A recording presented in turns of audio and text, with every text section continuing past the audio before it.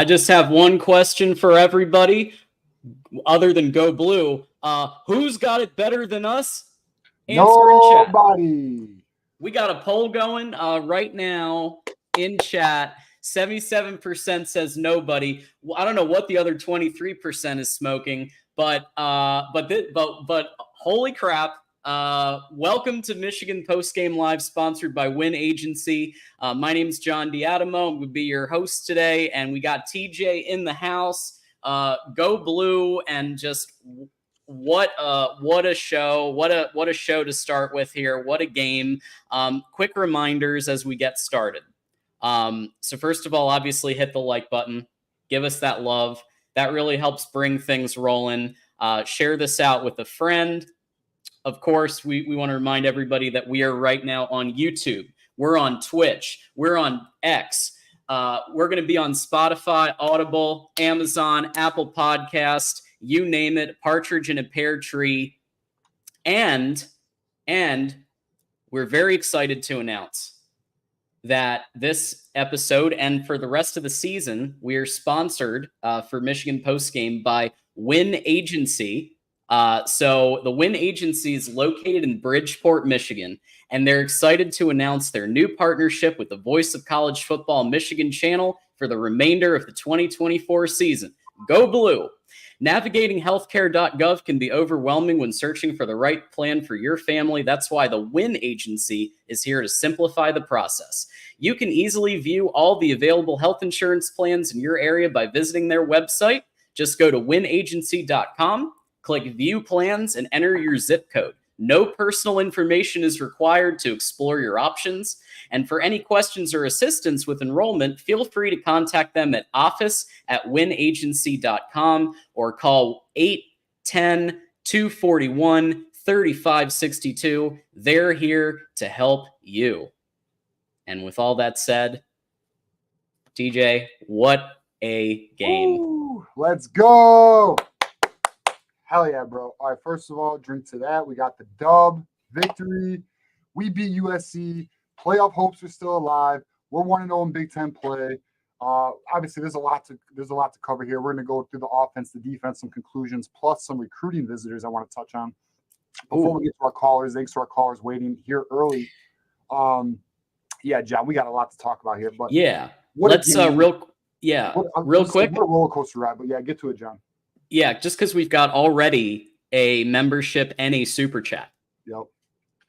Actually, we got 2 super chats and a membership. So first of all, we want to thank our member, and for whatever reason, I can't pull it up right this second. But we do have a membership, and we want to thank them.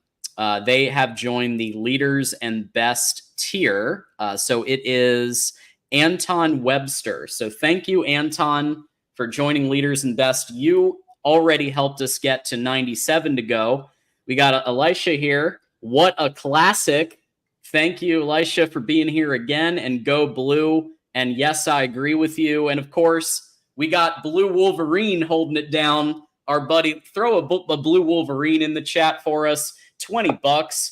Hail to the victors, and Grant almost gave me a heart attack. A lot of people almost gave me a heart attack in this game, but absolutely. So thank you all so much, and we're already on the road now to a second hour, so we really do. And another one, too. We got Drufus. I need to renew how, help me. So if you go to, somebody can post the link to the join link where it'll let you re-up that way, but we'll post that for you right here. I just did it. But Go Blue, Drufus, and Jordan, here we go with the 5. God bless and Go Blue, Richie Dubs. I'll be looking for you on Menace. I think there's going to be some other people that are going to be looked for on Menace who've been talking some shit. Say hashtag just give me my money. So already with Wolverine Nation showing up on the super chats. Yeah, absolutely. I mean, the boys are coming through. The team is coming through. The community is coming through. Thank you. Shout out to everybody. As they know, for every 100 through memberships, super stickers, super chats, we will go an extra hour. We have done 2 post games in a row, John, 5 hours. We have done 2 5-hour post games. And I'm going to tell you right now, I'm here for the good long run here. Okay, we got the Brewskis going. Good vibes, good victory. Lots to talk about. Was it perfect? No. Got granola bars. There you go. John's ready We're good. John's ready for the long haul. All right, so let's get into the offense a little bit here. Yeah, John. let's take our medicine first, and we could talk. I'm calling this going full Iowa. Is what I'm calling this. Full Iowa. In other words, and all respect to Iowa, but Iowa has a great defense, special teams. They play field position, and offense is limited mostly to the run game and some tight ends. So with that said, I mean, I guess from an offensive perspective, did you notice that Sharon Moore's influence in the play calling has increased? Because I saw some concepts resurrected that I haven't seen since 23, and maybe I've missed it, but the I formation with Bredesen blocking, Khalil going through, they needed it in that last play of the game badly. And they brought it back at just the right time. But the quarterback situation, I think, can best be described as the best of the evils. In other words, no interceptions from Orgy. The turnovers came from elsewhere. So I guess what were you seeing in the offense, good, bad, and ugly? Well, at first, the offense looked physical and effective in the beginning of the game, early in the game.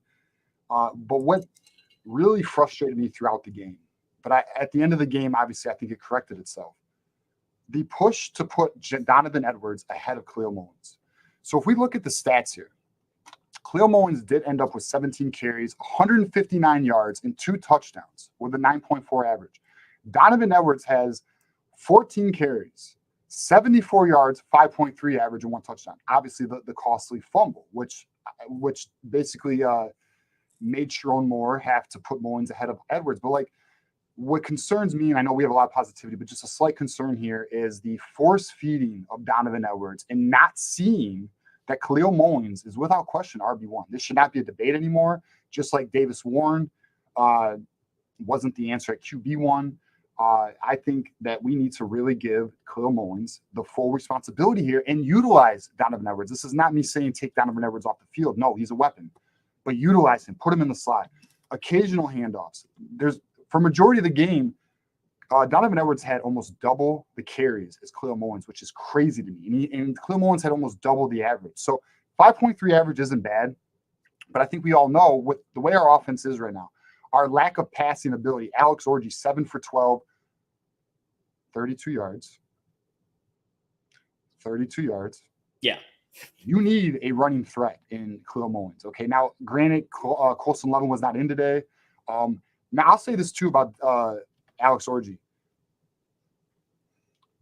In my opinion, short to intermediate needs to be his game. I do think he's capable of doing some crossing routes, some slants. I think they need to do a better job of putting his wide receivers in a position for him to succeed.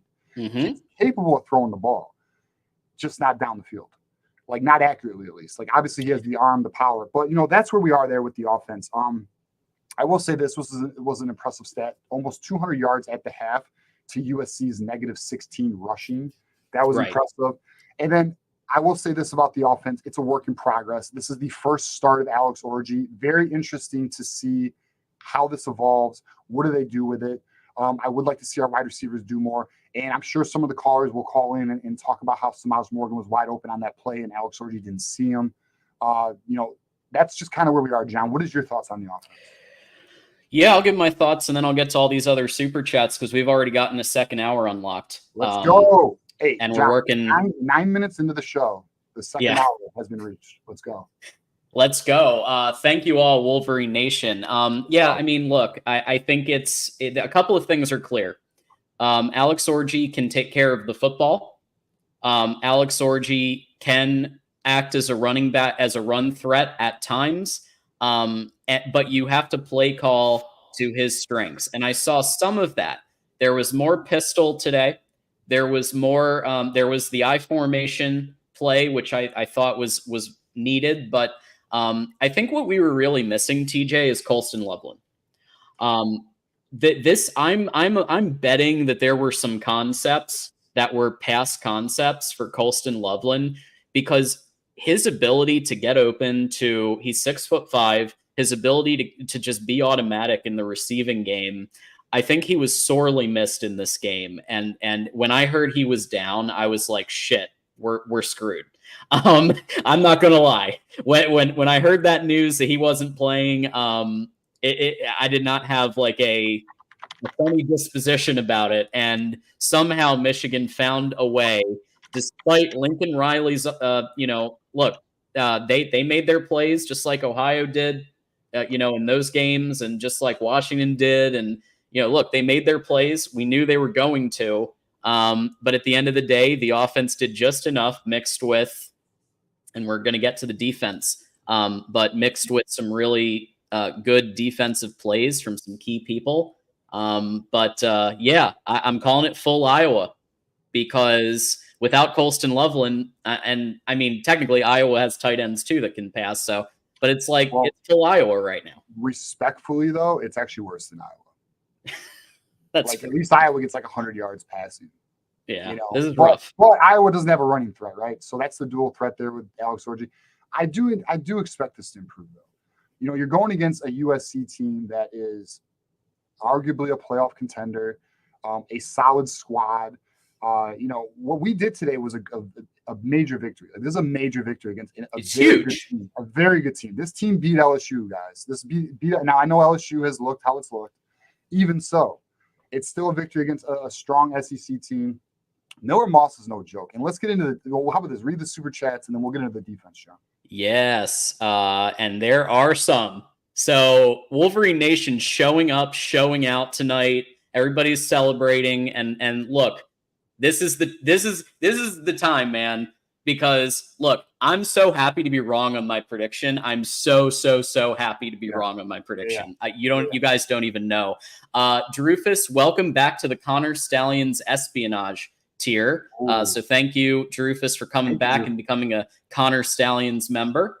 That's the highest tier membership. Scumbag Steve also just joined the Leaders and Best tier recently, and he just thrown us a 5 there. The pressure getting to Moss was the difference maker. It could have gotten ugly if we never got home. And yeah, TJ, you were talking about the lack of sacks in the previous game. Well, there were some sacks in this game, multiple. So that absolutely true. Yeah. Well, just to get on, like, we saw, like, obviously in the first half, we were getting a lot of pressure. We were getting sacks. And then in the third quarter, it kind of quieted down. And they were doing a bit of a rotation with the second unit, which we'll talk about. We'll get more into the defense, but they started playing like TJ Guy instead of Derek Moore and Josiah Stewart. And we saw a lack of pressure. And that is when USC started making their run back. So very interesting. No question, pressure is key for this team to succeed. Absolutely. Thank you, Scumbag Steve. And not a scumbag, because you know what? You super chatting, your membership. You're our scumbag, damn it. See, is he an Ohio fan? No, that's the other Steve. No, that's my arch nemesis, Steve. Not Scumbag Steve. Scumbag Steve's a good one. Elisha with the 2. Defense played outstanding regardless of score. I think for a lot of the game, you're right. There were some questionable Wink Martindale decisions, which we'll get to, but I would say across the board, the defense made the plays needed to win the game. And whether it's Will Johnson or whether it was Josiah Stewart, we're going to get to all of that. But like, Josiah Stewart was cooking that left tackle, especially in the first half. So the Rod with the 2, love this one. Welcome to the Big Ten USC. Nice win, Blue. Even the Buckeyes super chatting today. That's the gravity of this situation. We got Moose, everybody with the Moose emoji, with the 2, TJ and John, my boys. What is up? What is up, Moose? Cheers. Whatever you're celebrating. We do appreciate you always being here and showing up. And here's one. This is one right here. Jim is throwing the stacks, man. $50. Thank you. Congrats, Mish fans. John and TJ, always a good watch. I admit my pick was wrong. Don't beat yourself up, man. Everybody picked USC on our panel. So yeah, my pick was wrong, Jim. John's pick was wrong. Tim Prangley's pick was wrong. Matt Zenick's pick was wrong. Mark Rogers picked Michigan to win, by the way. So shout out to Mark Rogers. Shout out to Mark Rogers. Yep, he sure did. We got GT in the house with the 10. My takeaways: our coaches got out adjusted at halftime. I agree In the third for the quarter, most sure. part. We really need Loveland. No argument there. Our O line is getting better when I'm going to add when Crippen is in the game, especially. But yes, that first run by Mullins, actually, I'm sure we all saw Judice made the excellent block there. Yeah. So I thought the O line. That's something actually I didn't talk on. The O line looked a lot better. A lot better. Even Evan Link, they all look better. That's what time on task, cohesion, reps will do. And that's the offensive line really building. It still has work to do. It's not as elite as last year's offensive line. We know that, but very promising. And they still played some bully ball. They got the job done. Well done. Mullings needs to be running back 1 and possibly QB. Hey, he can do it all. Do it all, man. Yeah. Remember that time he threw a pass and it completed? So, hey. He can do it all. He can do it all. And number 5, Texas is really good. I think Texas might win it all, man. Texas looks legit. So, and with Arch Manning. First of all, F Texas. Second of all, yeah, they do look good. So we'll see how they go. They're number 1 in the nation right now. We went up against number 1 in the nation. We'll see how it goes. We'll see how they do. Matthew Miller. Speaking of Texas, with the 5 here, Matt Miller hosts our Texas Longhorns live show at the Texas channel and the SEC. Hell of a win. Apparently, Charmin soft Lincoln is still soft. Your D-line will be able to overwhelm most of the opponents you have left. Your lips to the football god's ears, but I don't disagree. Yeah, well, I mean, Matt knows Texas has likely the best offensive line in the nation, and they definitely did a good job against our defensive line. I think if anything, Matt Miller should feel more confident about his squad the way they beat us. But yeah, I mean, I think looking at the schedule, if we're looking at, so we got Minnesota next. I mean, we should be able to handle that. We're going to get into that obviously as we talk, but looking at the schedule, look, this game opens a lot of doors for playoff potential, Big Ten championship potential. We'll see one game at a time, but it's looking promising. I mean, it was definitely a promising win today. For sure. We got Josephine with the 2. Wink defense had to take chances to make things happen. You're not wrong there. And look, I do think the decision-making holistically was better. I do think that there's still a little too much on the blitz, a little too, there was a wide open missed connection, a missed assignment there, which caused the 1 TD. So, and there's room for improvement, but I think more than anything else, our guys played tough. Our guys played with heart, and they played like 23 Michigan from a mentality perspective on defense. I agree. They were swarming USC, and it reminded me of last year. Yeah, and that's like one of the things we're going to touch on with one of my keys here is the physicality and energy. They brought it. The defense brought it, and it was nice to see. Absolutely. Let's see. Cody Mumford, one of our YouTube members, with the 10. Call me crazy, but I saw a lot of fight in this team, but I believe less in the coaching staff. There were no offensive adjustments in the second half. The fact that we didn't attempt anything deep is wild. Well, I would. So, all right. I'm with you on a lot of that. I would say, forget attempting anything deep. It amazes me the lack of attempting at short to intermediate throws. Anything. Alex Rogie actually looked fairly capable. And some of his throws within 10 yards, he can do that. He can do that. So I think the timing of the plays was interesting as well. Listen, I think the coaching staff, it's still to be determined here. I mean, I think there's a lot of questions. We will get into that, but yeah, I mean, I'm not sold.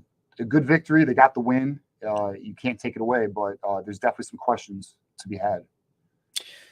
For sure. Elisha with the 5. TJ was right when we finally got pressure from Grant and Graham. Yeah, and we saw that. I mean, that defensive line looked elite today. I mean, Graham looks healthy, so he looks back. He was a monster. Kenneth Grant, great game outside of the fumble. You gotta 5 points of pressure, my friend. 5 points of pressure. Hold on to that ball. He'll work on it. But yeah, I mean, The D-line looks nasty. And Rayshon Benny is another one, looked very good. TJ Guy, I was actually a little disappointed about. He did get a sack later in the game, I think. Yeah, defensive line looks great. The linebacker core, we got some questions though. We're gonna get into that though. This is an interesting one, TJ. Prepare yourself for this one. Michigan Jeeper, go blue with the 10. Good evening, gentlemen. TJ, you're my man crush. I'm so frustrated with Edwards being running back 1. When the wind blows too hard, he goes down. Mullings saved the day. And then any chance of Tuttle starting? So Tuttle's still injured. So is I think Jaden Davis is also injured right now. So no, not right now. But I mean, that Tuttle thing, I'll tell you right now, Keith Rebar, he's waiting in line. So Jack Tuttle may come to fruition one day. But yeah, I mean, it is frustrating, the Edwards situation. That is frustrating as hell.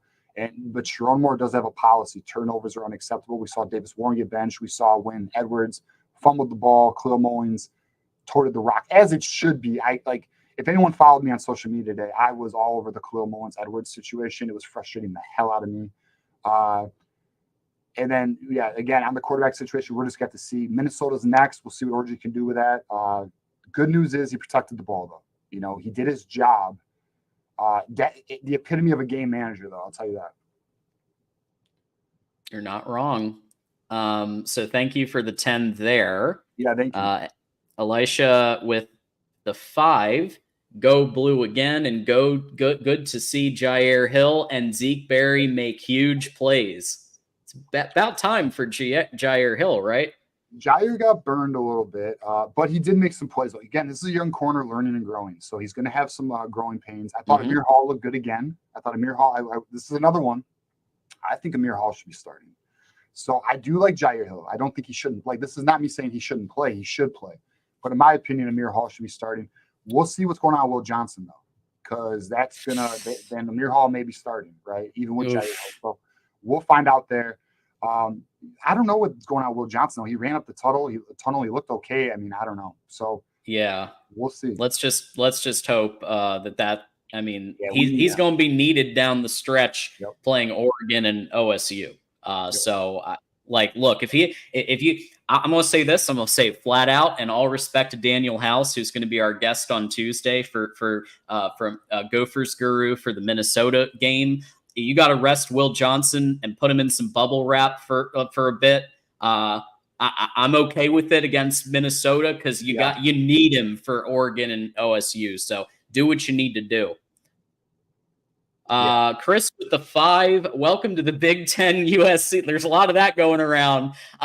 Go blue, absolutely. And this might be your first super chat. So thank you, Chris. So. Yeah, thank you, Chris. We appreciate it. And he's not wrong, because that was some physicality, bully ball, and they couldn't handle it. So that's the reality of the Big Ten.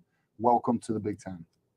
Yeah, I mean, even the Buckeyes are saying welcome to the Big Ten, which is where you know. Hostage take Curtis with the 5. Will Orgy ever pass for 120? I don't know. I do. Someone's going to break one. Loveland. Yeah, someone will break one. They will. You know, listen, I actually think U.S. defense is solid. It's looked solid so far. It's good. Yeah, with I'd even say good. D'Anton Lynn came in. Installed a good system. The sample size is small, but they've looked solid. D'Anton Lynn's comes from the Ravens scheme, like the Ravens tree. We'll see. You know, as we get more games under our belt, we'll see the reality here. But I do think Orgy will be getting. I think Orgy will even get maybe a 200-yard passing game. I really do. I think here's why though. Somebody's going to break. Somebody's going to get long runs. Colson Lovin will be back. I think we will. Now we'll be against one of the top teams, probably not, but one of the lower teams on the schedule, likely. You know, maybe Michigan State. Yeah. Yeah. And you know what? I was getting cooked for a minute on Twitter X about my Edwards take that I just don't think it's good enough for RB1, but I'm not saying don't use Donovan Edwards. Use it in this situation when there's a pass opportunity, when there's a slot opportunity.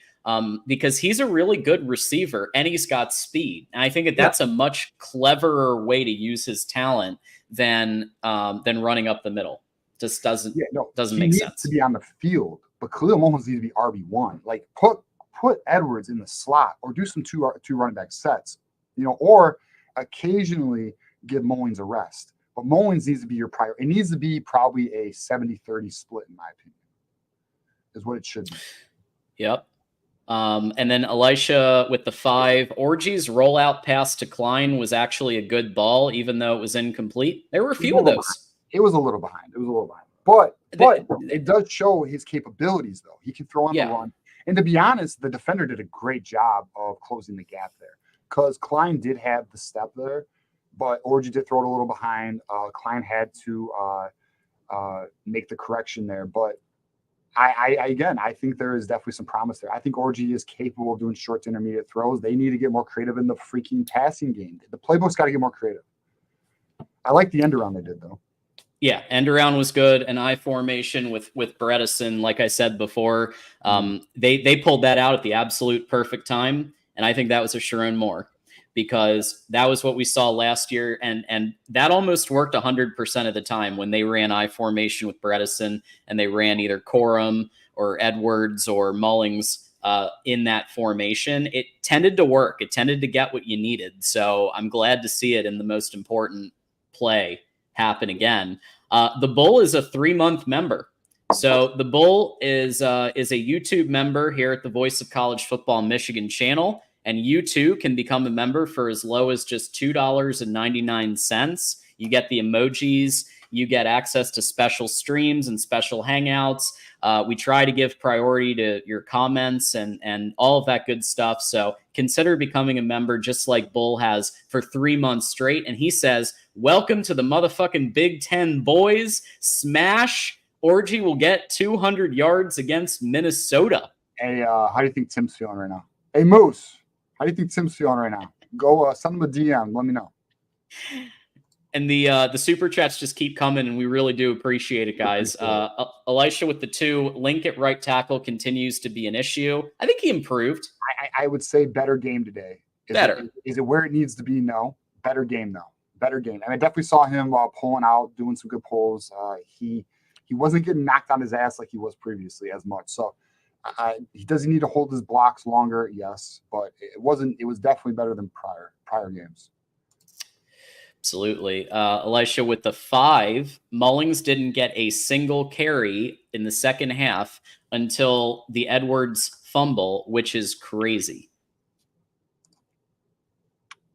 Yeah. I mean, that was my point. And I was texting John this, and if anyone was following me on social media, I was not happy about this. Like, I don't understand. I don't understand. It doesn't make sense to me. It's something that definitely needs to be corrected, and I think it will be. Hopefully, going forward, that they make the right, adjustment here. Yup. And they just keep rolling. So Kyle with the 5. This season is going to be a roller coaster. Defense looks great, but this offense play calling is so predictable, and Orgy has no touch. Yeah, I mean, I saw a little bit in the play calling. I got to give credit. I've been very critical. I'm going to give credit where I see positivity. And there were 5 or 6 moments in this game that I saw positivity and a little bit of difference in the play calling, but it's still not good enough to beat Ohio State. I think that's the bottom line. My cousin gave me a call on the way. I made a beer run real quick, and I was like, look, the offense is going to make games very stressful. The defense we are in a position right now where we got more super chats, but our defense is going to have to come every game. If they do not come every game, our offense is not going to win us games. I can't imagine our offense. Although I will say this, it's possible we dominate on running the ball. If Khalil Mullins runs like this, we're gonna take care. Like, we're gonna definitely control games. But when you become one-dimensional, defenses can easily scheme against you. And one team particular I'm looking at in the next 3 weeks, which is Illinois, Brett Bielema is going to scheme. They're going to scheme very hard against our run. We ain't going to be able to We got to get creative. Illinois is definitely going to be. I look at Illinois as a more challenging opponent than Washington in the next 3 weeks. Yeah, because he's still pissed about 22. Oh yeah, So that's a revenge game for him. Their basketball team, their football team, they got issues with us, man. Josephine with the 5. In a sense, Orgy did execute in a big game with a lot of pressure. Very true. No, I mean, it's a great point, Josephine. Think about this. First start in his career, he gets the victory against USC, ranked number 11 in the nation. Hell of a victory for your first start. Absolutely. And maybe this will be a big confidence booster, at least as a game manager. I mean, this has to be a big confidence booster. Like, this is a top 11 opponent. They're legit. They did beat LSU, and I'm not saying LSU is a world beater this year, but you know, look, they had to win that game. They had to find a way to win that game, and in this case, Michigan found a way to win. Yeah, I mean, LSU is undefeated this season. Okay, like, yeah, it was against Utah State and LSU, but even so, like, you're going against. Listen, this is a blue blood. This is Lincoln Riley's offense. Our defense literally shut them down all first half. That's the promise here. There's really not going to be, like, here's some real positivity. There's not going to be too many quarterbacks better than Miller Moss that we're going to play. You know, and we kept Miller Moss real honest this game. So, like, Miller Moss was, listen to this, 28 for 51. That with only a 5.5 yard average per throw, bro. That's wild. Yeah, for Lincoln Riley, that's. Yeah, I mean, Wink Martindale, I mean, look, the yardage wasn't the greatest. Like, if we look at the yards, I mean, USC got 379. That's not typical Michigan defense. But he did all right today. You know, we held them to 3 to 17 in third down efficiency today. We did pretty all right. Baby Della with the 2, ceiling 11-1, floor 9-3. That is, I love that, because that's right in between my original 10-2 prediction that I did adjust. But hey, that's great. Hey, we got Nick on the line. We'll be talking to Nick, and thanks to everyone hanging on the line, Michigan Man, Keith, and Nick. We'll be talking about record predictions. Nick's been very vocal about his record predictions. Absolutely, we know that. Jared Lake with the 5. We won on a last-minute fourth down. Moore should have said we are a tough team post-game. Oh, I see, because it was like the Ohio State victory against Notre Dame. Okay. I mean, except I think USC had 11 guys on the field. But other than that, I get what you're saying, though. Joe Boo, good win, but our QBs are trash, not sustainable. Well, my counter would be, well, for one, I'll say you're not wrong. We definitely have an issue here, but the counter would be more time on task, more reps, more comfortability, playbook being crafted to fit Orgy's strengths. We do have a few games here where I feel like we should be able to secure victories, and that's against Minnesota and then Washington. I feel like we can win those games. These are going to be great tests and learning opportunities for this offense, for Alex Orgy.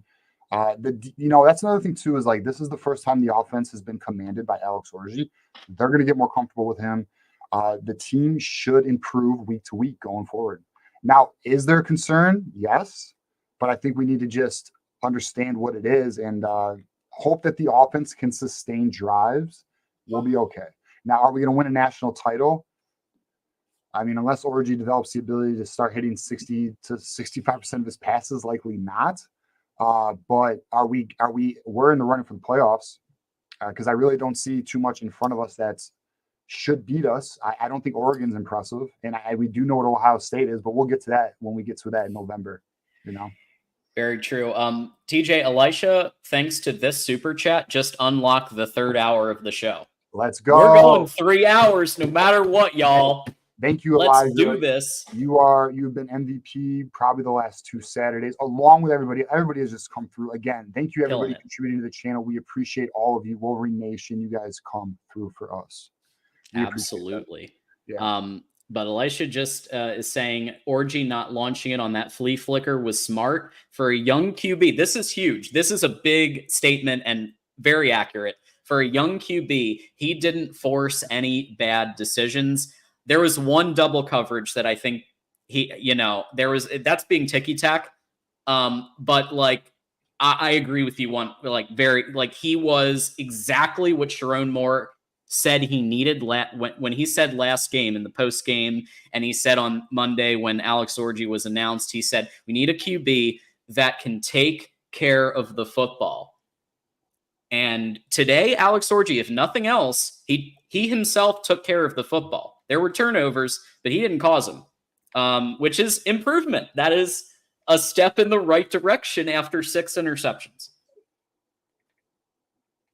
Yeah, I agree. And like, let's just, again, protecting the ball security, that's key. The way we play defense, the way we run the ball, you can win doing that. So we'll see where it takes us. Absolutely. And then Elisha starting the 4th hour train now with the 2, and this will bring us into the defense now. Is it just me, or did Paige look very confused? Okay, so this is something I wanted to talk about. We talked about this a little bit Thursday with Brian, known as Double BB, Double BB's Big House on Twitter, friend of the program.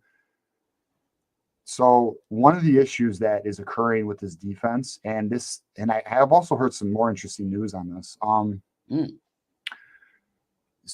Players on the back end, the back 7, have there's a complexity to this defense that Wink Martindale's running, and there's confusion, and there's also a lot of miscommunication. We saw this today when that wide receiver was wide open for the touchdown in the 4th quarter, John? If it wasn't the 4th, it was the 3rd. Whenever that was, we all saw the broken play there. Yeah, it was, I think 3rd maybe. Yeah. There's no question there is still miscommunication happening on the back end, and it's there because apparently there's complexity. And what I also heard recently is the Giants, when Wink Martindale's with the Giants, Brian Dable was saying there's a little too much complexity. Can you kind of simplify it? And Wink Martindale, this was one of the issues he had with Dable and why he's no longer in New York. So this is something we need to be aware of. Yeah, and since we're talking defense now, this is a perfect super chat. Michael with the 2. Is Will Johnson okay? I don't know. It's the answer I have. What we know is he went to the locker room for X-rays. I mean, he jogged to the locker room. I was thinking, well, is it a finger? Is it a hand? Well, if it is, you would tape it up. You would still play. I don't know. So I'll look right here. If I can find an update, I'll let you guys know. All right. Yeah. So with all that said, as far as the defense is concerned, I gotta say, like, across the board, we just saw more of what it was closer to what we saw last year in terms of, at the very least, the mentality was back to what I like to see, the fire in everybody's belly to go after Miller Moss. There were sacks. There were players making plays. I think the biggest fault, and yes, Makari didn't have his best game, and I don't think anybody would disagree with that. Yeah. I think that the only gripes I have with the defense are Wink and some of his decision making. And I do think it was better. I think that they did more in situations that was correct.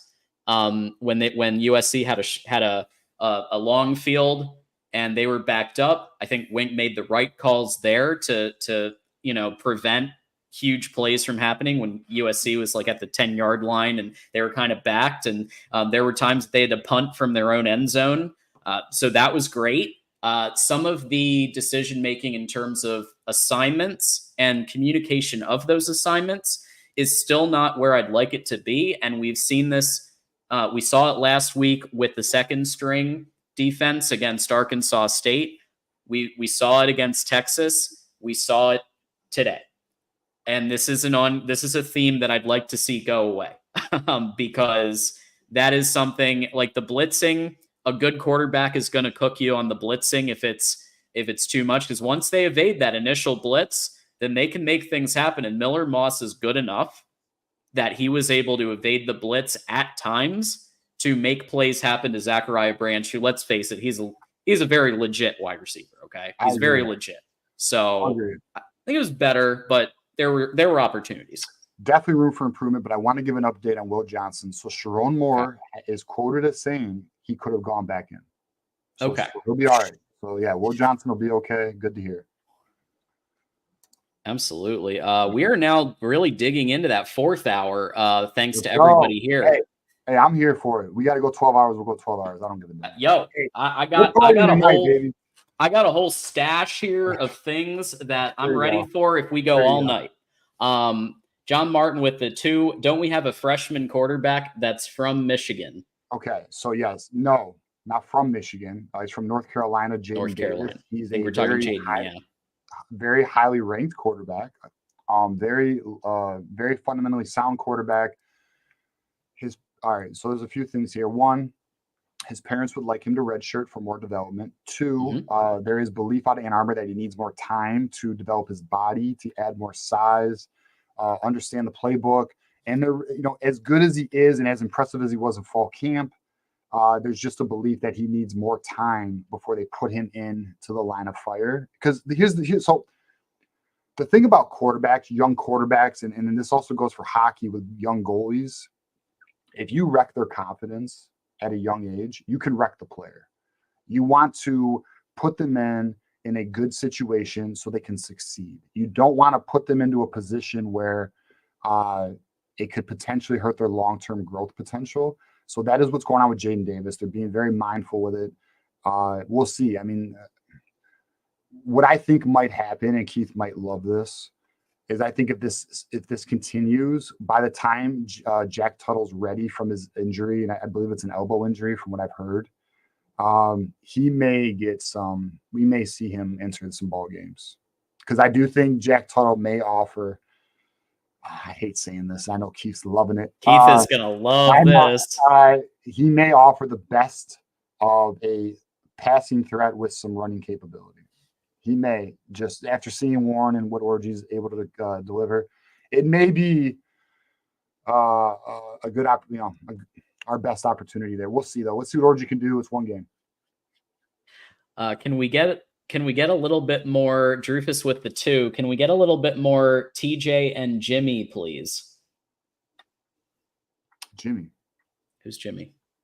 And I have a friend named Jimmy. I don't know if he knows my friend though. He's a really good friend. I have no idea.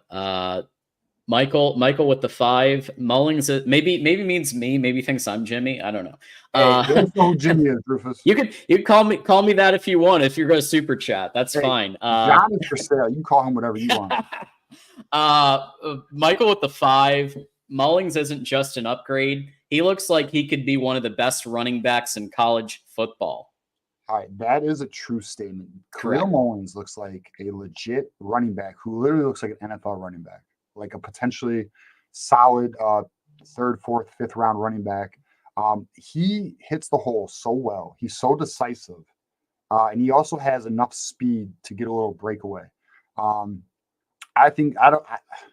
It baffles me outside of, and John, you were texting me. John texted me. He goes, the coaching staff must have promised Edwards something, because it's unbelievable the amount that they forced Edwards the ball to get 3-4 yards. And I will say Edwards does, but again, like, substitute it. You gotta, it's okay to have a compliment back. 70-30 split, 65-35, fine. Khalil Mullins needs to be RB1. This is not a debate. And if this continues, I'm gonna be real. So I'll just say this right now. Yeah. If Sharon Moore continues to force feed Donovan Edwards over Khalil Mullins, in my opinion, the fan base needs to start getting vocal. Now, is that going to change anything? No, but you better show your damn displeasure, because that's some bullshit. Like, just, it won't change anything at the end of the day. They're not going to listen to the fans, but like, it's wild. It's wild. It's so obvious. I can't even believe they're still trying to force that ball to Donovan. We'll see next week though. It appears to me Khalil Mullins won the job, in my opinion. Yeah, I think at this point you can, and I did have some people, including people who are very knowledgeable about football, who were hitting me up, and they said, well, what do you think now after Donovan hit that touchdown? And my response is, I stand by what I said 100%, because Edwards needs a big hole. He doesn't have the ability as much. He has it some against weaker teams, but he needs a big hole in terms of O-line separation to be able to make his big play happen, which is why I'm saying have him on the field, have him in the slot, have him in the perimeter. But Khalil Mullins showed again today repeatedly, which is why I'm giving him, and TJ, if you have a second candidate, let me know. I originally had Josiah Stewart as the leaders in best, yeah, so because of his ability to cook the left tackle. He was making plays all game, but Khalil Mullings had an incredible football game. I mean, just like he's able to make things happen like Blake Corum, which is what I said. He reminds me of, in a playmaking capacity. He's not quite there yet, like fully, but he is by far, he is killing it in plays that are short yardage, in plays where he breaks off for touchdowns, and 159 rush yards, 2 touchdowns. You really can't ask for anything more from a feature back, and I think he's earned the job at this point. I don't think they're if they put Donovan in again, then he was promised something. Yeah, I'll say this. If Donovan Edwards starts the game against Minnesota, I'm gonna flip a table, bro. I'm gonna flip a freaking table because, like, it just we'll see though. Let's enjoy the victory. Hey, we beat USC. Absolutely. Let's go. Dude, I mean, listen, it defied almost everybody's predictions. So good for these guys. Deserved it because they played hard. They didn't play. I will say this too. Michigan, before we get to our next couple of super chats, Michigan plays best, in my opinion, with a chip on its shoulder, with its back against the wall. And in this game, Michigan's back was against the wall. You lose this game, it is extremely unlikely you run the table the rest of the way and get into the playoff. With this game, playoff is still a possibility, you know? Oh, guys, we overcame one of our biggest tests of the year. This was one of the games we said, if we have Texas, USC, Oregon, and Ohio State. There's even been some people who have said, if we lose 3 games, we may still get in the playoffs. Now, I'm not saying we need to look at it like that because I think our offense would make a playoff committee question that. But we're on a path right now where everything is still alive. Everything's in front of us. And who knows? Like, does anyone remember Jalen Milroe at the beginning of the year last year? Yep. Now, do I think Alex Orji is going to get to the level of competency as a Jalen Milroe? No. But do I think Alex Orji can hit another step or two in development in terms of throwing ability? Because one of the issues with Alex Orji is consistency in his throwing. It's not that he's incapable of throwing a ball. It's that sometimes his mechanics get out of whack. That's about time on task, repetition. So we'll see. You know, I think it's potentially possible. The more he plays, the better he'll. Not even potentially. I think it's likely. The more he plays, the better he will get. Now, what is his ceiling? To be determined. We'll find out. It's still early. Absolutely. Elisha with the 2. Wink needs to throw that 0 blitz into the trash. I think, and you're probably likely talking about that play where it looked like a busted coverage. I think there was a miscommunication on the back end. I think maybe the linebacker was supposed to cover on that blitz by the safety. I don't know. I have to look at the film again. I'm hoping we can get some all 22 access, John, and potentially do some breakdowns for the channel. But I think we might be able to. But yeah, I don't know, man. It's listen, here's the good news.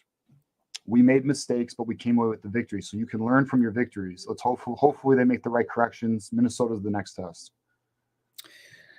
All right, let's knock these out here because we just keep rolling with all Michigan rebar. We'll get to you guys. Let us get through this. Thank you. And yes, we have a message from our sponsor, and we have super chats, and then we will get to calls. But we have 3 hours, y'all, guaranteed, and trending towards the 4th. And counting, it's going. Absolutely.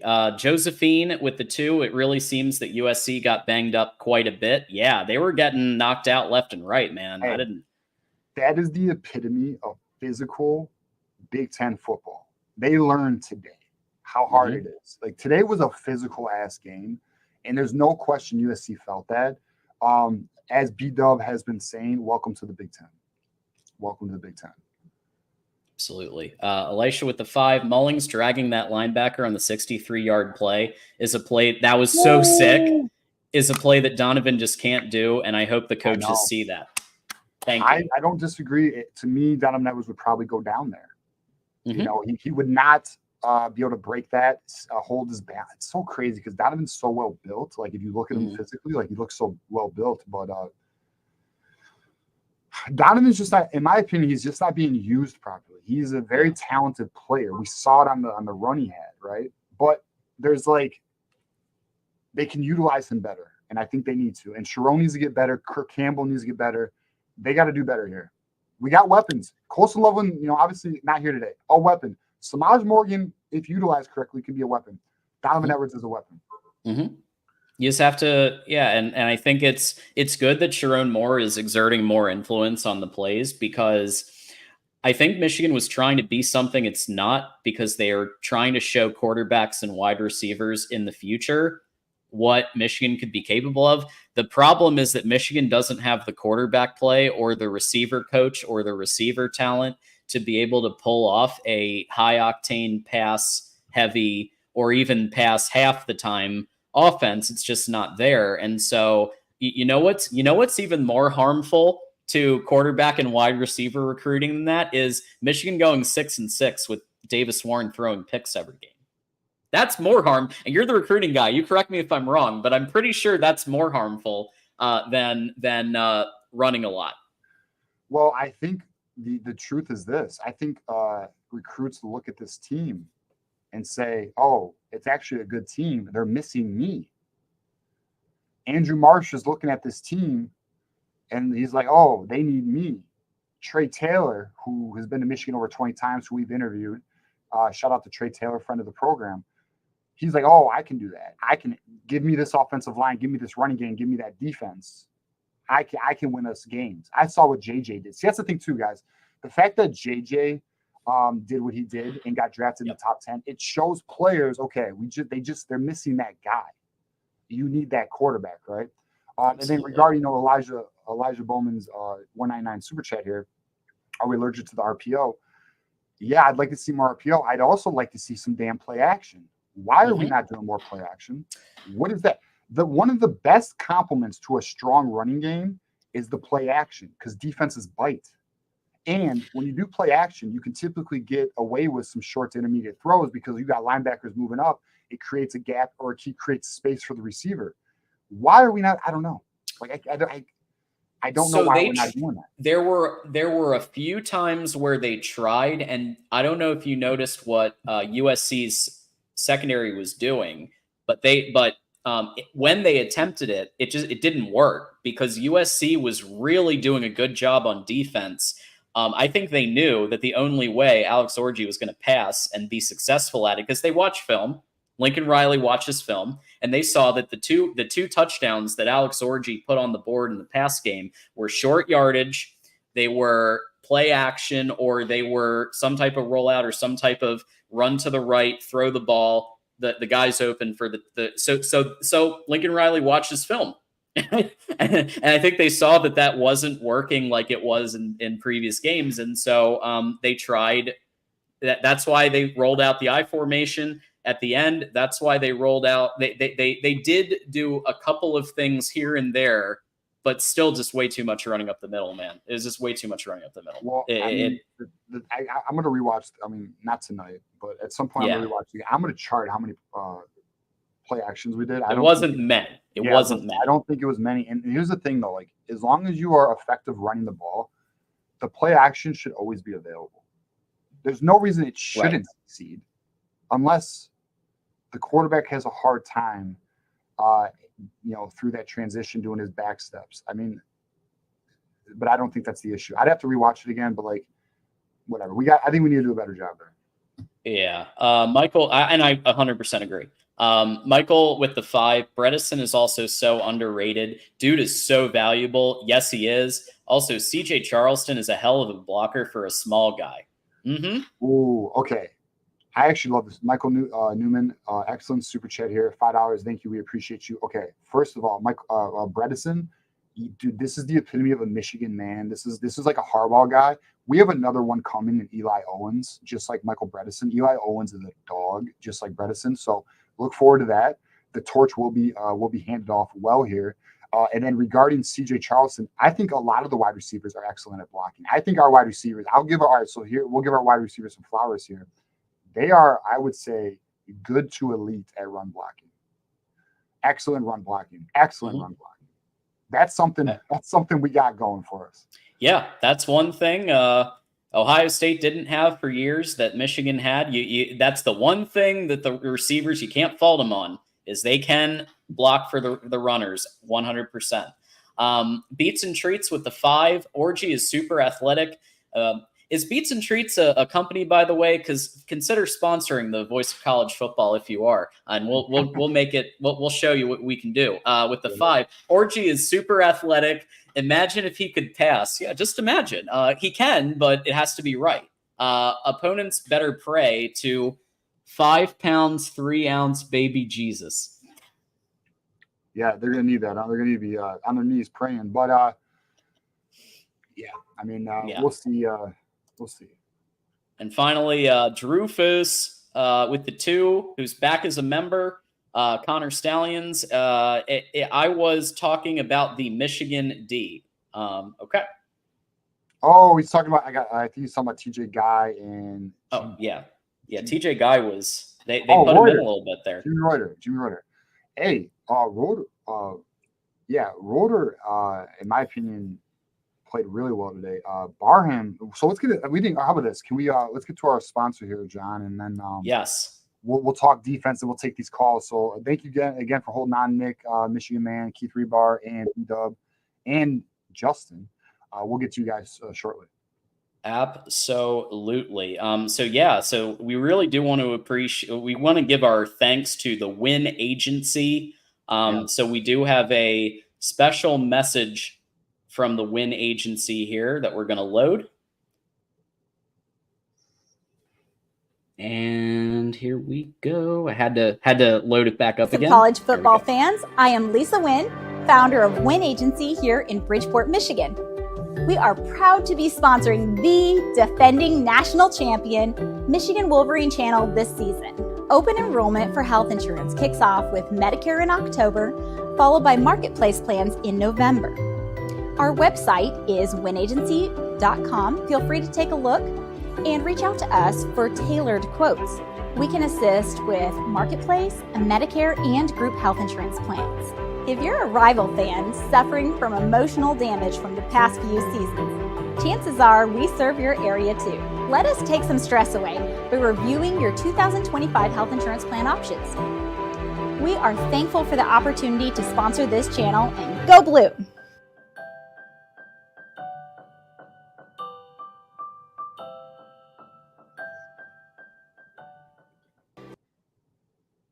You know what I love about that commercial, John, is they are thinking everything. About the rivals. Well, they're thinking about the rivals. And, I know our rivals are seeing a lot of hammers and asterisks. And, listen, we care about you guys, okay? So get your 1-800 numbers and don't be, and definitely reach out to Win Agency so you can get the help that you need. They're there for you.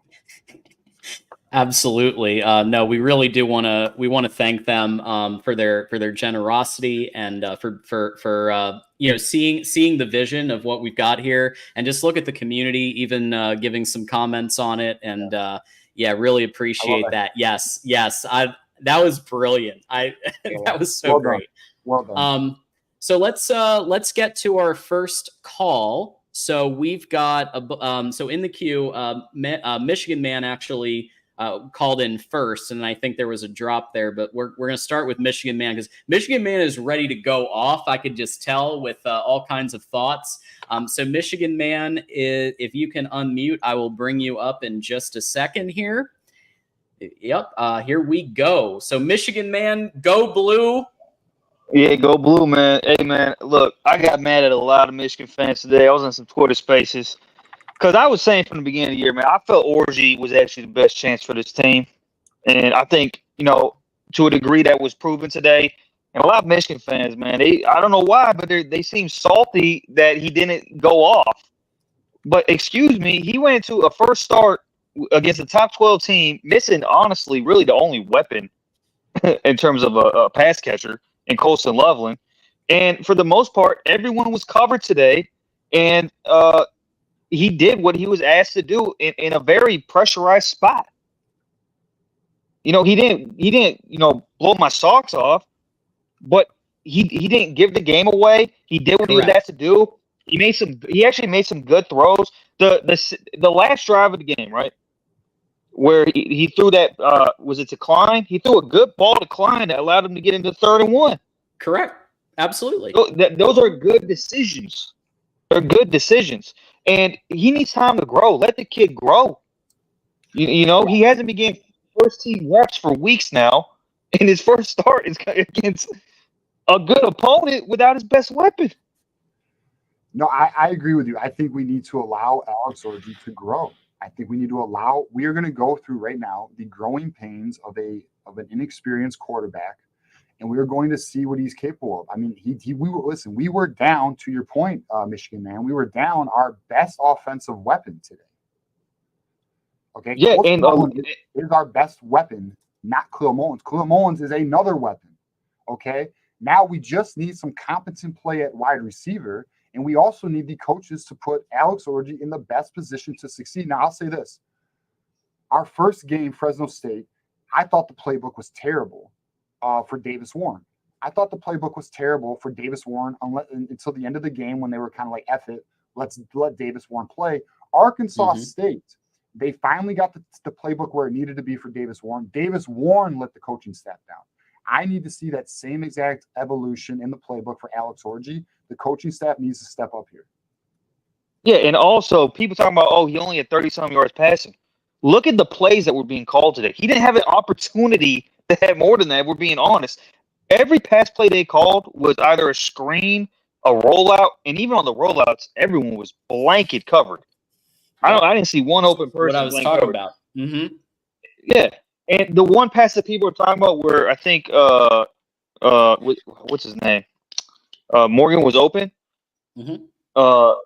He was getting mad pressure. He had no time to read the field on that. The play, the play got sacked. He could have gotten that ball out though. He could have gotten maybe, but maybe. I don't think he's there yet with his progressions. I don't think he has the feel for the game to make that play just yet. But that's concerning because there's going to come a point where you got to make that play. Yeah, and like I said, another factor is how do you expect him to get to that level when, one, you didn't really call any plays like that through the whole game? You expect him to just drop back late in the fourth with no rhythm established and be able to read the field with pressure in his face and drop the ball like that? I mean, come on, people need to slow down on. I thought he played good for what he was asked to do.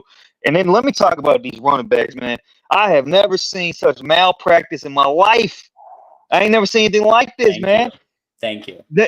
I'm at the point where not only should, and the fumble did it for me, not only should Edwards be he shouldn't even be RB2. That's where I'm at with this. I don't even think he should be RB2. And I'm going to explain why. No, I'll tell you why, man. Okay. They need to give someone else a chance because he offers more at this season, not past season. He offers more of a negative to this offense right now in terms of stalling drives. On first and second down, we are getting most of the time 1 or 2 yards with the guy. He's putting us in long and distance most of the time. What is he offering us as a running back on the positive? When you tally it up, is it more negatives or is it more positives? I think it's more negatives. Well, I think it's more negative. I don't think Donovan Edwards is a net negative. I think Donovan Edwards is a net positive, but I think Donovan Edwards needs to be used as a weapon. He's not just a running back. He's a playmaker. Right. But you can't just have him run up between the tackles all the time. That's not his game. If you watch him run, and we've all seen this, what I'm going to say right now, we all know. He's hesitant. He does this little juke, and then he hits. But then it's too late. He doesn't have the vision. He doesn't allow the play to set up properly. He just kind of he's delayed. He's slow in his reads. Yeah. You need to scheme him to be open. With Coach you should be able to do that. Yeah, Donovan did score a touchdown. Let's be a little bit. I'm with you on RB1, but let's be real. He is a playmaker. I think they need to be more creative with how they use him. But let's remember he scored a touchdown, and we need to remember that. And hopefully Campbell is able to scheme him better to better take advantage of his speed and his athleticism. 2 things on that. Edwards, and this is my metaphor for Edwards. He's a lottery ticket. Yes. You go to the, and you should never base anything on that type of logic. He goes to when you go to buy a lottery ticket. You might hit on one of the 10,000 purchases you get. Is that how we should be making decisions? And also, I'll tell you this, man. If we would have lost that game after the Edwards fumble, I'm not kidding. This is not hyperbole. I would have been on Twitter asking for the coaching staff to be fired. Because to me, putting Edwards in that second half and not giving Mullings the ball, if we would have lost that game, that would have been one of the worst coaching fumbles I have ever seen watching football in my life. That would have been rough. I mean, I think it's fair to question some of the coaching staff's decision making. It's like I have expressed my position on the coaching staff. I'm not sold. I actually do not trust our coaching staff at this current time. They have to keep stacking wins and making better decisions. But there are things, in my opinion, that can be you can question. I don't think it's wrong to question some of the decision making. It's not where it needs to be yet. But at the end of the day, they got the job done today. So we got to at least tip our hat to that. But look, Ben Hall should probably maybe be RB2. But that's what I'm saying. I want to see it. You still need to utilize. Are you saying don't have Edwards on the field? No, I'm not saying that. I'm saying they need to honestly. This even ain't gonna like some Michigan fans ain't gonna like this. They need to use him less as a running back and more of a third down option in the pass game, or just line a bump in the slot. Yes. And we've been saying they're not going to do it. Let's be real, but that's what they need to do. The occasional handoff, like right. you get maybe outside run, 5 to 9 handoff, sweeps. Yeah, reverse. I mean, get a little creative with it. But so anyway, Michigan Man, we got 6 callers and super chat. So give us your final thought about today and kind of your statement for. Here's my final thought. In terms of this game really shouldn't have come down to a game-winning touchdown. It was 20-10. It should have been 21-10. We had a turnover, and Grant re-fumbles the ball back at 20-10 towards the end of the third quarter. It should have been a 10-point game going into the third quarter, maybe even more. And then Edwards fumbles the ball when it's 2017.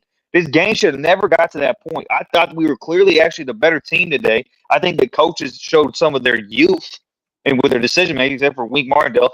And my final thought is this: Wink called a good game, but there were about 3 or 4 calls that I'm just scratching my head, man. Like, what is that? Like, what are you doing? Like, these third down conversions don't make sense. The third is 16 for a touchdown. What was that? But anyways, I'll leave it at that. Well, no, I mean, listen, there's still some issues on the back end. There's still some miscommunication. There's no question. I mean, we're 4 games in. They got to do better. I mean, USC was 7 for 19 on third down today, which is actually not bad for us. But I think some of the mistakes were very costly. That's the issue, right? So it was the unfortunate timing of some of the mistakes. Michigan needs to just clean it up. All right. I don't think anyone watched today and thought we were not sloppy. We are. We are still a sloppy team. Oh yeah. Yep. Well, one more thing before I go. Samaj Morgan needs to learn how to run the ball on a screen. There's several screens where he should be going to the inside where the blockers are, and he keeps bouncing it to the outside. There's so much space. There was some coverage too, but I'm not 100%. If he goes into that tunnel area of the screen, he's got yards, but he keeps bouncing it to the outside. I don't know what he's doing. Yeah. I guess we'll see. I mean, I will give USC some credit on their defense today. It wasn't all Samaj. Their defense was doing a very good job. D'Anton Lynn brought over a similar Raven style system to USC, and it was a pretty overnight improvement. But some of it was Samaj. So you're right. Michigan, man, have a great night. Enjoy celebrating. Go Blue. Yeah. All right. Peace out. And this was Penn State from last year. All right. Peace out. Go Blue. Okay. All right. So Michael with the 5. What did you think of the O-line today? I didn't notice Evan Link getting blown up as much. Yes. Also, Hinton looks actually good. Did Crippen start? No. Crippen started he started. But they actually announced it on CBS as a duo start situation. But I would call it that Judy's started, and then from there it kind of went back, and like Crippen was in at various points. So so CBS announced it as a duo start.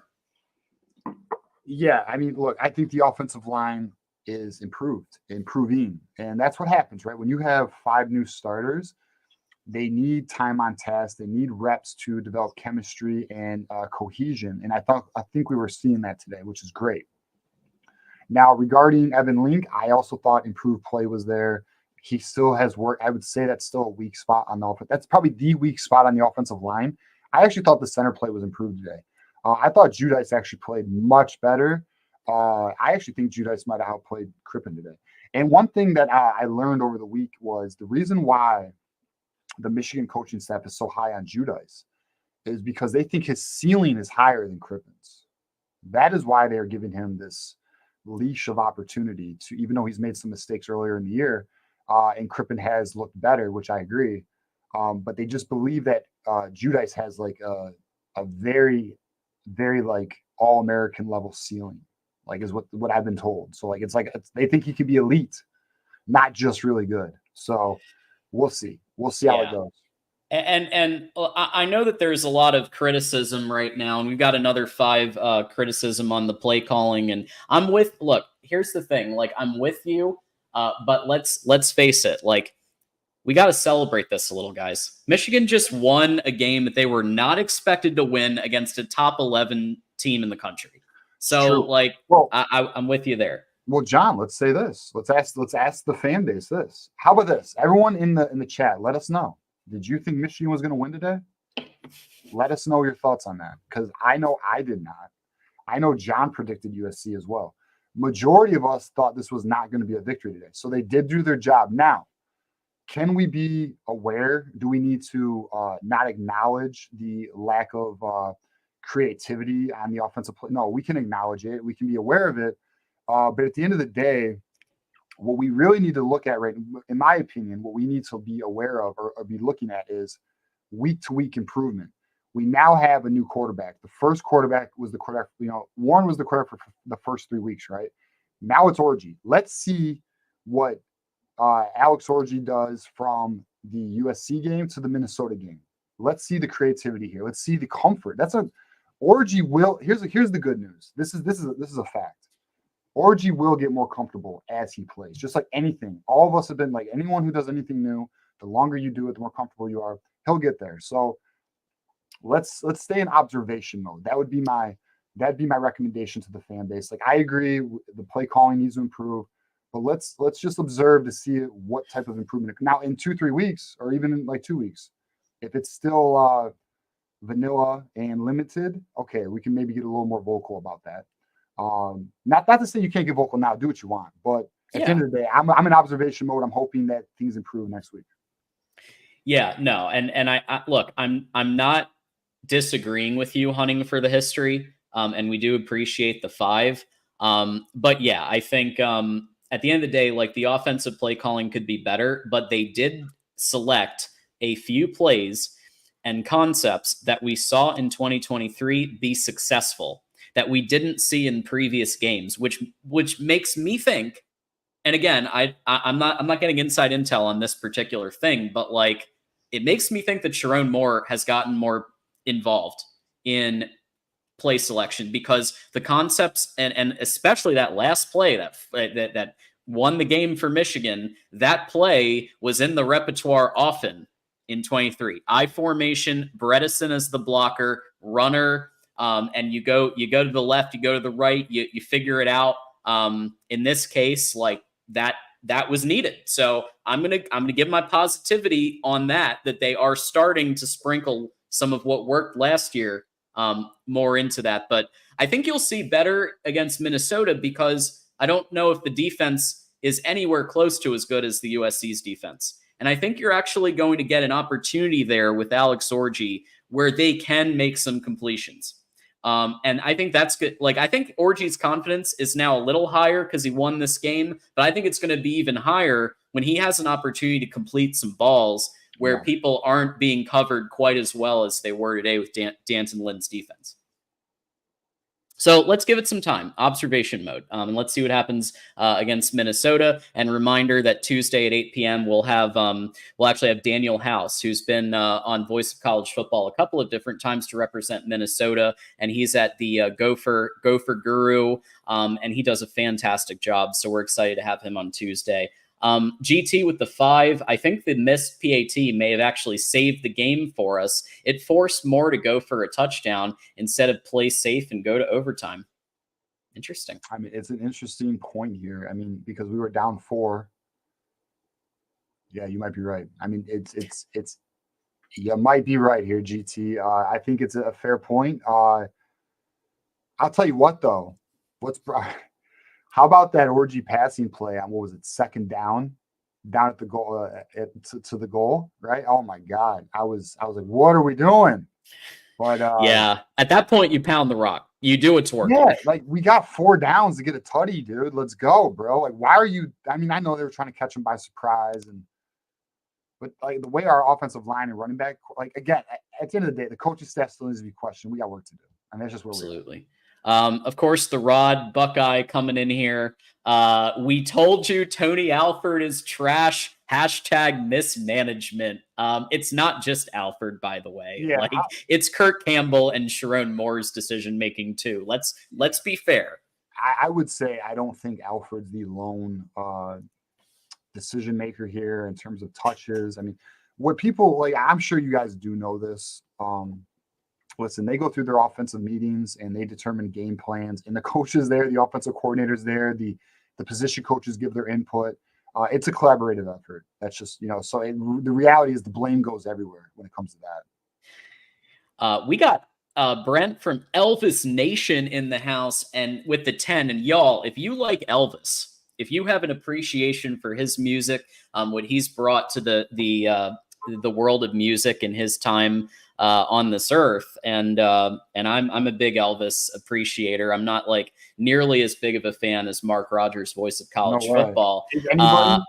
Is anybody but I do enjoy, occasionally I'll crack open, I'll put on some Elvis tunes, and especially if I'm in that kind of mentality, it works. But he dropped a 10 spot for us here.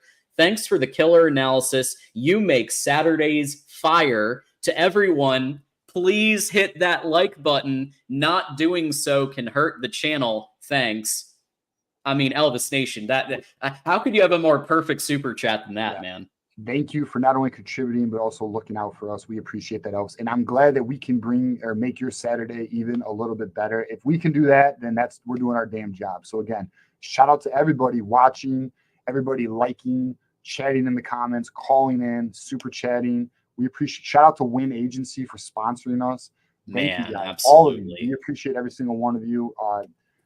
It just gives us more fire to keep going. So again, shout out to everybody. And yeah, John, to Nick here.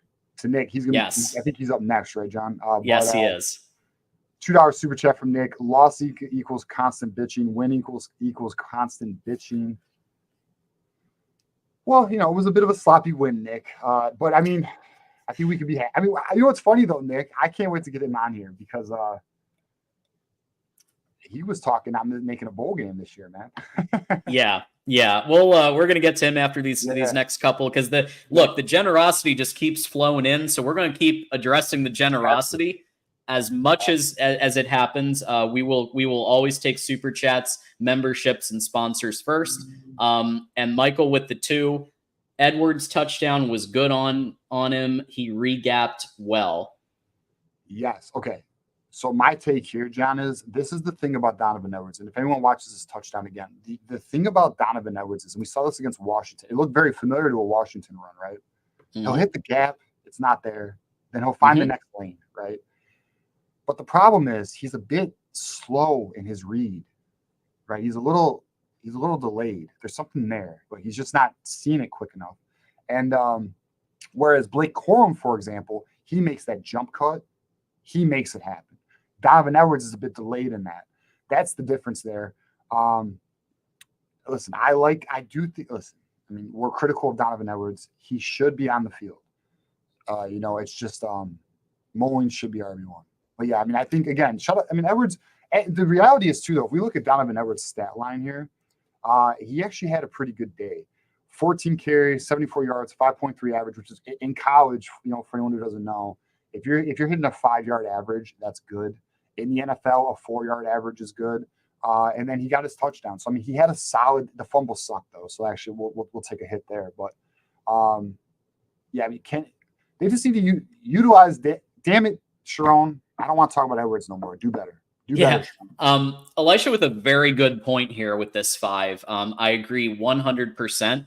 When it comes to Orji making intelligent decisions with the football, even Orji throwing it to the back of the end zone was smart. There was only 1 or 2 plays that I thought maybe Orji could have, done something a little bit differently. He was so good with the football, like almost the entire game. And even if we didn't get I know it was 33 passing yards, but like, this is what I was hoping for, TJ. When I called for Alex Orji to be QB1, I was hoping for, at the bare minimum, because I knew that the defense was going to rock.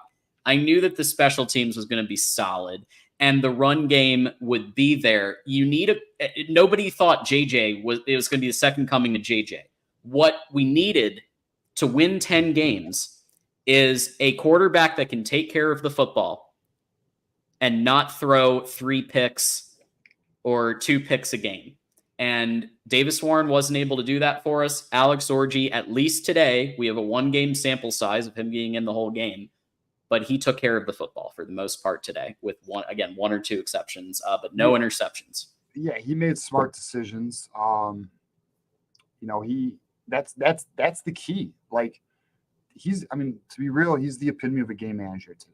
He did his job. He didn't lose us the game, and he wasn't the sole reason why we won the game, but he did enough to get us the victory, and that's what we can ask for right now. Absolutely. 1 more to go, and then we'll get to Nick. I know Nick's been waiting patiently, so we appreciate that. Elisha with the 5. Do you all think the coaches will let Alex air it out some against Minnesota just to get him more comfortable? No. I don't think they'll let him air it out. Do I think there'll be more passing opportunities yes, but air it out? No. I mean, I don't. I think they'll play. What I think they're going to do is play within their system, probably a 2-to-1 run pass, maybe even 3-to-1. Really. I'm trying to look. Let's see. Yeah, I think the operative word there is some, and I'm going to say I do think they're going to let him air it out some, and there's something in football we call a waist down, and so this was a big point of controversy with Iowa last year. The great Corey Bratta was having a disagreement with Brian Ferentz. And talking about waist downs and why aren't we utilizing waist downs? And we saw in the last game against Arkansas State that he did take a shot to Fred Moore, that if Fred Moore completes that route, that it's at least possible that he takes that for a touchdown. So I think you're going to see them utilize waist downs on first down, maybe second down, depending on the situation. But I think I think he will take a few shots to Fred Moore, especially on first down, at least some. Is it going to be like freaking Ohio State? Is it going to be like whatever? No, but I do think they're gonna utilize waist downs a little bit. So we have more coming here. So we've got, let's see, we've got another super chat. We got a $10. So Nick, your super chat just brought us to $13 away from going a 4th hour. That's right, folks. So we are only $13 away from a 4th hour, and we're about an hour and a half in. So we still got another, we still got quite a bit. And we're planning, look, we'll go all night, man. We'll go all night. So don't worry about that. Like, if you keep donating, we will keep going. We have both prepped. We went on drink runs. We went on food gathering, so that if this goes all freaking night of celebrating an amazing win, let's do it. Because there's been too much Boulevard of Broken Dreams, depressing shit going on. So let's enjoy this, We're man. here for it. $10. I traded my typical afternoon delight for an effective orgy experience. Ryan Day is probably crying himself to sleep. So everybody go for the Ryan Day crying emoji here. Watching Michigan run through USC and Marshall pushing Ohio's soft ass around. Nick always coming through. GT got us to our next hour, or another hour, John. Ayo, let's go. We are officially going 4 hours no matter what. GT with the 13, regardless of who we root for. I think we can all agree that we have an attractive sponsor. I'm with you there, GT. I'm with you there. Yeah, no doubt, no doubt. 4th hour is unlocked, guys, and I think Nick has been very patient, and we're gonna bring him on right now. Nick is in the house. Yeah, Go yeah. blue. And we're gonna bring him on. Uh-oh. No. Call in, Nick. We'll get you up here. Absolutely. So while we wait for Nick to come back, I do want to just remind everybody that Mark Rogers, voice of college football, is writing a book. So on our Twix here, I'm gonna show this.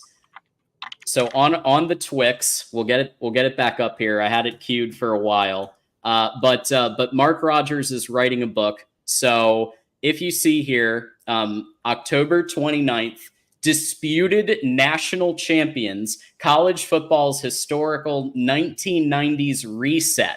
So that's going to be available on Amazon October 29th. So check that out. And also just in general, check out our new Twix X account here, because we've really been bumping it up. TJ's been doing a lot of work behind the scenes alongside the rest of our kind of social media team that we've got building here to really build this thing up into not just a, hey, we're going to post here and there, but it actually is starting to remind me, TJ, of like a major network, like an On3 or a, one of those types of, or 247 where or Barstool, they're posting graphics, they're posting all kinds of things. And that's the vision of kind of where the X account is headed. So check out Mark Rogers' book coming Tuesday, October 29th, and check out our channel. Definitely, yeah. If you are a fan of college football and you have a Twitter, give us a follow. We have a bunch of breaking news on there. We have a bunch of information. And the reality is that Twitter account is only it's an infancy stage, really. There's much more to come. There's some things I want to share, but I can't quite share yet. But there's a lot more coming to that Twitter account. So stay tuned. As you guys know, at the Voice of College Football, we're just starting. We're climbing the mountain. Where we are today is not where we're heading. So stick with us. We're going to keep going. Absolutely. I put the call link. Now, keep in mind, the call link is also in our description. So if you miss it in chat, it's also in the description of every video. So I'm trying to get Nick back up here, but we are going to keep rolling here at the Voice of College Football while we wait. And I believe next up, we've got Keith Rebar. So Keith is here. Keith, as we know, president of the Jack Tuttle fan club. Go Blue. How about that win, man?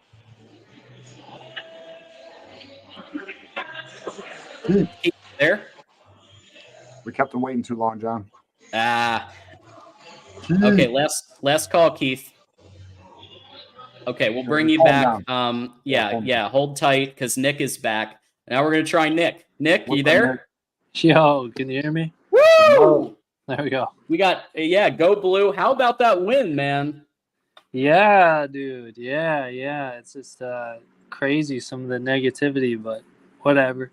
Yeah, I didn't understand. There was a previous caller. I think he clarified that he's not saying he doesn't want Donovan Edwards on the field, but I don't know, man. I think it's pretty clear Khalil was RB1. They had him on the field quite a bit. I didn't have an issue with them having Donovan on the field as much as they did. And I mean, he's still going to run between the tackles somewhat because he can still break it loose. So I don't think they should. I think saying he's not RB2 is a little ridiculous, honestly. Well, I think they just need to use. Listen, we all agree RB1 Mullins. We all agree. So then the question becomes, how do you utilize Edwards to be most effective? And it's not just at the running back position, though. We know he's an excellent pass catcher. His hands are actually really good. So I think they need to just move him around and utilize him. And I would like to see maybe Ben Hall get a little bit more, right? Like, why not have Ben Hall take some carries, have Edwards in the slot, or maybe some 2-back sets, stuff like that, right? Like some confusion in the back. They just need to do a better job with Edwards. It doesn't mean, again, nobody's saying take Edwards off the field. They're simply saying utilize him better. Yeah, I have nothing to add on that. That's absolutely right. Yeah, I'm fine with that. I'm just looking at it. So Khalil Mullings, 17 carries. Donovan Edwards, 14 carries. Alex Orji, 13 carries. Mm-hmm. Sorry, some fucking motorcycle. Jeez, it's always a motorcycle. Oh, and they've been doing it all day. Maybe someone just got a new motorcycle and they're just driving it around all the time because they're excited. But I want to see definitely more Ben Hall, but I don't know with Alex Orji playing quarterback now how many carries there's really. You don't have enough carries to support 3 running backs. So if you're going to play Ben Hall, bench Donovan. If you're not going to play Hall, then give Donovan 5 to 8 carries a game, but utilize him in the passing game. Yeah. Yeah, if they utilize him in the passing game, he might be our best receiver. Yeah, well, listen to this. I was just looking at this. Guess who? You know who our leading receiver was today? In terms of yards? Marlon Klein. 1 reception for 10 yards, baby. Oh yeah, that's some Iowa drive too. That's some final drive. 2022-23 Iowa with Brian Ferentz did better than this in many occasions. Blush, bro. Yeah. Well, no, I mean, overall big win. I think whoever that really what set me off was the comment, the super chat. I can't remember his name, but calling our QBs trash is harsh. I've had my opinions on both guys. I don't think I've ever called them trash. I don't think either of them are even close to trash. But no, I mean, Alex Orji didn't turn the ball over. I felt like with him under center, sometimes it's not always about stats. It's just about a team's identity and their confidence. And I think they finally have found an identity and have confidence in their QB. He just seems like the right captain of the ship right now. And I think that he's going to have opportunities to develop passing because, I mean, even the TV commentator said it today. There's nothing wrong with his mechanics, and he's not a terrible passer. It's just a lot of his guys have been our receivers struggle to get consistent separation. That's one of the biggest issues I think we have right now. So, and Kirk Campbell, I thought his play calling was better. Wink Martindale, I think, was better as well.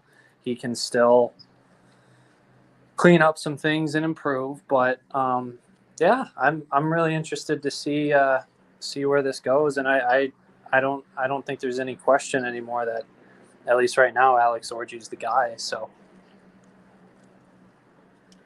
yeah. No, I mean, I think that has been answered. The question now becomes, what is the development from this week to next week? Mm-hmm. What are the changes they make? Because they're going to learn from this, right? So just like we did see development from Fresno State to Texas to Arkansas State. We did. It's just Davis Warren failed the coaches, in my opinion. So now what do we see with – and let's also be honest. I mean, do we not agree that the defense looked way better today? The defense looked like the defense we saw last year. Don't get me wrong. There's some errors. There's some miscommunication on the back end. There is some sloppy play here and there, but far more similar to what we're used to than what the first 3 weeks were, in my opinion. There was fire. There was hunger. There was something that was missing the first couple of games where they kind of felt like, hey, we won a natty. We're the shit. There was a little bit of that going on the first couple of games, it felt like. But the upperclassmen, gave a text that was basically like, if you're not ready to turn this around, don't come into the building. And from then on, it started again. And we saw the fire and intensity. And it made me think that it was really the only fault I saw in the defense was Wink Martindale's decision making on a couple of occasions. But the guys themselves, they were killed. They were all over. For the most part, I like, especially Josiah Stewart with his ability to like, that left tackle of USC was just getting beat all game, especially the first half, by Josiah Stewart, who was just making plays. He was finding ways to make plays. Hausman was making plays. Sacks were happening. There was that 2023 vibe from the Michigan defense that we have come to expect. Yeah. Yeah, no, I agree. And I thought, he definitely made mistakes, but I thought Jair Hill, you're starting to see him kind of grow up a bit. He was flying around. His trajectory, I wonder if it's going to be similar to Jamon Green. So like, he sucked when he first started playing, but then he got so much better. Obviously, I think Jair Hill's got a higher upside, but Yeah. Ooh, that hit he had on the tight end, dude. I mean, I understand going for like someone's legs is legal, but I just let's hit on that. So there's a player for the Detroit Lions who does that by the name of Kirby Joseph. He does a lot of that. Now, one thing that needs to be thought about here. That tight end is 245 pounds. Jair Hill is probably maybe 200, maybe 205. So you're looking at a dude that's got about 40 pounds on you. The best way, and I'm a larger guy. So one of the ways a smaller back can get you is your legs. Like, you're not going to take him at the waist or at the shoulder. If you go at the shoulders, you're screwed. But the way the play looked, also, he had no opportunity to do that. That's football, man. Like, that's that physical. Yeah, no, I understand that, and I was thinking that as soon as it happened. Like, I was watching my family, and I said that. I was like, man, I wouldn't necessarily teach my guys to tackle like that, but I get it because Jair Hill's a skinny dude, and that might be the only way he can take him out. But I'm just saying, from like a non-fan perspective, just a spectator of the sport, dude, those hits are nasty. I get like chills when I see lower leg injuries. Like, when dudes' knees start bending the wrong way, I'm like, nah, That's man, rough. I don't want to see that. So. And I felt bad for the guy, dude. He's like on the bench crying. I don't know if it was a serious injury or not, but he was walking though. Oh, okay. Well, yeah, maybe it was just an overextension or something. It could have been like a sprain, or I don't know. We'll find out. But he did walk on his own power. Yeah.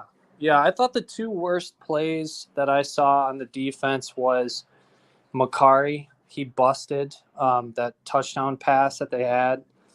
He didn't get to his spot in time. I thought that was terrible. So definitely safety communication is an issue that Wink Martindale is going to have to help clean up. I think that's huge if they're going to keep on an upward trajectory. And then the other terrible play was Jayshawn Barham. That long run number 4 had. Barham was sitting right there in the right gap. He easily should have made that, and he just let the dude go by him. Like, that was very surprising. You know what he did? All the hype they gave Barham, like, for that's just unacceptable. Best linebacker since Devin Bush, bro. Yeah. But what you the know hell what is he that? did though, Nick? You know what he did? He kept his feet still. His feet were cinder blocks. He stood there and watched instead of you gotta be on your toes. He didn't. He just stood there and watched, and then he freaking leaped for the running back, and he was short. Shit. Barham, like, in my opinion, he's one of those players that are so athletically gifted. He didn't learn the fundamentals. Yeah. His athleticism has allowed him to reach the level he's at, but he has lacked understanding and fundamentals to become an elite player. Well, I think athletically he's there though. I just think that this is a complex defense, and he probably hasn't grasped it yet. I mean, you're talking about a guy who came from Maryland defense. Like, I think he can read a offense. Like, he picked off JJ. Like, I think he can play. Like, I think he has pretty decent instincts. It's just in this type of defense with that type of aggression, you cannot hesitate. Like I would much rather have my players. How do I want to say this? I would much rather have my players be confident and aggressive and try to make a play. And even if it's the wrong decision, don't be afraid to make that choice about being the aggressor because you have trust in your man or your backup. To not, even if you do kind of blow an assignment, at least you got some help. And I know that's not always the case with Wink, but yeah, I think he's a freak. Like I think he can play a lot better. I just think that play specifically is just unacceptable. Like that just should never happen. So. Yeah, it really shouldn't happen because, to be honest with you, that is some MAC level linebacker play. Yeah, that was. And he's that was better crazy. than that. That's why I'm calling him out. I guess I'm not really calling him out, but I'm only bringing it up because he's better than that. Like that's wild. You know what's wild, Nick? Which actually, like, I think it goes to your point that this defense is complex. We know there's complexity of this defense because we're hearing that there's issues on the back seven over this defense. Pro Football Focus had Jayshon Barham as the number 1 ranked linebacker last year. It's not because he can't play, I think what it is a new. I think you're right. I think it's a new scheme, new system. He's thinking, not reacting, is what we're seeing right now. Yep. A couple of super chats here that are all defense related. So let's knock them out all together. How about it? So we got Michael with the 2. Stewart reminded me of Chop Robinson. Today he did, no question. He did today.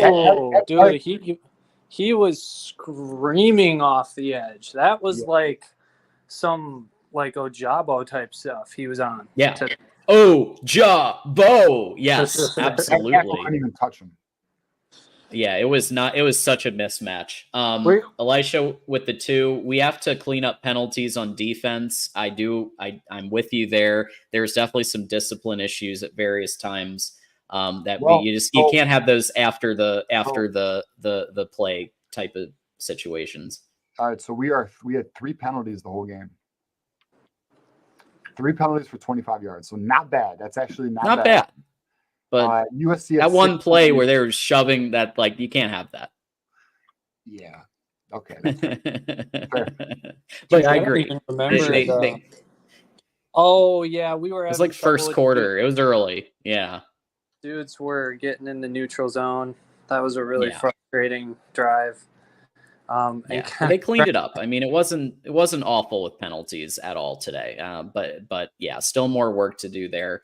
Elisha again with the 2. I was feeling so bad for defense in the 4th. What? I don't. Why? Because the offense because the game was on their shoulders. I mean, that's probably why. Because the game was on their shoulders. Yeah, offense was sputtering for a bit. It was tough to watch, knowing that our defense or that our offense couldn't bail us out, but they did on that last drive, did they not? I mean, they did. I didn't feel. I don't get that comment at all because I mean I get what she's saying. He. Yeah, she. Oh, he? Elisha? Yeah. Elisha. Yeah. Elisha. Okay. My bad. Yeah. So I get what they're saying, but like, dude, like, come on, man.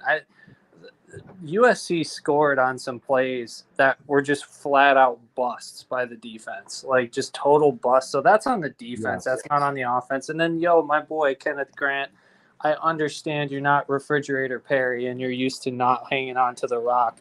But my God, man, number 4, he's tiny compared to you. Stick out your pinky and shove his face in the dirt. Man, get him off you, man. He took it from. Going to stiff arm him to the ground, man. I thought because like Kenneth Grant can run. I thought he didn't.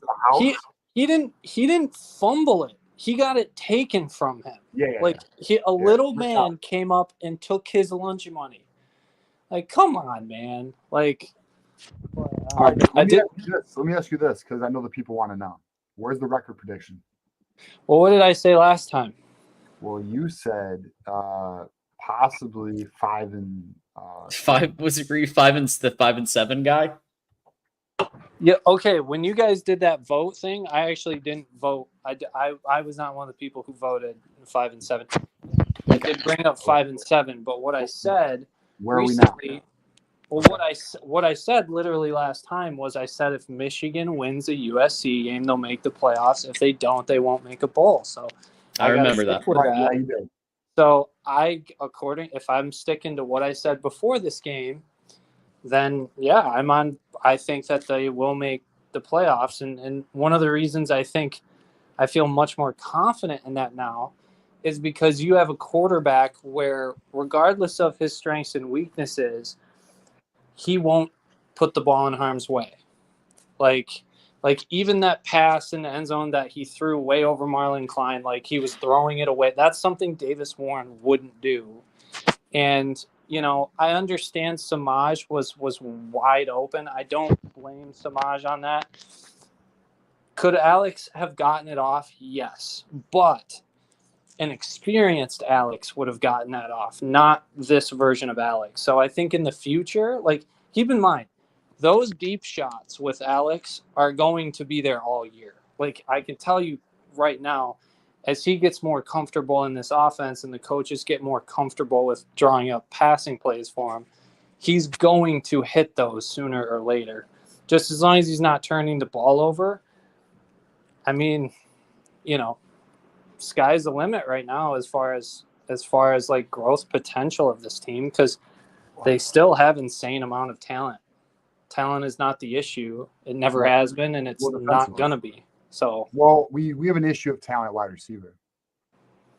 Oh yeah, and we have an issue of development. Like, I mean, here's the thing: Tyler Morris, I think he was a borderline top 100 recruit, and Samaj was underrated. But like, I don't know, man. With these, I just don't understand why it's either these wide receivers are just wide ass open, or there's just nothing.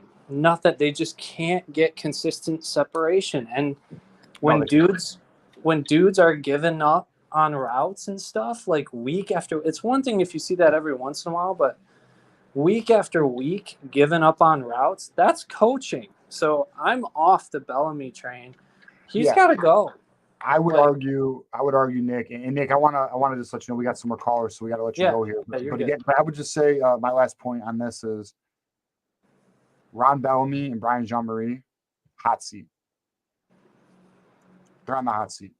And for those who don't know, Brian Jean-Marie is the linebackers coach. Ron Bellamy is the wide receiver coach.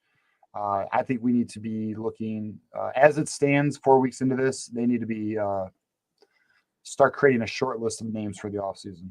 But Nick, real quick, I'm with you on those guys' hot seat. Real quick, they had, I can't remember his name, but when Jesse Minter's dad stepped in with Chris Partridge, it was Jesse Minter's dad who was good, but there was another assistant coach. I can't remember, kind of a big Deshaun something, or like I forget his name. You'll have to look it up, but he stepped up to the plate, and the players really loved him. He should have been the next linebackers coach. I don't even know if he's still on the staff anymore. I can't remember. LaTroy.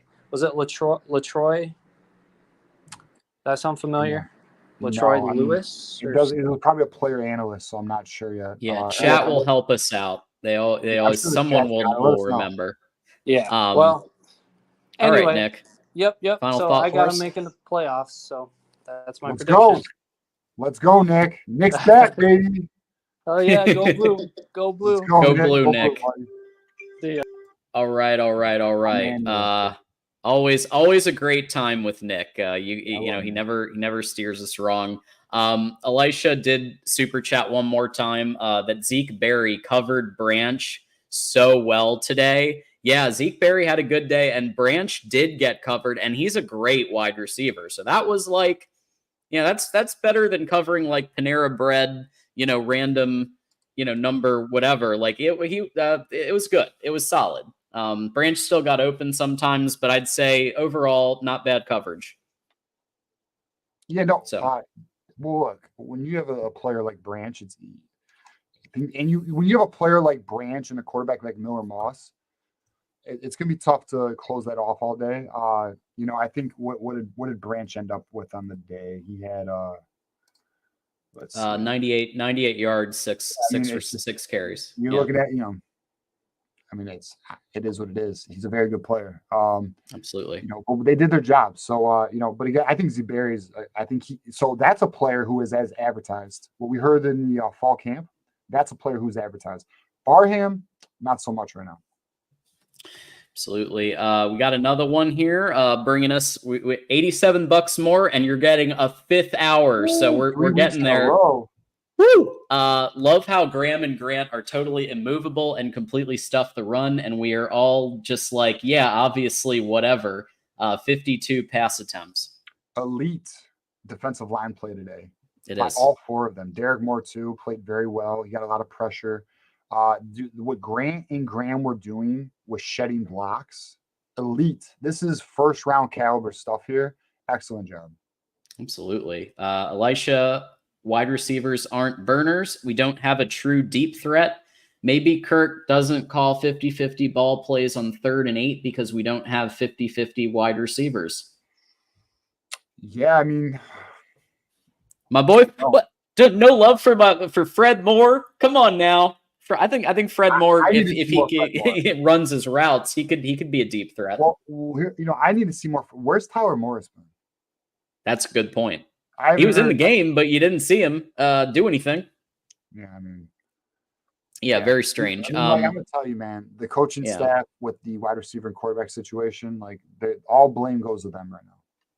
Absolutely. The personnel decisions it have been questionable, but I look, again, they won the game today, and they were better today on decision making. We were calling for Alex Orji. That was the biggest positive decision you could ask for. No more 6 interception guy. Interceptions, John. It took 6 ends, and then finally fumble by Edwards to get Mullings, what we've all been calling for. This coach. Yeah. And even then, we don't know for sure. We don't know for sure he's going to be in, but I hope so. Elisha, one more here. Tyler Morris is Barham on offense. Yeah, fair point right now. I mean, not wrong as it stands. All right, let's TJ. Why don't we go ahead and bring on our buddy here, who's been waiting patiently, and hopefully he's back and ready to go here. Michigan fan, YouTube member of the Connor Stallions division. Keith in the house. What a win! Go Blue! Go Blue, guys! This was a great Michigan win, and you know what Bo always said? What's that, Keith? The team. Right. That's right. Right. Without the stellar defensive line play, without the stellar offensive line play, with the 0 turnovers from Orji, without the great running from both running backs, including Donovan Edwards. Without Donovan Edwards busting his long touchdown, we don't win either. So I think the mix of 15 to 20 for all 3 of them is a good balance. And this was a whole team win, and everybody contributed, and we got to spread it all around. Although I agree with you, 2 coaches and probably 3, I would put the defensive backs coach on the hot seat as well. Well, I would say Lamar Morgan might be a victim of Wink Martindale's complexity of the defense, right? So maybe to be determined there. But I do think you bring an excellent point, Keith, that this was without question a team victory. All 3 phases won today's game. And here's something we need to give some credit to that we haven't really talked a lot about, John. We really haven't talked about this, but it's been a problem. And that's Tommy Doman, our punter. Much better today. Yep. Much better today. Let's look at what was his numbers. Oh my God, Tommy Doman, 49-yard average on 8 punts. Yeah, he did well today. Holy cow. So he was his numbers have been very suspect up until this game. Tommy Doman is back, baby. So yeah, team effort here. Although Zavada could have not missed that extra point. Yeah, that's just good.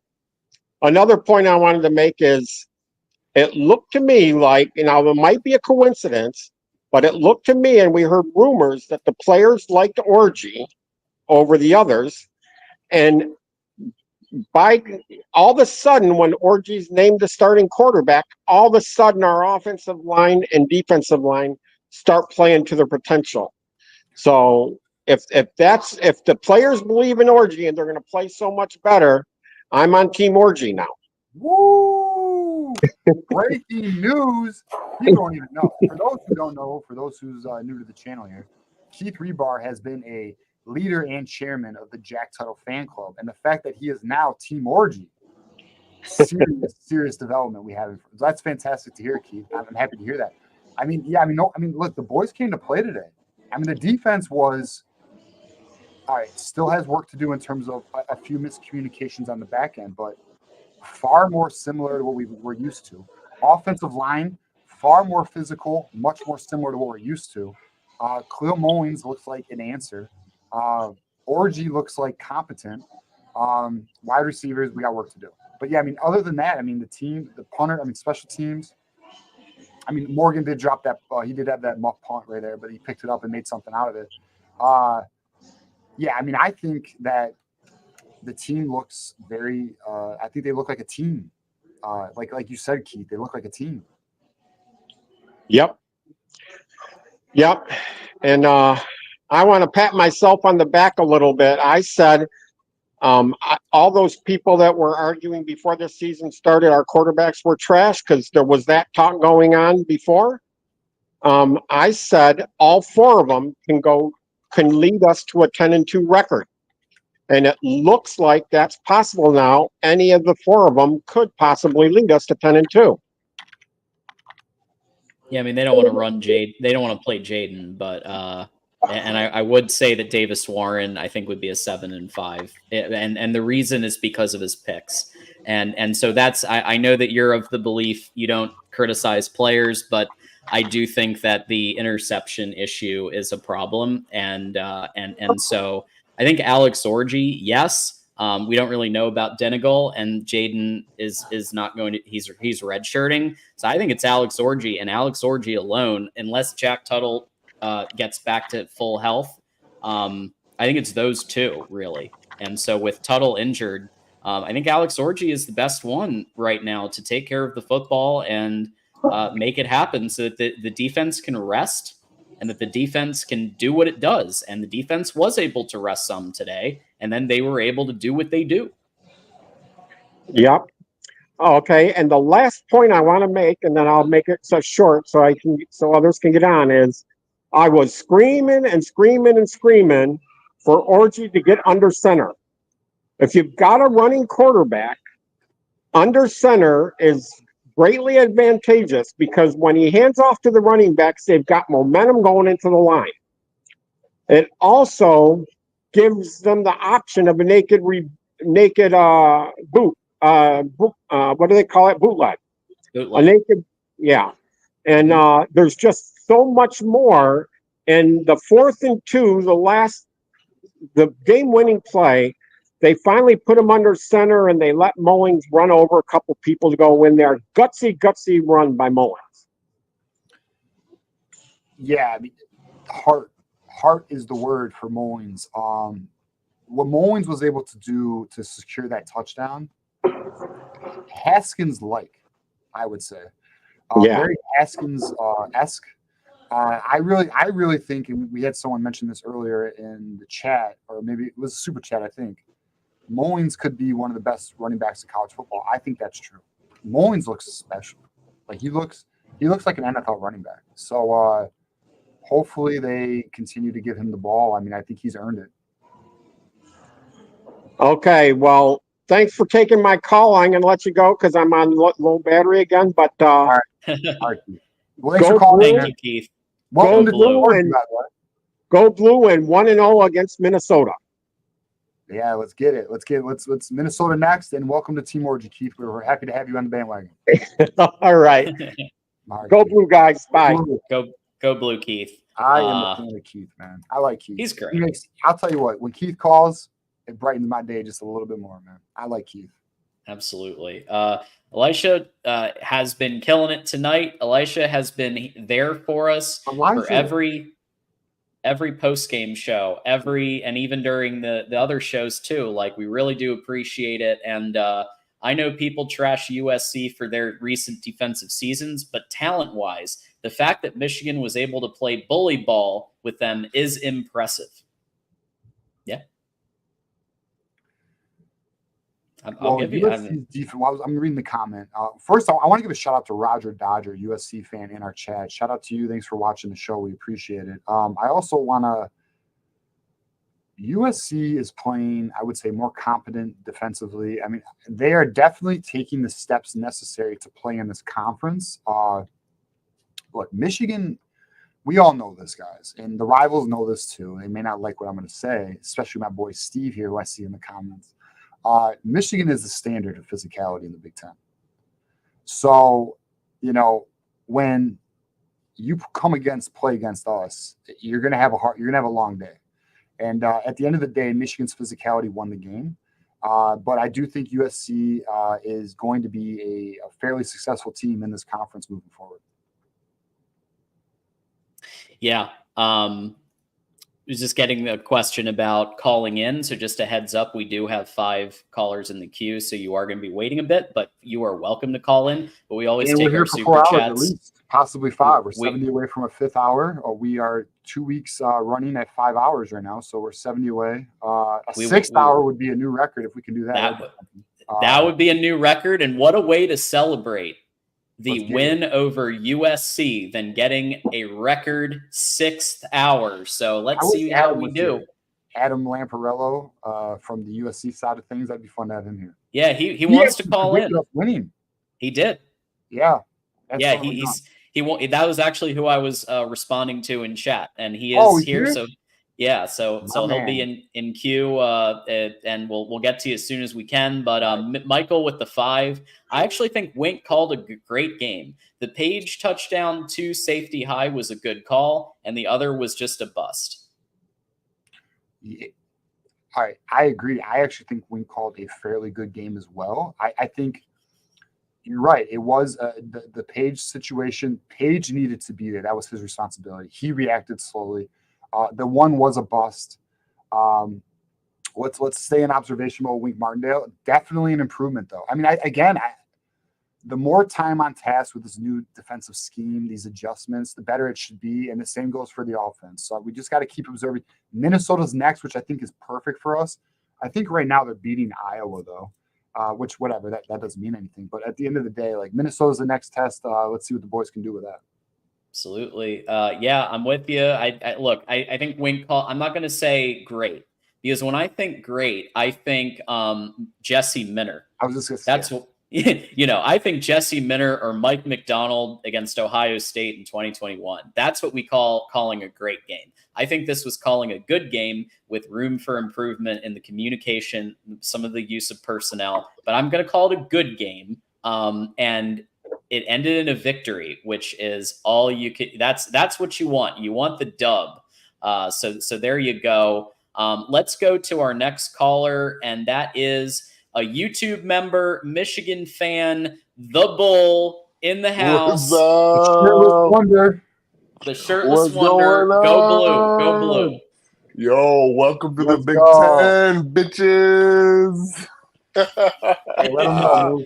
B-Dub. You know what's funny is I always confuse you sometimes with Moose, bro, because I talk to you guys so frequently. I'm like Moose, B-Dub. And plus you got the damn Bull in your picture, and then Moose has Moose in his picture. It's like I know they both got antlers. I get that. It confuses me, bro. So what do you think, man? Hello? Can you hear me? What do you think? Yeah. No. Yeah, I get that. Yeah, because we both got horns, right? So I get that. But what do you think about the game, my friend? Oh, dude! Oh my god! I don't know if you can tell, dude. I lost my voice a bit, bro. I was so pumped and amped, bro. When he just straight up like a fucking bull in a china shop was like, "Get the fuck off me, bro! I'm fucking getting these yards. I'm getting this shit." And I was like, damn, we needed that. Like, I don't think people understand. We were doing nothing in that second half, man, and just Mullins, bro, was like, I got you, boys. I got you. Let's put it on my back. And I was so And they impressed, did, and he did win Leaders and Best Award for us for Voice of College Football this week.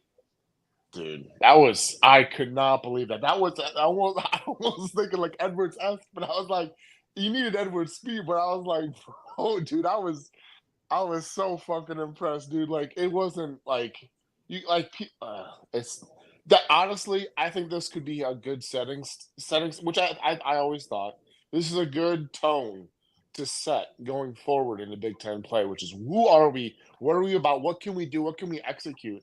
I think at the end of the day, you realize we may have a small playbook for now. I think we're just trying to execute some stuff, right? I don't think it's huge right now, but man, are the boys executing and are I mean, I give ups to both Edwards and Mullins, dude, for just making the best of, loaded boxes because it was tough out there, man. Like No, it was that's a hella great tough. point, though. I mean, like USC was loading that box, and we were still getting yards. Like this is Michigan football. It doesn't matter if you put 8, 9 in the box. Like Michigan's still going to get those yards, right? And Khalil Mullins can run with a loaded box. Donovan Edwards is at least getting positive yards. We'll say that. I mean, that's an improvement from previous years. But at the end of the day, I mean, I think it's quite.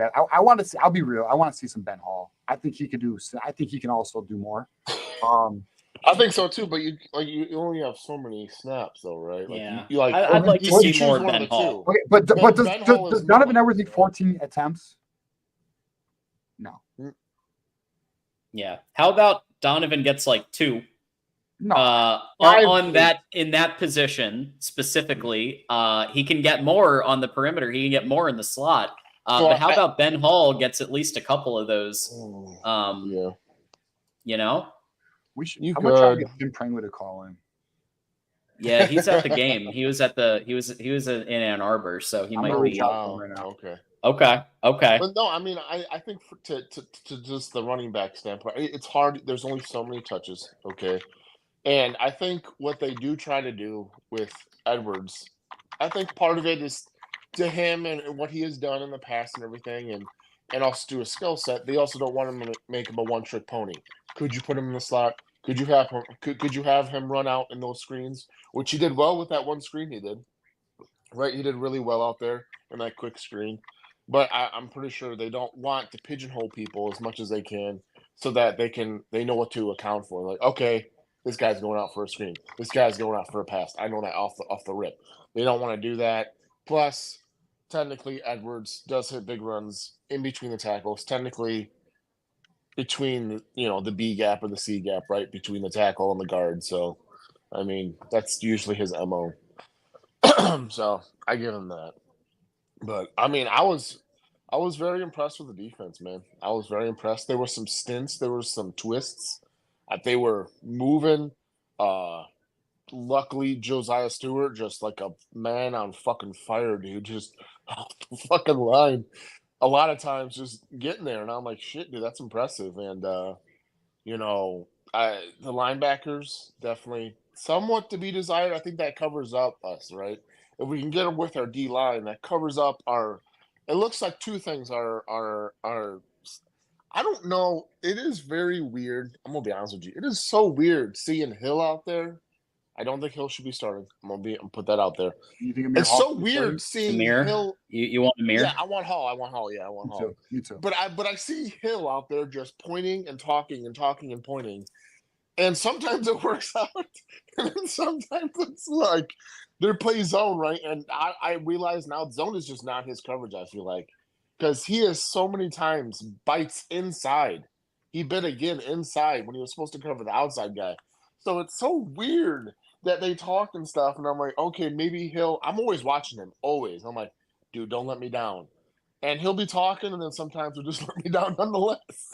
And I'll be like, damn, bro. Like, what are we doing? What are we doing?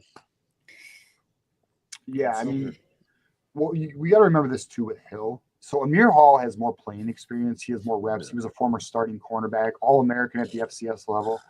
Jair Hill is getting his legs wet. He's learning the position. but I think he should learn the position in a third cornerback role. This is another one where it's like, as fans, we see, I think a majority of the fan base would say Amir Hall should start. I think majority of the fan base would say, I think actually almost everybody in the fan base would say Mullins should be RB1. Majority of the fan base was saying Orji should start. So it's just interesting to see this coaching staff not be, I guess, because I think I see. You know? Because I think sometimes as fans we see things a certain way, right? Maybe black and white to us, but maybe we're not seeing what the coaches are seeing, right? Of course. And I think the coaches, I think I get a little. I try to see always two sides of everything. I think what the coaches see is Hill has very good instincts. So when he's on, he is on. Like he could get an interception, right? Or as you see, he's a hawk where he will hit the screens hard. He seems to play downhill very well, right? But in coverage, and if it's not man coverage, zone coverage, he drifts. No, I agree.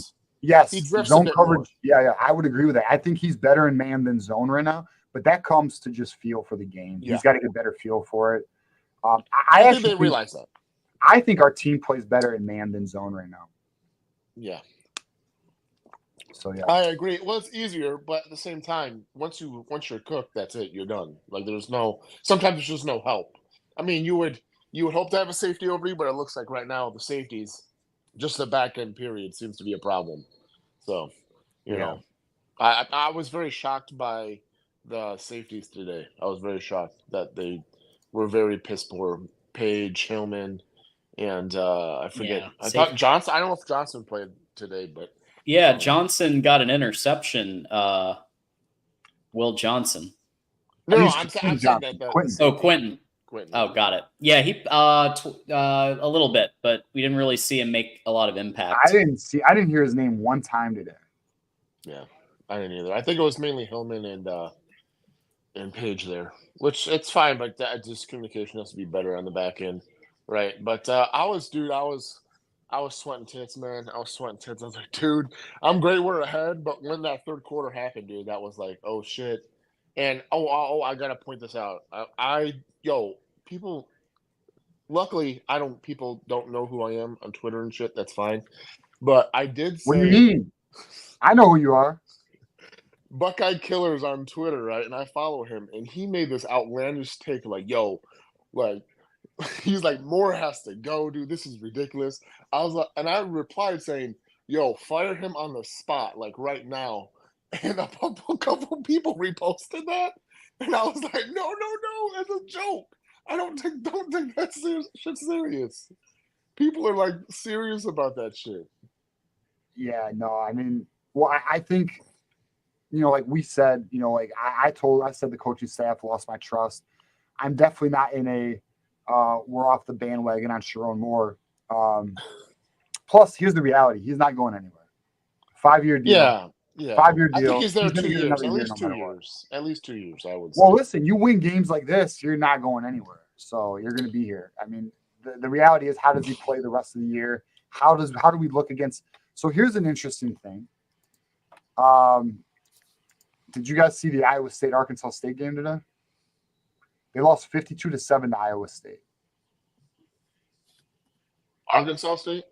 Yeah, Arkansas State lost 52-7 to Iowa State. That is what we should have did. Now, granted, It doesn't matter. It's in the past. We got the victory, right? And we just beat USC, so who gives a shit?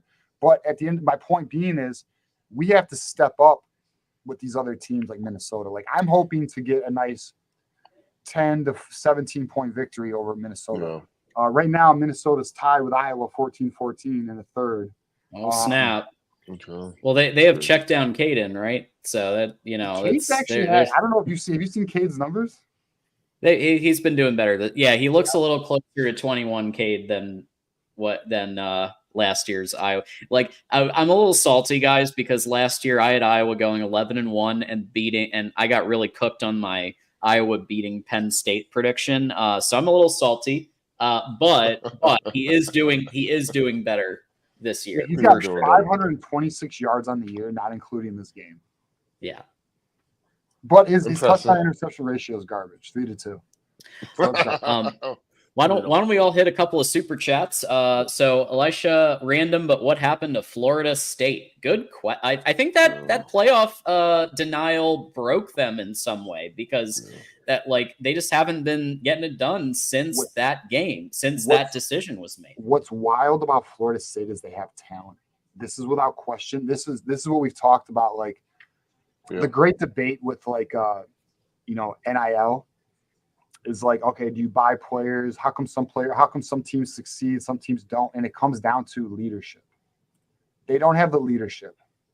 So they have an issue right now at Florida State. And they also have a quarterback issue. Ugalele, I think, is their quarterback right now. DJ is not it. He is not Give some of that NIL back, man, because this ain't it. Hey, no take backs. No take backs. Elisha, the more we play, the more I question what the coaches saw in practice pertaining Mullings, wide receivers, Barham, Orji, Warren. Thank you for saying that, because that's what I've been thinking for weeks. You know what I think? You know what the more I think about it is I think they are playing upside over current results. For example, Judice has more upside than Crippen. Jair Hill has more upside than Amir Hall. They think Edwards has more playmaking ability than Mullins, which is a damn lie. They need to figure that one out. And then Warren, I think the Warren-Orji thing, we all know Orji has more upside, but I think with Warren, you have more air. The reality is the offense is probably more effective with Warren if he doesn't have turnover issues, but he has turnover issues. So they went with the higher production upside with Warren, I think. Yeah, no, I mean that makes sense. So you guys see what the coaches see. They didn't want to load a box. They won't have to deal with or contend with that. It's we need a quarterback that can throw it downfield and throw it a good clip. So they go with Warren. That's the obvious. That's obvious. So I got that. Some people didn't. It is what it is, nonetheless. So and we're in this orgy experiment right now. So, I mean, you guys see it like that too. Absolutely. The Bull. Let's give everyone a final thought for us, and let us know what your final statement is for the Michigan community tonight.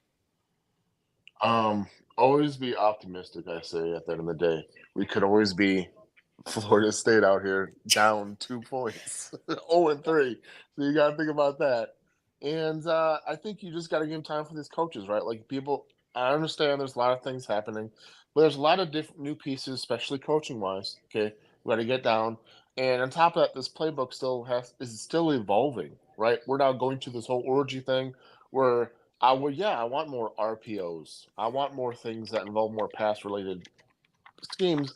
But maybe they're like, we just need to execute these basic run plays and get these down, because if we can't execute this stuff, there's no point in giving you 20 plays and you can execute half of them, right? Just, all right, let's do it 10 plays. We'll go a little motion here and there, opposite sides, and execute. That's all we want you to do. So I think they did that very well. Sadly, it was limited, but hopefully we get some more RPOs where he can I did comment and say that I felt like he threw that pass right to get a flag and not to Klein open in the middle, which I was very bummed about. But he shows signs. He shows signs of touch. So I think I agree with that. I think they need to do more crossing routes. I think out routes would do very well for Orgy. Yeah. I think slants, and I just think a play action and some RPO and some screen game. I think although I don't know. I mean, do we have the players for a screen game? So here's an update that I don't know if people know this. I want to give an update here. So Jordan Marshall and Cole Cabana are both injured right now. So that's why we're not seeing those guys. So Cole Cabana would be perfect for the screen game. Yeah, he's quick. He's a 10.5, 500-meter guy, fast as hell. Micah Capana is also that, but I think he needs maybe a little more time. A little more time. Friend of the program. He'll get there. Yep. Agree. Yep. All right, Bull. Great to have you as always. All right, deuces, guys, and go blue. Smash. Go blue. Enjoy the celebration. I will. Let's go. Before we bring on Justin, we always love the Bull. Before we bring on Justin, we do want to thank our sponsor, the Win Agency. So these guys are located, TJ, in Bridgeport, Michigan. How about that? And they're excited to announce the partnership with Voice of College Football Michigan channel for the rest of the 24 season. Go Blue. So navigating healthcare.gov can be overwhelming when searching for the right plan for your family. That's why the WIN agency is here to simplify the process. You can easily view all the available health insurance plans in your area by visiting their website, winagency.com. You click on View Plans, enter your zip code. You don't need to give any personal info to explore your options. For any questions or assistance with enrollment, contact them at office@winagency.com or call 810-241-3562 because they're here to help you. And they were here to help us too with an amazing sponsorship for the rest of the season. So thank you so much to WIN Agency for your generosity. Absolutely. We appreciate WIN Agency. We hope that everyone gets the number, it gets the email, give it a shot, check out the website, see what your plan is. Enrollment season is coming, so now is the time. Absolutely. And just we have Justin next, and I may or may not remember him, so I'm going to put up just abundance of caution. I'm going to put up our overlay here. I'm going to put up an overlay just in case. What, you have some PTSD, John? Let's see here. Let's see. Yeah, so that's one's there. Yeah, so we'll do that. And all right, Justin, how we doing today? I'm doing all right, fellas. No, John, I'm not the guy that you might be thinking of. I talked to TJ after the Texas game. I was his last call. Okay, I was like, shh. We got it's getting wild out here, bro. No, me and TJ talked. You had already dropped that night on the 5th hour, but yeah, I told you stay the course. Oh yeah, I was hanging out with Bruce Springsteen. That's right. So yeah, my bad. Okay. And I felt bad about missing because that was we had to go hard in the paint that night because that was the Texas loss. So I felt extra bad. I had to go, but I dropped a couple hundo on those tickets. So I wasn't about to miss out on that. And my best friend was in town from LA. So. But glad you were able to join us for that. Yeah, no, definitely got to stand in the paint. But me and TJ just talked about fundamentals and the stuff that was missing that night. But I told him stay the course, that USC would be a better barometer for this team at 4 games in with all the new moving pieces. I liked a lot of what I saw, especially on the defensive side. I hear a lot about the linebackers and safety play, which I agree with. I think the big thing we're missing this year is the leadership back there. We miss Rod Moore big time. Yeah. I think he was a guy that saw things and got people in the right places. And then at linebacking, you had Barrett and Colson, who had been in the system. Now we got 2 newer guys, and you're seeing, like you guys said, Jay-Sean is just playing like a step slower, like he's thinking too much instead of just coming downhill, making plays. I get it, new system. Page on that one touchdown, I played safety. I don't understand his mentality there. He ran behind the wide receiver in the end zone. I feel like if he steps in front, he might be able to get a hand on that ball, or at worst, hit the guy while he's airborne, try to knock it, like the old Ronnie Lott plays, put your helmet in his gut and try to knock him out, but so let's hit on that. So one thing, it wasn't a straight line route. He kind of dipped in. And then he went on like I would say a 45-degree angle. And then you're right. Why are you not hitting the player when he catches that ball? Right, he's in the air. Catch the ball, and then there's no contact. What is that?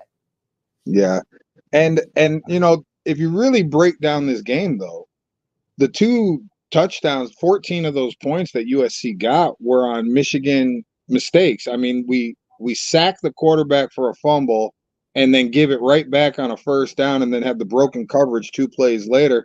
If Grant goes down, there's no touchdown there, or worst case, if they call it an incomplete pass, it's 4th down, they kick a field goal. So that was a 7-point change. And then Dono fumbling at the 8-yard line, fighting for extra yards. All of a sudden, our defense is back up against the wall 1 play after they just got a stop. And when we made them have to go the full field, the defense actually held their own and did all right all game. I was pleasantly surprised to see more zones sprinkled in instead of the just straight up man-to-man, especially against the receiving core like a Branch and those guys have, because we're going to need to see more of that against the Ohio States like we had the last couple years. Keep it in front, We also had better tackling. When we hit the guy, we normally took him down at the spot, which me and TJ had talked against Texas. It seemed like we were dragging them after 3 yards or so, or missing on first contact, and it wasn't just stopping them at the point of contact. So that was good to see today. The usual beast showed up, Mason Graham. I don't know how many times he gets doubled and spins right into the hole and makes contact. I mean, it's beautiful to see. We got some of that from Grant today, but yeah, Stewart, he's going to be in Miller's dreams, and that tackle, because they had no answer for him. And I don't see why you blitz if you have a guy that can come off the edge, play coverage on a team like that. You don't have to blitz as much. I don't know what you think, but this is now the last couple times. I think Jimmy Roller should be getting a little bit more run. He's been solid when he's been in the game at linebacker. He seems to know the system better than Jay Sean too. He's playing better than Barham. He's playing right. This is another one. This is another one where the debate's going to happen now. He's playing better than Barham. Now, do I think Barham's a better athlete and probably a better prospect in the long run? Absolutely, God, bro. But but I agree for the most part on that. Now, offensively, I think they need to go back into the archives and dig up the old Rich Rod tapes and see how Denard was used a little bit more, because I think that if you add some you just of that bro, I went to Michigan during the Rich Rod years, so you just made me like but I get what you're saying. I do. Well, I'm just saying to where I think if you have a couple more pass options, you roll the pocket, get him a 2-man read or half field read to where he's not having to stand in the pocket and dissect the whole field. I think he's too slow at his progression at this moment. And this way you also get him on the edge. I like him one-on-one with a corner, or you put them in that stress situation to where, do I go with the receiver or do I come up to tackle? And sometimes that'll get you the separation that you're looking for a big play. I also, I just think some of the stuff is too like wildcatish to where everybody knows it's coming when Orgy keeps it, and it's just not. Yeah. I think that we would get bigger runs from him if it's on a pass play and lanes open up for him to take off. Maybe a delayed draw, maybe like I said, you roll him out, you might get better, field options for him to actually break one. But when he's just in the center there, it's kind of a giveaway. I also feel like you guys said with Donovan Edwards, he needs to be on the field. I mean, the guy's one of the you can't tell me he's not one of the best 11, best 12 offensive players. But I think they need to move him more to a Deebo Samuels type role. Yes. 5 to 8 carries. That's what we've been. That's all we're saying, man. That is all we're saying. And I'd like to see him on that reverse that I think it was Fred Moore got early in the game on a beautiful play design. Imagine if that's Dono in the open field with room to run. Thank you. I think he's more dangerous when there's space. Yes. I'm with you. Elisha has a comment that's related to what you're saying too. So thanks for the 5. Is the O-line finally coming together, or does Orgy fix the loaded box issue? I don't think he fixes it. I mean, the second half we had 9 total yards until that last drive. So we can't pretend like we were just killing it on offense either all day. There was some times to where I'll be the first to admit when we got down and had to go 90 yards with 3 minutes to go, I said, there's no way. And then, Mullings has an unbelievable run, but I don't think there was a soul that thought we had a chance if we didn't throw the ball or something. It was just a unbelievable, play by Mullings at that time. But I think the loaded boxes are going to be a problem unless you start rolling Orgy, like I said, and giving him a 2-man game to where you give him some easy throws underneath, but give him a deep option to run off the, safety or corner. Because now if it's one-on-one with a linebacker, I think Orgy's athletic enough to make the guy miss or stiff arm him and get you the first down or more. I think running up the middle though with him with a loaded box, it's just not going to work. I don't like it long term, especially the hits he takes, because he's not going to slide. The thing that concerns me with Orgy is the hits that he's taking. He doesn't slide. He goes literally shoulder first into these guys, which that's dangerous. I mean, for long term sustainability. So I do think Khalil Mullins is a loaded box runner, though. I do think he is. Now, we do need to make the defense honest. A player that we didn't see today that I thought we would see more of was Amarion Walker. Yep. Didn't see him. He can burn a defense, though, speed-wise. Now, I do know he's still raw, and they're trying to improve that. But, yeah, I don't – listen, here's the reality. As we play this year, though, they're going to load the box. Michigan's got to get creative. Play action, RPOs will make a defense play honest. Obviously, deep shots, but do we have the receivers to get separation? We'll see. It should be determined. Yeah. I mean, Amarion Walker can. I know that. I know he can, but I don't know. They're not playing. Well, we had separation tonight sometimes. The problem was I don't know that they trust him, or I don't think he reads the field fast enough, to get to his maturations. And then the one pass that people were saying wasn't that bad when he had Klein on the out. Klein was wide open. He threw it behind him. Right. It was very behind him. He did not throw it in. Yeah, he did not throw it to where the receiver was going. That's why the DB was able to close that. Right. That was a JJ throw last year where he threads the needle to the sideline. He did it all year, I mean, he led the receiver to the sideline to where either his man was catching it or it was going out of bounds. But I agree with you. I don't know what the coaches were thinking down there in the goal line, second down, and you waste a play to try to throw the ball. Run the ball. That's all you've done all game long. Why would you even risk it at that point? Just run it up the middle. Mullings just had the hot hand at that point. Keep him going. So I was glad for the win, but I agree. I think there's still a lot of work to do. I think the defense showed a lot of promise now that they're starting to get it. And I think some of the competition will be good for us to get healthy, get some more guys, rotations, so that by the end of the year, when we have the Buckeyes, hopefully we're clicking on all cylinders and we've got a passing threat and stuff to make them think about it, so we don't see so many loaded boxes. But yeah, I mean, all in all, man, happy can't be mad about a win. I gotta admit my heart stopped a couple times today, but it was worth it, man. We pulled it off.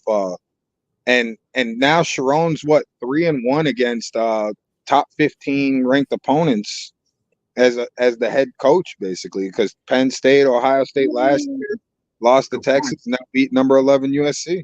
Yeah, I mean, Sharon's record is in terms of top. Obviously Texas is one thing, but yeah, not too bad. Not too bad. I think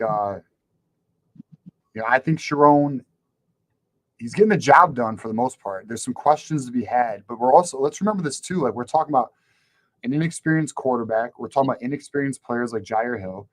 We have inexperienced coaching staff. We have an offensive coordinator for the first time in Kirk Campbell. We have a head coach for the first time in Sharon Moore.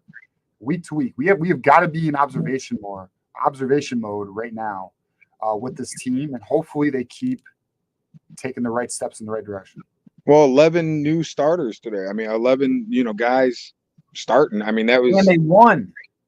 Yeah, with an experienced team coming in.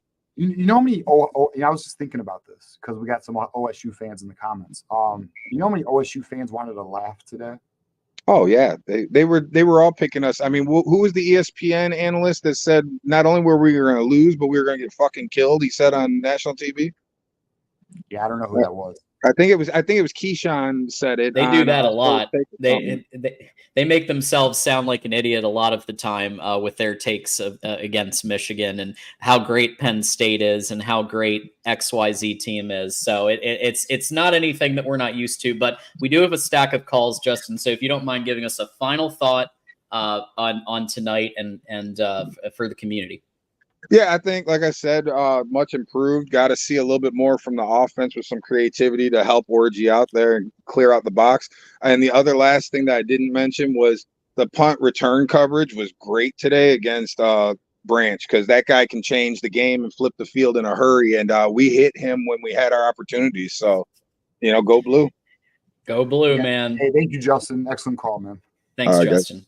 Yeah, go blue, man. Hey, score update. Iowa is up 24-14 Minnesota. So let's hope Minnesota takes another L. We don't want them feeling good about themselves. There it is. Just a reminder that we are 380, and it might even be 370 now. I think it ticked up a little bit, away from beating Ohio State at the Voice of College Football. And that's if you hit the subscribe button. You just have to wait 5 minutes, and then you're able to comment. We do have subscriber only tonight. And so hitting subscribe does a couple of things. Number one, it helps us beat Ohio State. Number two, it means you can chat. And number three, if you hit the bell, you get notified. So anytime we have that awesome content and everything that we're putting out all week long, clips and everything else, you get notified. So consider hitting that sub button. It's free and it helps support us a lot. So John, we are 350 away now. Oh, snap, really? Yeah, we're 350 away. So not 380. This graphic has been outdated from this morning. We have gained 30 subscribers. So again, shout out to all the new subscribers. We've gained 30 subscribers at this show. Shout out to you guys. We appreciate that. We're actually 2 away from 340. So 2 more subscribers will get us to 340. So shout out to you guys. We appreciate it. The post-game shows do extremely well.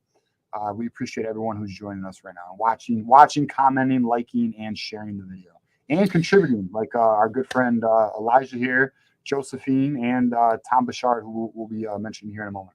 Yes, absolutely. Elisha with the 2. Who is more heated today, ESPN or Ohio State fans? Oh, Ohio State. I bicker with some Ohio State fans, and they were a little salty today. The only thing they have to hang their hat on right now is our offense isn't elite. All right.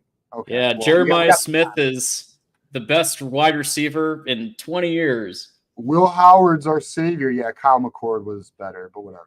Let's keep it moving. Tom Bouchard has gifted somebody a Voice of College Football membership, and it's our buddy Dependent Fanatic, who is a mod. He has been supportive of this show since the beginning of this show, before I even was a host of Tuesday. So he has been very supportive. He also has his own channel, and he gets 30 free days of Those Who Stay Will Be Champions. And I can't think of somebody more deserving of that membership. So thank you, Tom, for doing that.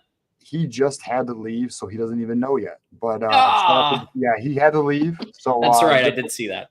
Yeah, so good for Dependent Fanatic. He deserves it. Thank you, Tom, again, man. Appreciate everyone contributing. And Josephine bringing us down to just $46, and then we unlock a 5th hour. Under the circumstances going in, winning without Colston has to qualify for pulling it off. Winners do stuff like that. I couldn't agree more, Josephine. Without Colston Loveland, I was really skeptical, and they pulled it off. What a point by Josephine Tracy here, because, I mean, let's be honest. How many teams could win a game like this against an 11th ranked team, and you lose your number one offensive weapon, who is likely to be a first-round draft pick, when you already have an offensive, you're offensively, you got some challenges offensively. I mean, it's a great point.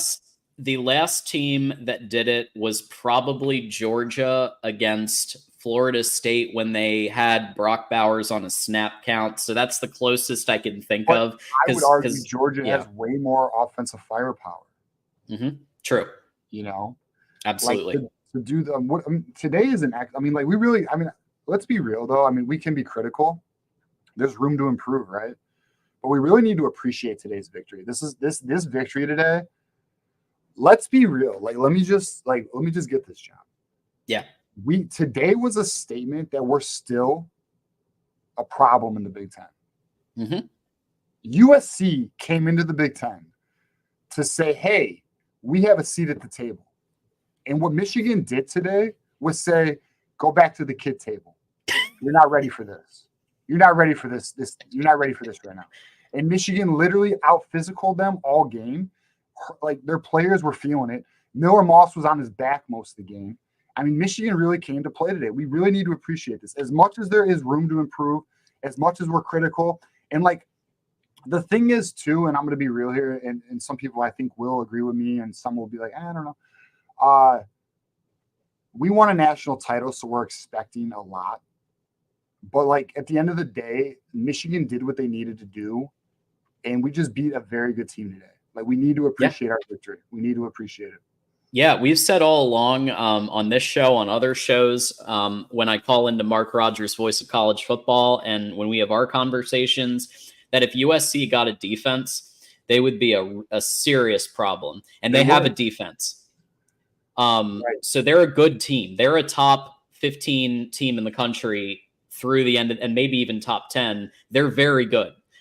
So what that tells me, TJ, is that I think Texas may be a natty in the natty game, if not winning the natty. I think they're that good with I know they are. Yeah. Texas is us last year. Like there's some differences, but Texas lost in the playoff like we did. They're on a mission with a veteran team. Their offensive line is the best in the nation. So TJ, I don't make a habit of calling out other podcasts, but since this super chat did it, and I happen to agree, I'm gonna read it as is with the 5. I hope that this sticks in the craw of Kurt Barton and those clowns over at Suckeye Scoop. They want us to lose so they can gloat about the hammer. I'm with you, James. Okay, so I also don't throw rocks. But I think if there is someone to throw rocks at, it's Buckeye Scoop, which is and the stuff that they post. I don't give a shit. I don't even care if we're in their radar. That's a clown show. I cannot fathom why anyone would follow them because everything they post is insane. I know their fan base gets a kick out of it, but what a clown show. Whatever. Hey, if they got an issue with it, you know where I'm at. And I think almost every episode is something about Michigan and Stallions. Yeah, it's and all they got. All they got. And if a Michigan fan comes in and follows the rules and all they say is hi and maybe, hey, Orgy might play well, you get a timeout for the rest of the show. Whereas here on this program and on our channel, we accept every single fan base as long as you're cool, as long as you're good to others and don't give personal attacks or any of that. You are welcome here at Michigan Football at the Voice College. The only rules are this: don't troll and don't do personal attacks. You don't do that, you can come. You can even make comments.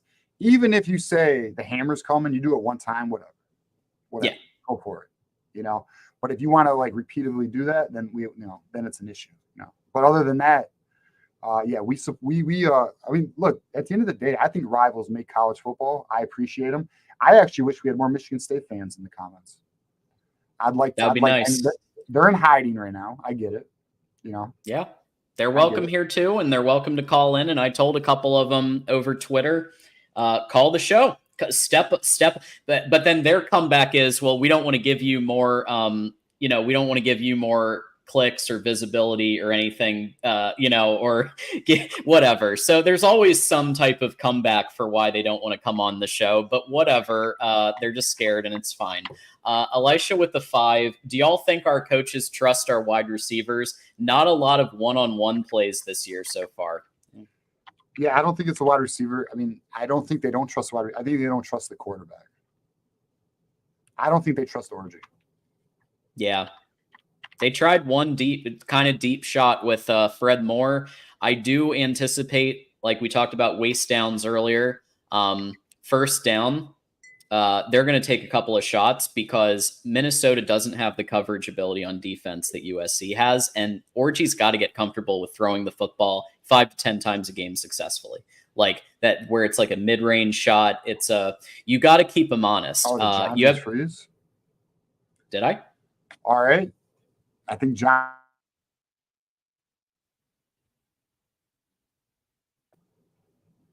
Did I freeze or who freezed? We both freeze, I think, which is crazy. All right. Well, let us know in the comments. I've been running the Ethernet cord, so we'll see what happens. But you never know.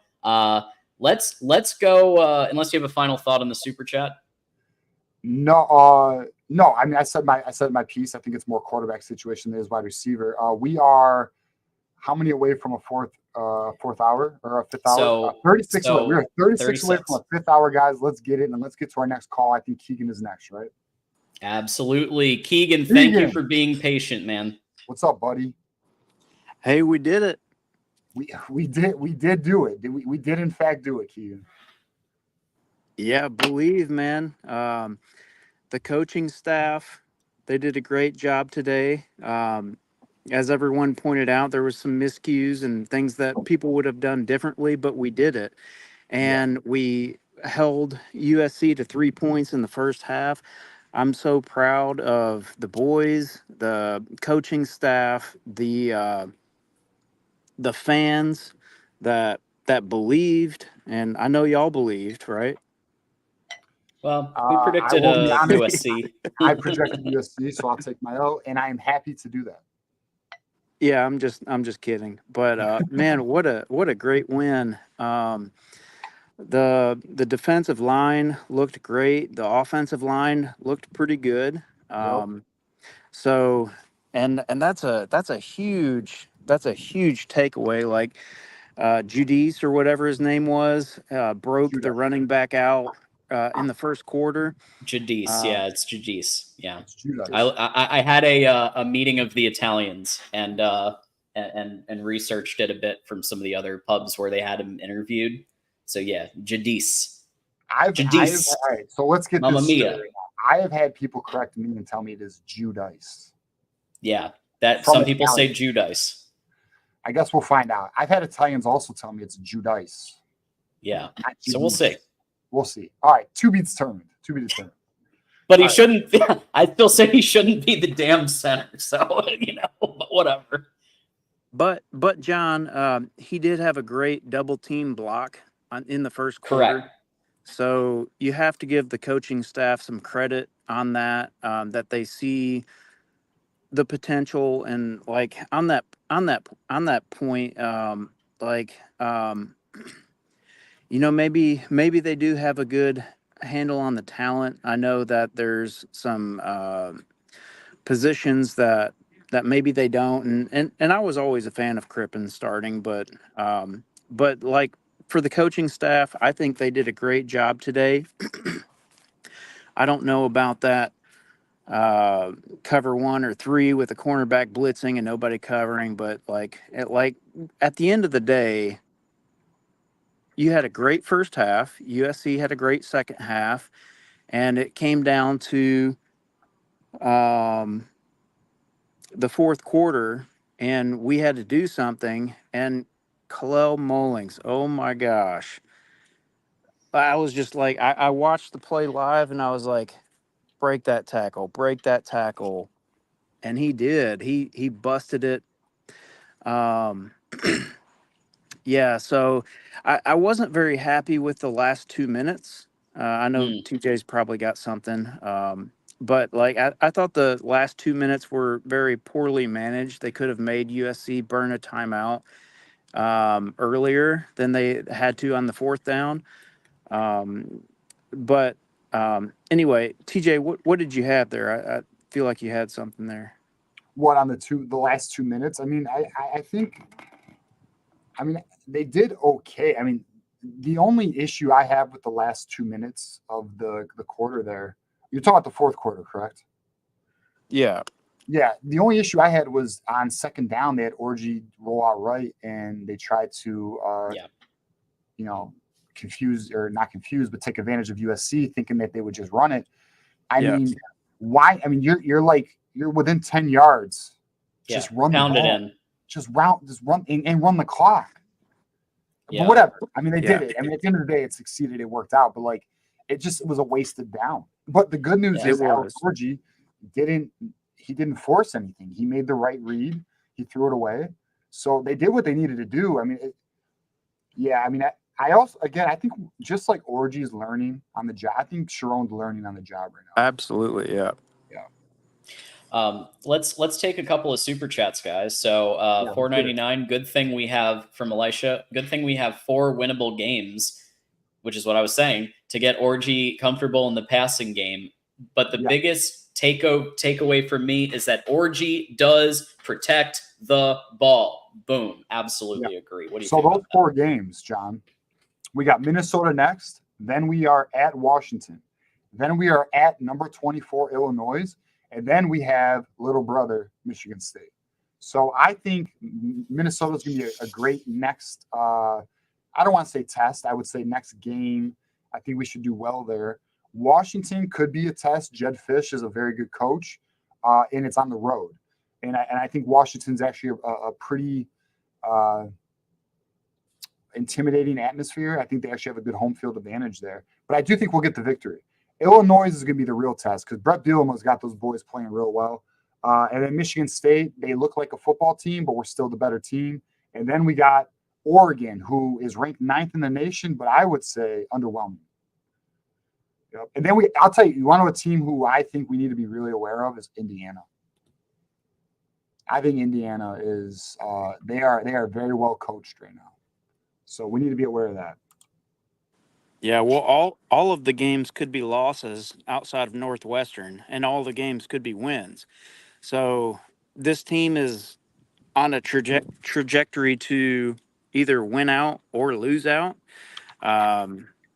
So you got Minnesota,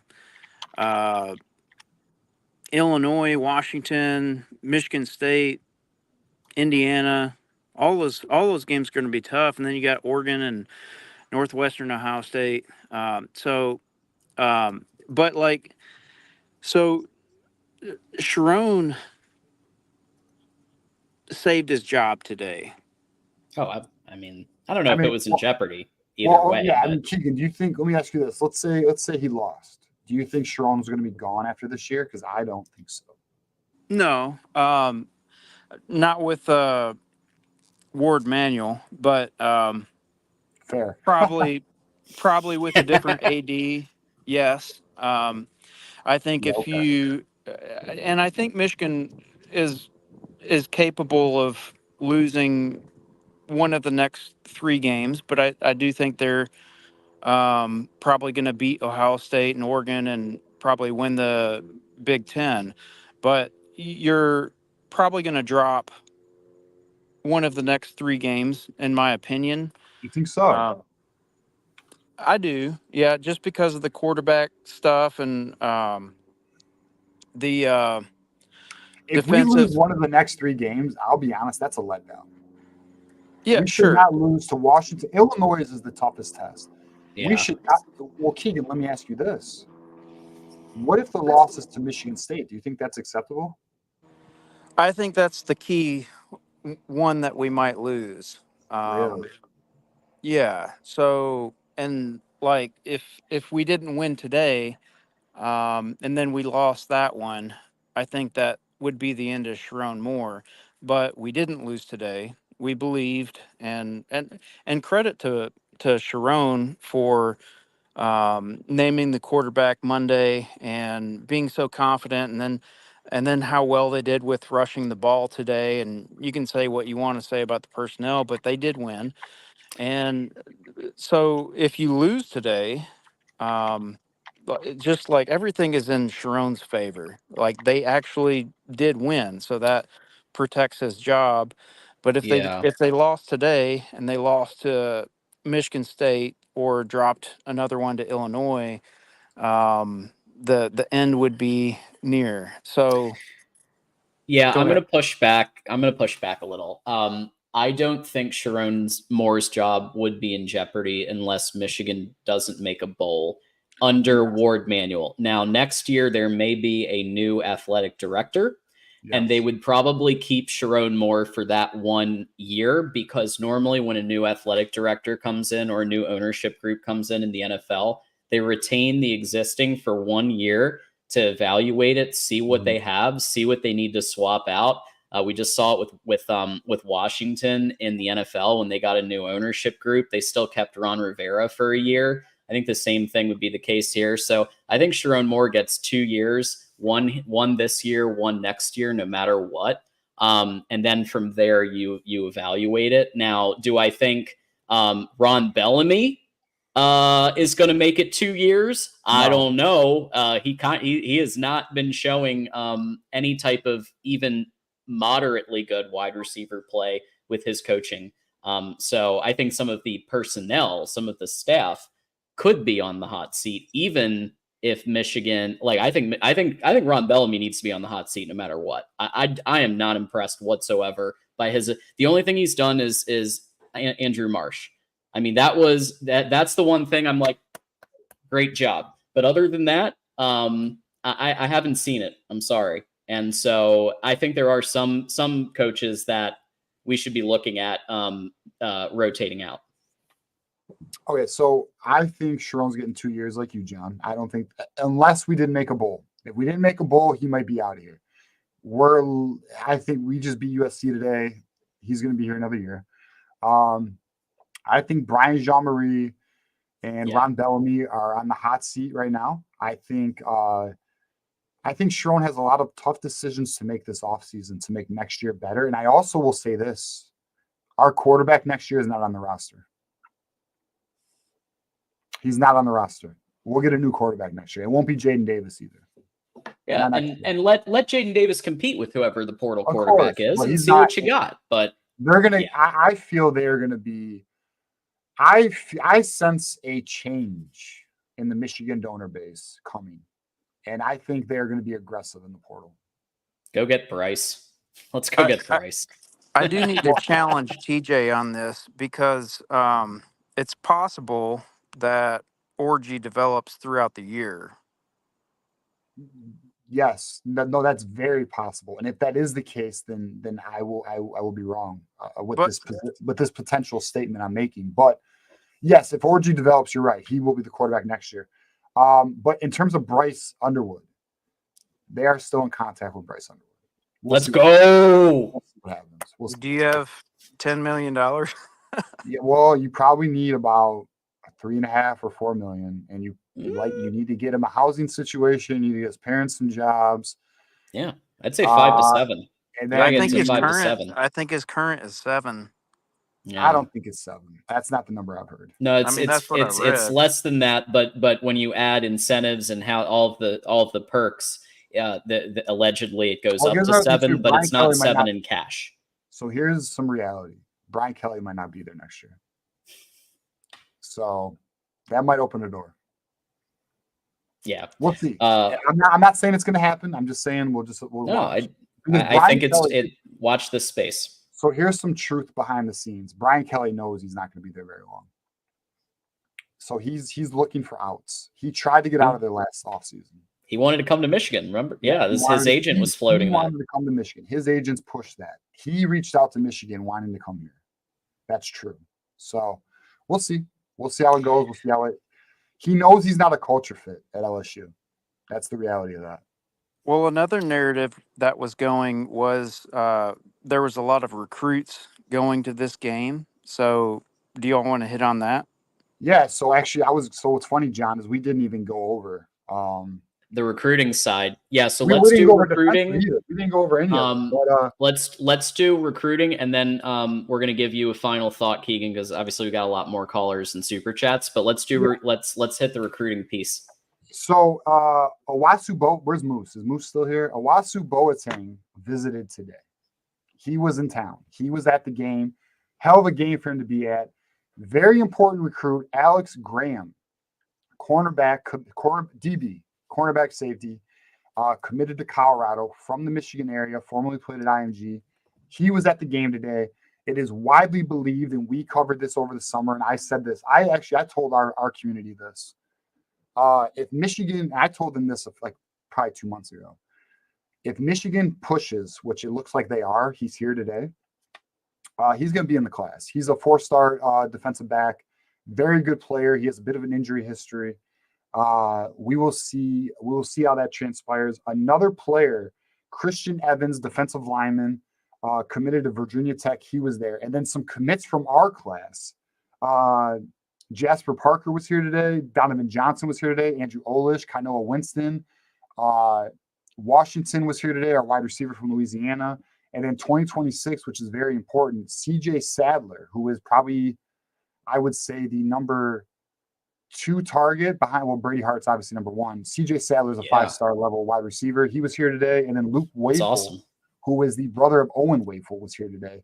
And that one's looking very positive as well. Major recruiting weekend, good game and good victory for those recruits to see. I'll tell you that. So my goal is actually, because we kind of haven't done recruiting in a while, John. I think what I want to start doing on our Tuesday show is covering recruits who are going to be coming to the games. It's been quiet, but I think there's a little bit of steam picking up now. Yeah, let's do a recruiting segment on Tuesday with the people coming to the games. Absolutely. And then, John, how about Babaloa? I don't know. Hey, negotiations are going on. To be continued. Michigan winning this game is a big fucking deal. It don't hurt. We'll say that. It don't hurt. Keegan, give us a final thought. Yeah, that was a must win. I'm thinking maybe 10-2, win the Big Ten, beat Ohio State. I think we might drop one in the next 3 or 4 weeks. I don't like that attitude. Well, do you like that over us losing to Ohio State and losing the Big Ten championship? I'll say this. Illinois is the team that we need to – I think we can take Washington. I think if we're looking at the schedule here, I think Minnesota's fine. I think Washington, I think we got those. I think we do. Illinois. We got to be aware of Illinois. All right. Keegan, thanks for stopping by, man. Go Blue. Enjoy the celebration. All right. Go Blue, guys. Thanks for taking my call. Absolutely. All right. So let's hit a couple more super chats, and then we've got a nice lineup of callers. So let's go to, we've got a couple interesting ones. Nick's got another one coming up. James with the 5 was really disappointed that Grant got stripped on that fumble recovery. I think those guys need to work on a bit of ball protection. Yeah, I wanted Michigan. I was like, holy shit, the defense is coming up with a big fumble recovery here, and then gave it right back. Yeah, I mean, look, here's the reality. Those boys do not carry the rock very often. They probably don't even know what 5 points of pressure even means. Yeah, I mean, let's just say in the film review, he's going to get a lot of heat from his coaches and his teammates. Yeah, I mean, it was a letdown, but at the end of the day, it worked out. Absolutely. Steve with the 5. Why do they keep switching out different receivers? How can you get connections going? Tired of seeing O'Leary. You know what I think? All right, so I thought about that as well. I think they're just trying to find guys who can make plays. Yeah, I agree. I think they're still trying to see what they have. Yeah, they're looking for answers is what's happening. Because where's Tyler Morris? Samaj Morgan is... he's okay. Like he does have playmaker potential, but he's not consistent enough, you know. We don't have an X solution. Is it Fred Moore? Is it O'Leary? Is it I don't know. Is it they were putting Marlon Klein there? I don't know. Work to be determined on that. Yeah, I mean the really only one that you've seen do anything is Fred Moore, and then they've been doing the kind of gadget stuff with Samaj, which has had not really much effectiveness. That's what Samaj is officially a gadget player at this moment. Yeah. But also, let me also just qualify and say he also has a quarterback who's not he's limited. He has a quarterback who is limited. So it also hurts the receiving potential here. Yeah, that's why it's really, really important that they call pass plays for Orgy in a bunch of different ways. Your short yardage, your mid-range, and yes, the occasional first down deep shot to keep, at the very least, keep defenses honest and maybe draw a flag, right? And hopefully 1 out of 3 or 1 out of 4 connects. And then you have something where you're putting it on film, and at least a defense has to worry about it when you're playing Oregon, when you're playing Ohio State. They at least have to factor it in. You don't hit on any of them, or you don't even try, then they're just going to load 9 in the box, and you're going to have to figure it out from there. So hopefully Minnesota provides that opportunity. Orgy, yeah. So Nick here has brought us down. We are only $19 away. So if we don't get it, we're ending in about an hour. So we're 19 away from going a fifth hour. I think we'll And get if it. you want to go it even longer, then it's 119. So give us your super chats, give us your memberships. If you want to keep this thing going all night, you can do that. The show is in your hands, how long you want to make it. So Nick with the always comes in the clutch with these. Go get Rocco Becht with infinite cocaine, huge bag. Hey, whatever it takes, right? Whatever it takes. Just win, baby. So with that said, we've got Troy on the line, Troy Wilbert. And so Troy, thanks for joining us. YouTube member, I believe, too. Thanks for coming by. Yes. Go Blue, fellas. What's up, Big Troy? Go Blue. Man, I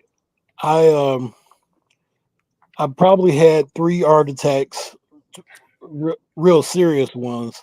Yeah. The minor ones, I think woke me back up. There are so many things that I was excited about in the first half, and in the second half, those when the heart attacks really started.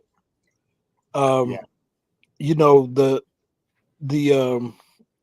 corners that didn't have any other responsibility but to follow on that score, to follow the receiver, and then he stopped, and the safety coming over late and not even hitting the receiver as y'all had mentioned, that really ticked me off.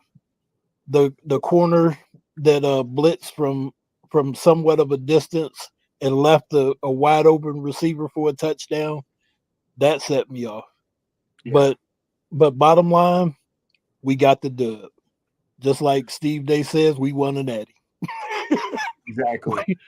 Yeah, he does say that, doesn't he? Yeah. There's a lot to be grateful for in this win, because to be as one-dimensional as we are today, we won, and that's incredible in my mind.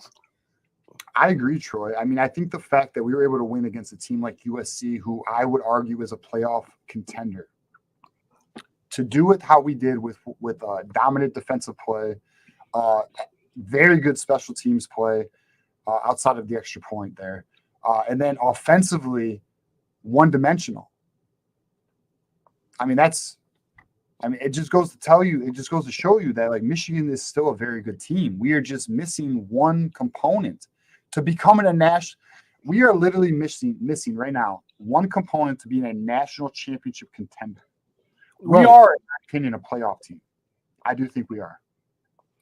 Right. Now, if the both of you can look me in the eye through this picture here and tell me that you didn't think that at one point we were going to have to put Warren in, fourth quarter. Yes, I did. In the fourth quarter. Yes, I did. For a minute in the fourth. Yep. I'll agree. Yes. And that's what makes me think that this run might not be sustainable as it is. Just thinking that Orgy is the stopgap. Tuttle or Warren, we're going to need them at some point during this season, because I'm going to tell you something. Orgy, I think one of you mentioned it earlier, he is going to be beat up by mid-season. He's a big, strong kid, and he will not slide. Right. Yeah, that's on Kirk. He's running like right now, is what he's running like. I agree with you. I think that's why I mentioned Jack Tuttle earlier. I mean, at some point, like our defense, if our defense does not come to play, if our defense has an off day, we're in trouble.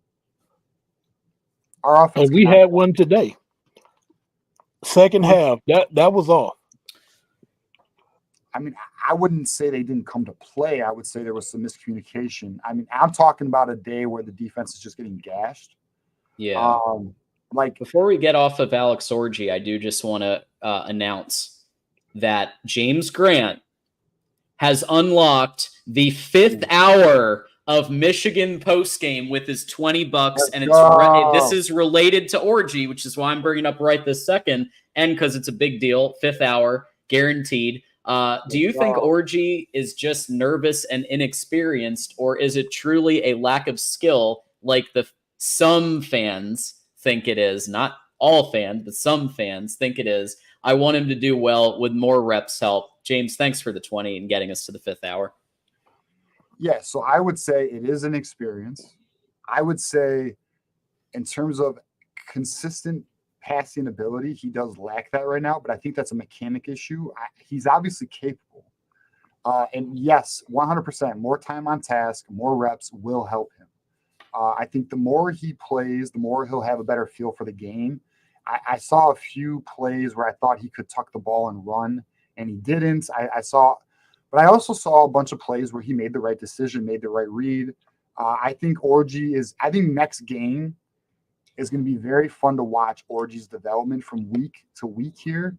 I think we need to really watch that. I think Orgy can win us games, but I'll be real, only passing for, what was it? 32 yards. Yeah. It could get tough.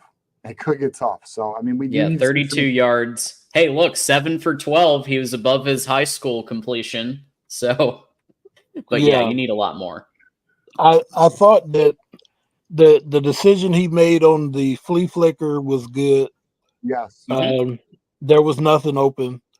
On the one pass where Morgan is running wide open, butt naked, when they showed basically an all 22 shot of the receivers going out, he had nobody within 10 yards, 10, 15 yards of him. I think the pocket was probably collapsing on him a little too quick for him to even see him. But it's been something that everybody's been talking about all day.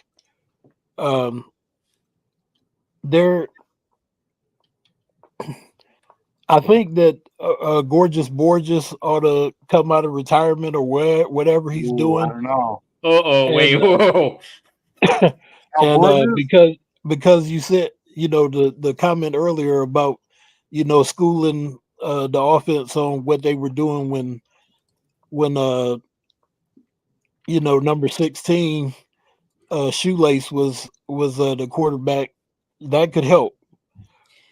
I think Borges needs to stick to Michigan Insider. That's funny. Well, I mean, but at least he has some experience with an athlete of that sort at quarterback or whatever. It's just a thought. He can give him a few counters, Sure. But yeah.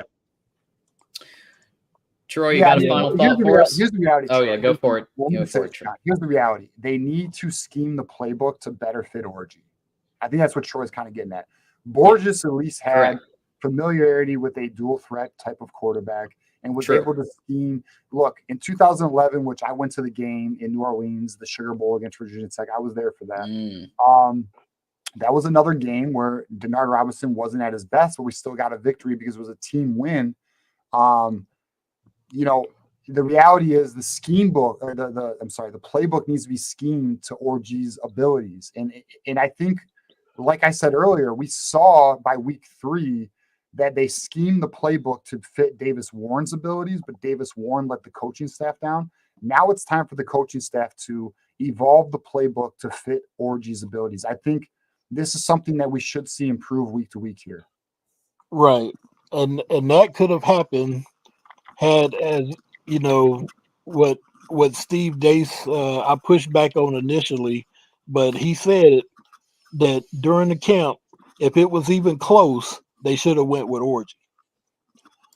And that might be bearing itself out to be true right now. We don't know, but it would have been better for him to have 3 games under his belt rather. Right You're now, not wrong. You're not wrong, and we all of us on Michigan Wolverines Live said Orgy should be QB1. But then when Davis, that last week of practice, he had the high 80s completion, and apparently Orgy was throwing a couple That's of what they picks. say, You John. know, I apparently. don't Yeah, know. that's That's what why I they said said. apparently, Yeah. because that's all. That's only what we heard, and Right. it sounded like there might be a little smoke, a little fake smoke going on there. But at the end of the day, we called for Orgy because his legs and his ability to, like, we thought that he'd be able to do what he did today. But maybe a little more passing. But remember, Colston wasn't there. And so I think if Colston's there, you're at least looking at, like, I'd say 75 passing yards, not 33. You know, because Colston adds that extra it factor in the X. He adds that extra it factor in the tight end options. At 6'5", I've been saying it all day. And he gets separation better than some wide receivers that are out there, including some on Michigan's team. So yeah, I mean, I think if Colston is back next week, expect more pass concepts for Orgy. Expect another shot at a Fred Moore deep shot, or an Amarian Walker deep shot, or a somebody deep shot, because they got to try. They got to try. Defenses have to factor it in a little. And right now they're not afraid, because he hasn't hit on one. But he almost did with Fred Moore. So they need to be focusing on that in practice. They need to be running those routes. They need to be hitting on these things so that defenses do have to at least worry about it a little bit. Yeah. Agreed. Agree. Y'all have a great show. And thanks, man. Thank you, Troy. All right. Take care. Appreciate it, man. Go Blue. Go Blue. All right.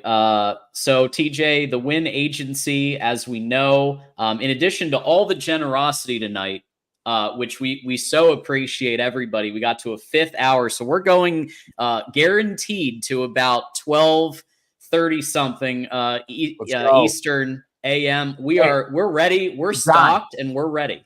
Hey, John, that's it. I think we got a 6th hour. I think the community can get us to a 6th hour today. I think we could go 6th. I want new goals. You know, just like Michigan's hitting new goals this year. You know, beating USC. I'm ready to hit a 6th hour for the first time. Hey, listen, I said to somebody in chat, I said, look, I don't have anything till the afternoon tomorrow. I'm going to hang out and watch some NFL, but that's not till the afternoon. I got nothing in the morning, so we could keep rolling as long as you guys want to donate. We will be here.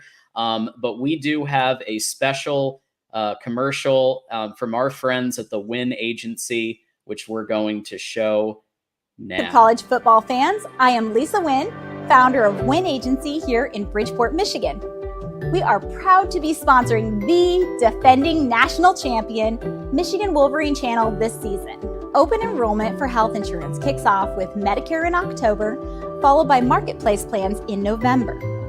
Our website is winagency.com. Feel free to take a look and reach out to us for tailored quotes. We can assist with marketplace, Medicare, and group health insurance plans. If you're a rival fan suffering from emotional damage from the past few seasons, chances are we serve your area too.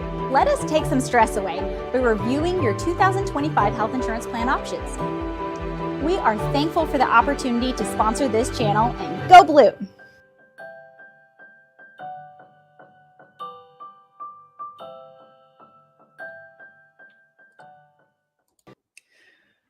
Yeah, I think the fact that they are looking out for our emotionally damaged rivals just shows the integrity of Win Agency. And I think anyone who's looking for a health insurance plan needs to go to their website, enter your information, find out your pricing, and definitely reach out to them, because the fact that they're willing to look out for the rivals just shows the integrity of that company, in my opinion. I agree. And with all that said, and thank you to the Win Agency, let's go to our next caller. We got Mike, who's been waiting patiently. And Mike, how we doing tonight? Go Blue. Go Blue. Much better than last year.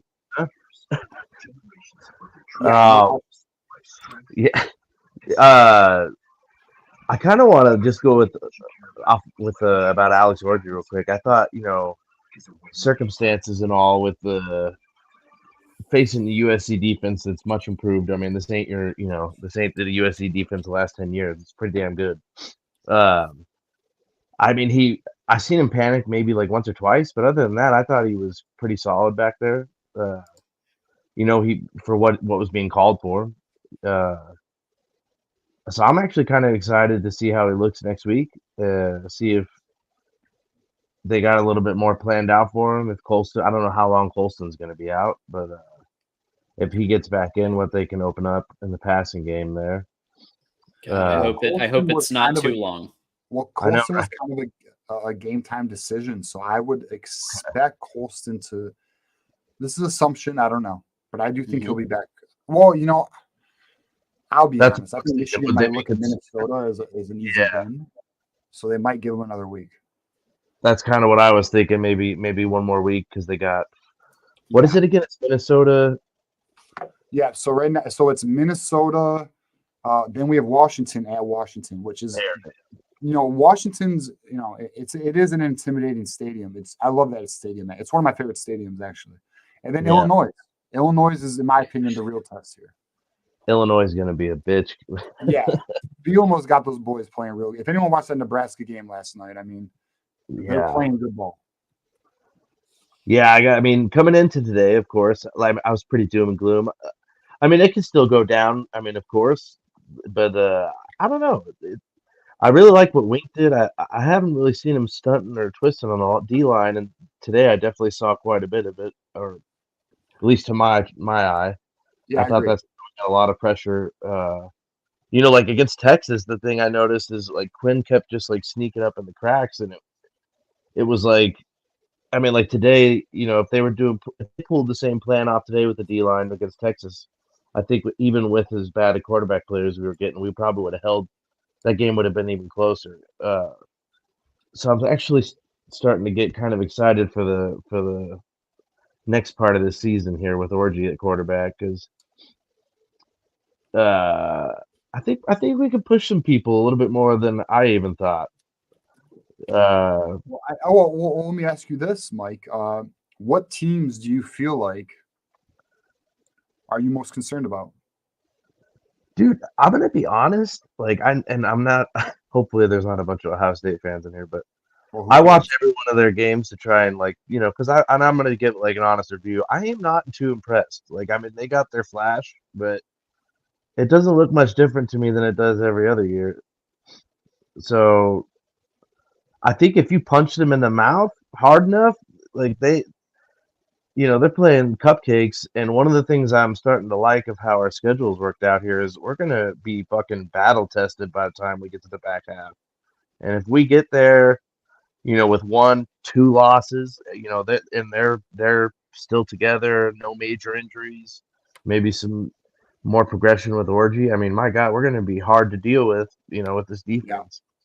Well, if we look at the schedule, right, in my opinion, and I agree with you, we should be battle tested by the time we play Oregon, which is November 2nd. So that gives us Minnesota should win, Washington should win, Illinois is a good test. Yep. Michigan State should win. We should, in my opinion, we should go 4-0 though. I really do think so. And I don't think Oregon's impressive right now. I don't either. I'll tell you this though. I think Indiana's stingy as shit though. I'll be honest. I think Kurt Signetti. If people don't know I know it's Indiana. If you don't know, pay attention to Kurt Signetti at Indiana. He's got a fire under their ass right now. That team is a competitive ass team. Yeah. I've been catching a few of their games early. They're going to be a tough one. Yeah. I don't even know what to say about it with the Orgy stuff. I didn't see anything too crazy. Nothing that I didn't expect from him. But I really want. I just want everybody to remember, this is a huge game. It's USC, and it's his first start. Huge. Yeah, it wasn't great. I get it, and he was a little off on a few throws, but what did they really give him to really let loose? You know what I mean? And again, we've talked this over and over with the wide receivers, but who does he have to throw the fucking ball to? That's busted wide open. Detective Loki points this out, and I agree. I'm feeling this here. He's a member too. $5, 32 passing yards, 2 fumbles, and a missed extra point leads to a ranked win, the funniest Michigan win of my lifetime. which Totally. speaks to the orgy thing that you were talking about. But yeah, it was some win. Yeah, I mean, that's kind of the wild part about it, though, right? Like, if Kenny G doesn't think he's a running back and just falls on that ball, Listen, I mean, he listen, may win by 14 points here, maybe 20. I mean, that's what's crazy about it. listen, KG chased down a Yeah. running back. He thought he was a running back. Yeah, I know, right? Hey, I'm not gonna lie. If I didn't start fucking cheering for his big Me ass when he too. got I was going. like, go. I thought he was going to take I really thought he was going to take it. So And then I the, thought he was going to throw that dude to the ground. And I was like, oh, shit, man. And it Dude. was a fumble. It was a fumble. I mean, Clear, people were like, dude. oh, it wasn't a fumble. It was. It was a fumble. He was holding that ball like a loaf of bread at the supermarket, son.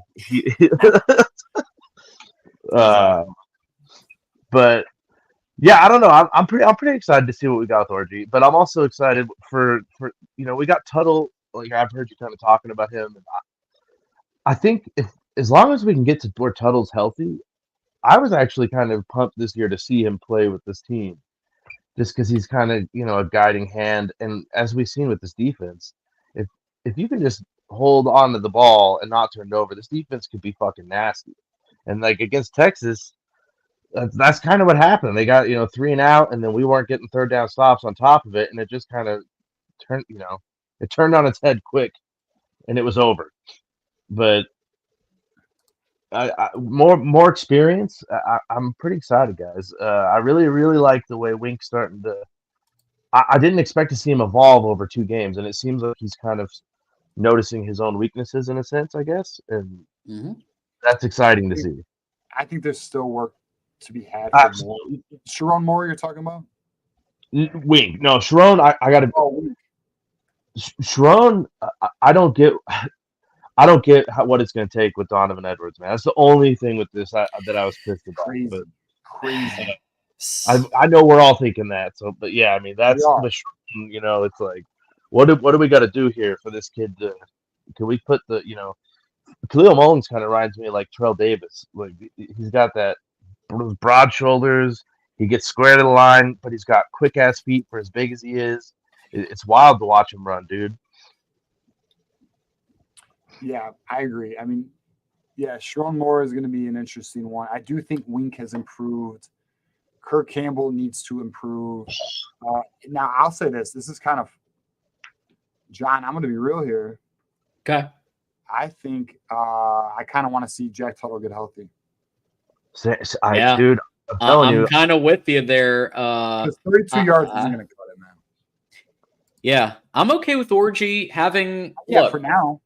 For now, and I'll hold out a little hope, because if he can get the pass go, we have to again come back to the fact that Deanson Lynn did a fantastic job today. He's done a fantastic job taking USC's defense from absolute dog shit to a semi-decent defense in one off season, and they were covering quite well. So I would like to see what Orgy can do against Minnesota.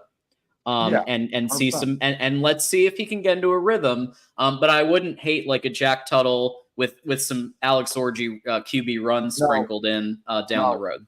Do not give me a dual quarterback system. Yeah, I was going to say they're not going to not play Alex Orgy at all. That's unrealistic. All right, how about this? Let's just be real here. Let Alex Orgy play it out. But if we don't get improvement, I need more than 32 yards, Agree. Yep. If we don't get improvement from that, then we might want to think about Jack Tuttle. But I mean, I think we have everything we need off as a team. There's 2 issues right now. Quarterback, wide receiver. Yeah. These are the issues. Now, is wide receiver worse because of the quarterback? Is the quarterback worse because of the wide receivers? To be determined. But I do think Tuttle might give us the best chance to have a balance. I'm actually, what's funny, because Keith is like, oh, I'm Team Orgy now. I think I'm actually starting to become more Team Tuttle. Well, he's kind of sneaky athletic, isn't he? I mean, I remember seeing him pull some. He can run. Yeah, he has mobility. He has mobility, but he's definitely a better passer. And I need somebody who can make a defense honest. Now, I'm not anti-Orgy, and I do want to see what he does in Minnesota. Yeah. But like, I will say, like 32 yards, guys. Yeah. Yeah, I'm yeah, team it's wait. rough. I'm team wait and see. It was his first start against the right a team. very That's the right solid team. defensive coordinator. John's right. You're right. I'm just saying, like, If he shits if we get 32 pass yards against Minnesota, then I'm with you. okay, that's fair. That's fair. At I that think point, John's in the right spot. quarterback. Let's ask. So Elisha is asking. So let's go to the defense for a bit. Okay. Do you all think Quentin Johnson, who did have 4 solo tackles and 1 assist, will he finish the season a starter? I don't think so, but I think Wesley Walker is probably going to get the start. And Yeah. actually, to be honest, though, Rod Moore is going to he's going to eventually. yeah, Word when he's is back Rod healthy, Moore- he gets it. Yeah, November is his target month. Oh So shit! we'll see. But no, I don't think so. And like, where is Quentin Johnson? I don't hear his name. I don't see him making plays. Yeah. Yeah. I mean, Yeah, today it was very limited. It was just 4 solos and 1 assist. And yeah, I saw him a little bit. I saw 28. I saw him a little bit, but like, no, nowhere near what he needs to be an impact player on this team. Hey, update. Michigan State lost. Fuck yeah! 23-19 to Boston College. I mean, there's 23 seconds left in the game, at least what I'm looking at. And we also had someone in the chat mention this. Take that, little brother. Take that. Yeah. So linebackers. Do you think there's any chance for improvement, or are we going to keep watching Jayshon Barham miss tackles by like 3 yards? 100% there's room for improvement. I would argue Houseman was improved today. He looked much better today. Yeah. Barham, he's new to the system. He's athletically gifted. He was PFF's #1 linebacker last year. He has potential to be much better. But I would say, if we want to be optimistic, Jimmy Roeder looked fucking fantastic today. And we have another linebacker who we haven't really seen much of, is Cole Sullivan. He's going to be a guy. So I actually think okay, but we'll see. Yeah, I've been waiting on just because there's a lot of callers behind. Can you give us a final thought for us and kind of your thoughts on the game? Final thought. I think that Orgy kind of holds on to the steering wheel here for a couple weeks. Tuttle gets back in. Go Blue, go, and we're still going to kick the shit out of Ohio State. So how about that? Go Blue. Let's go. Go Blue beat Ohio. And speaking of that, before we bring on, I know, Adam, you've been chomping at the bit, and we will get to you very, very, very soon. Real quick, I do want to update everybody. The Kenneth Grant tracker. We are now 340 subscribers away from catching third base Ryan Day and the Ohio State Voice of College Football channel. So if you haven't done it yet, just hit that subscribe button. It just takes a second. It's free. Hit the like button, hit the subscribe button. What have you been doing to beat that's the big motto. What are you doing to beat Ohio State today? Here's a really easy way to fulfill that for the day. Hit the subscribe button. Tell all your friends to hit the subscribe button. Tell all your family to hit the subscribe button. Tell your Uncle Howard to hit the subscribe button so that we can catch and beat Ohio State Voice of College Football channel.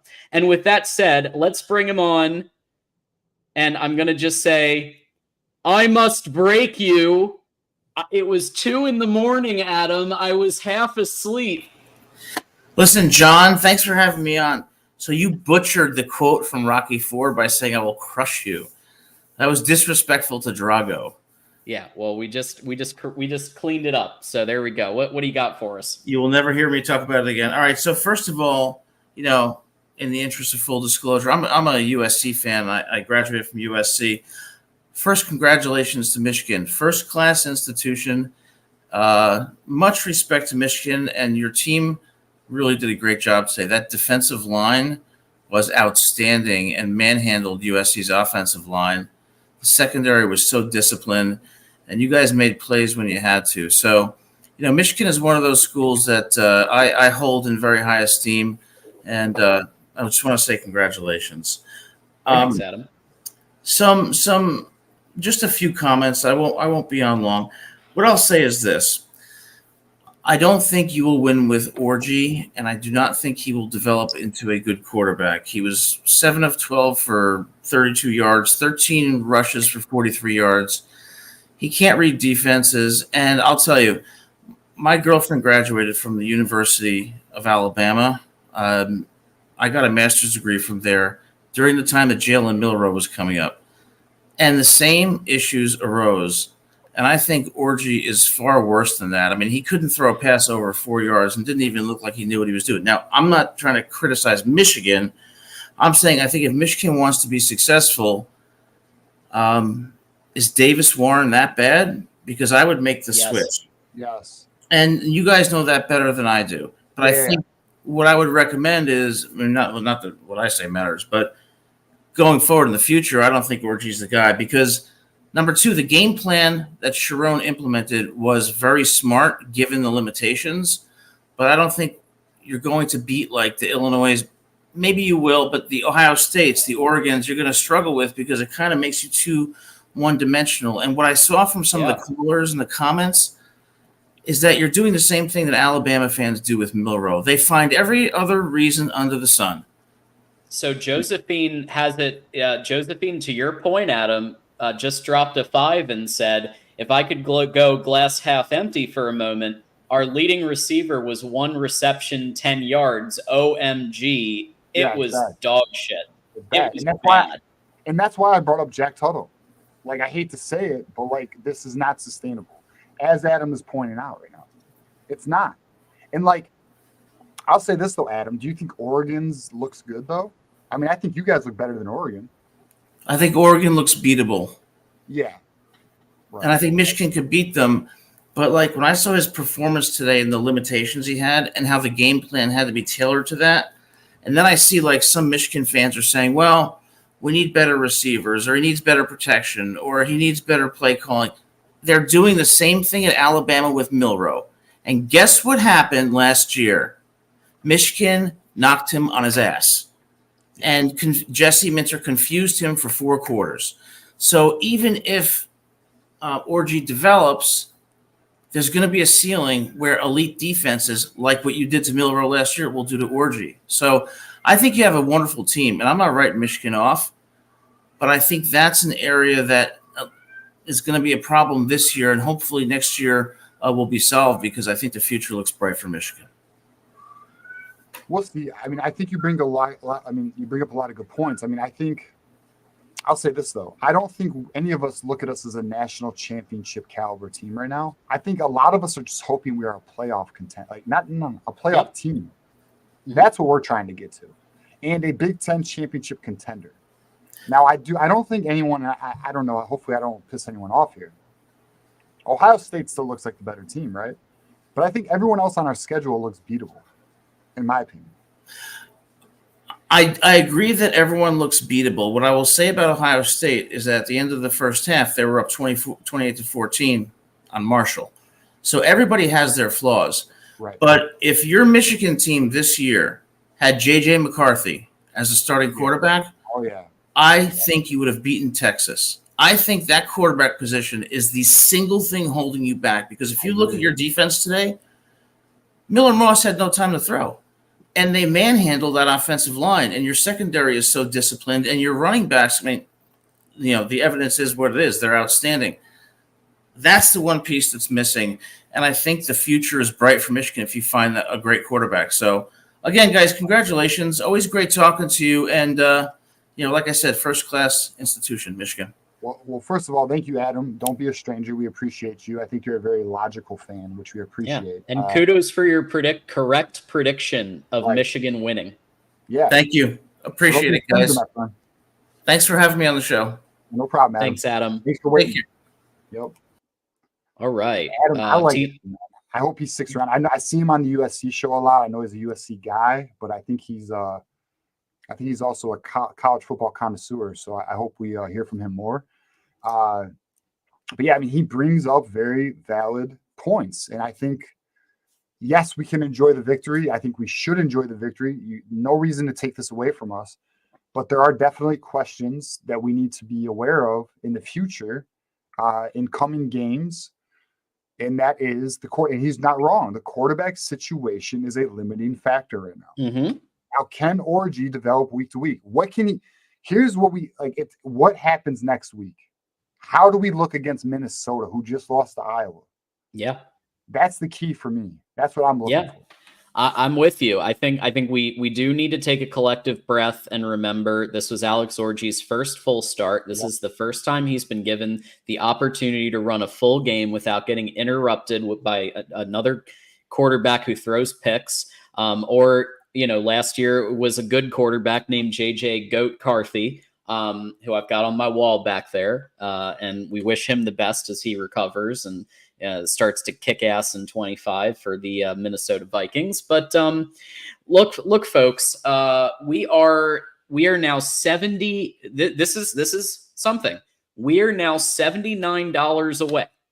We're guaranteed to go 5 hours, so we still got another hour and 20 minutes. But we are $79 away from a record-breaking 6th hour of the show. So everybody, if you want to super chat, if you want to give a couple of memberships to people, that's a great way to do it, because that's $5 or $25 towards the total right there. And then 1 to 5 people get gifted memberships, and then they get to use the emojis. So that's really fun. You do super stickers. You can do a lot of things to help us get there. But the rod, of course, one of our reasonable Buckeyes. We have when it comes to non-Michigan Ohio State topics, Rod and I get along very well. When it comes to Michigan Ohio State, we butt heads a lot, but he's a good dude.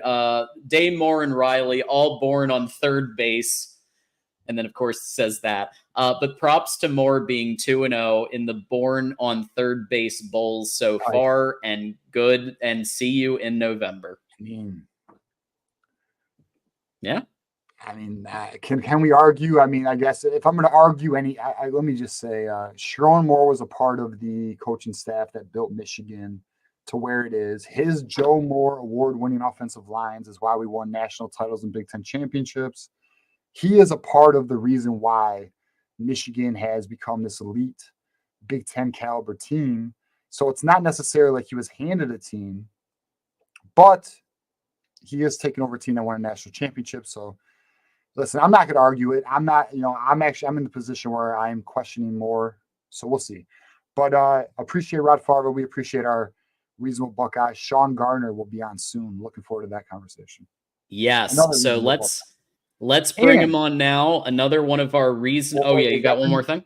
Is Evan next? No, Sean was next. I think he popped off for a second, so they flipped. But well, let me just say this. So an update. We are officially 340 away from the Ohio State channel. Yes. We have 8,122 subscribers. Shout out to everybody who has subscribed to the channel. We are, look at John. 340. John, I don't know how you, all right. So anyone who doesn't know, John is the best in the business at multitasking and producing a show. He does so much behind the scenes that you guys don't even know. And he blows my mind. Like this graphic has been updated while running a show. And here we are, 340 away from Ohio State. Shout out to my partner and teammate, John. Look at us. So anyone who is unsubscribed, please subscribe to the channel. We greatly appreciate it. We are trying to catch OSU. There's no reason they should be above us in anything. We're the all-time win leader. We are the best university in college football. We know this. So there's no reason we should not be the best channel in the voice of college football. Let's make it happen. And let's do it, and let's beat Ohio, and let's bring him on, our buddy Sean Garner. I'm curious to see what your thoughts are on today's events. Welcome back, Sean.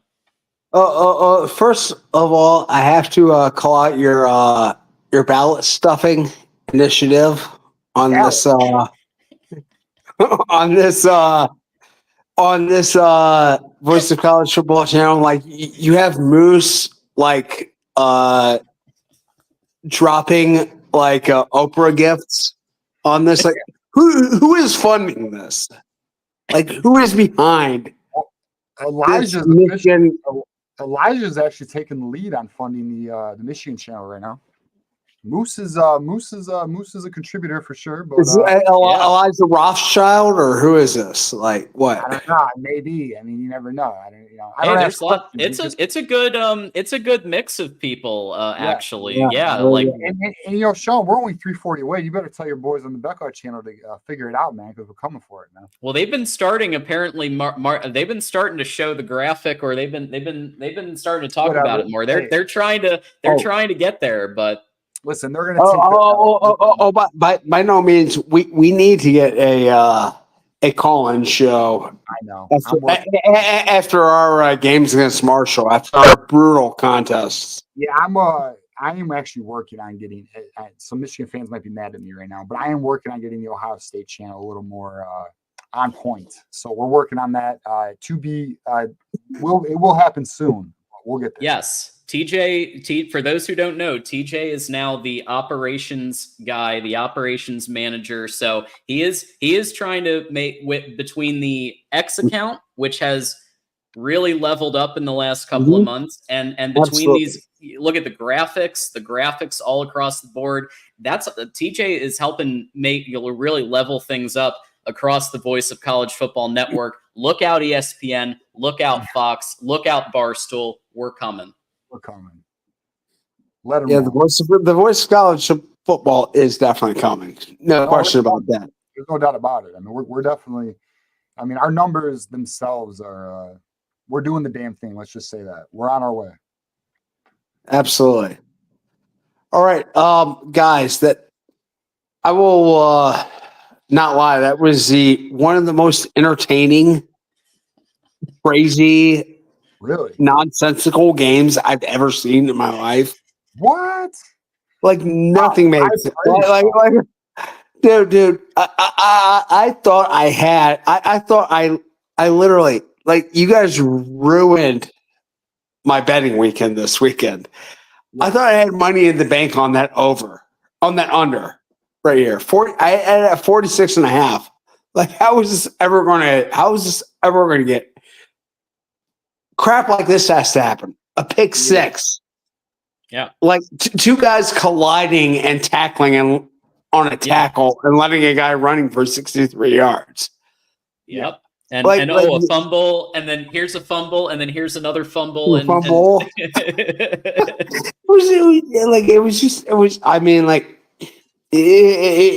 was a nutty game. It reminded me in some like parallel universe of the Rich Rod, Charlie Weiss days back, or Rich Rod early, back in the late aughts, early 2010s. Like it's just like 50 points is what would happen. Yeah. But it was like the inverse of that. That's just like I'm saying. It's like the absolute opposite of this. It's like weird stuff is going to happen that makes somehow the end result make no sense. Like, okay, I mean, yeah, it was like a team throws for 32 yards in a game in 2024 and wins. Yeah, how's that? And I formation using fullbacks. It was we were giving our homage to early 1900s football. Yeah, absolutely. I was very proud of today's victory. Mm-hmm. Yeah. Yeah. So, all right. Well, let me ask you this, Sean, as an Ohio State fan. Go ahead. What do you think of today's game? What do you think of Michigan today? I mean, like, in all honesty, even though you won, I almost thought less of you at the end of the day than I did before. Like, I think this Michigan defense, if this defensive line can't like absolutely destroy a game, the rest of the defense is in trouble. And the offense can't make up for it. Will probably not reliably be able to make up for it anyway. I mean, the first half right now, like this Michigan defensive line, like Graham Grant, Josiah Stewart just freaking owned this game. Whenever USC had the ball, it was just like, you might as well just punt right now. I mean, Josiah Stewart impressed the shit out of me today. Like, way that he dominated that left tackle all game was just like a thing of beauty. And I think this is going to be how it's going to be for Michigan the rest of the year. When Michigan can destroy the front on the defensive side of the football, that defense will look phenomenal, fantastic. You know, if they can't, and USC made some adjustments, like they made some changes in their protections because they knew they couldn't man up and block you guys. There are some vulnerabilities on the back end of this defense. I mean, like, you know, I mean, like that. Yeah, we have some miscommunication issues on the back end of the defense right now. Yeah, I don't disagree. I mean, again, like as I stated, if our defense does not come to play, it could be not a good day. I mean, it's just kind of where we are right now. I mean, the offense is not going to win games. I mean, I do think Khalil Mullins can win us games. Yes. I think the offensive line can do a good enough job for Khalil Mullins. But the defense plus Mullins, we're one-dimensional. It's just where we are right now. Yeah. Yeah, Minnesota is so important for us. Like we need a cup. I mean, I don't want to call them a complete cupcake, but we need a game where passing attempts can be completed without the amount of coverage that like a USC or a Texas is going to do.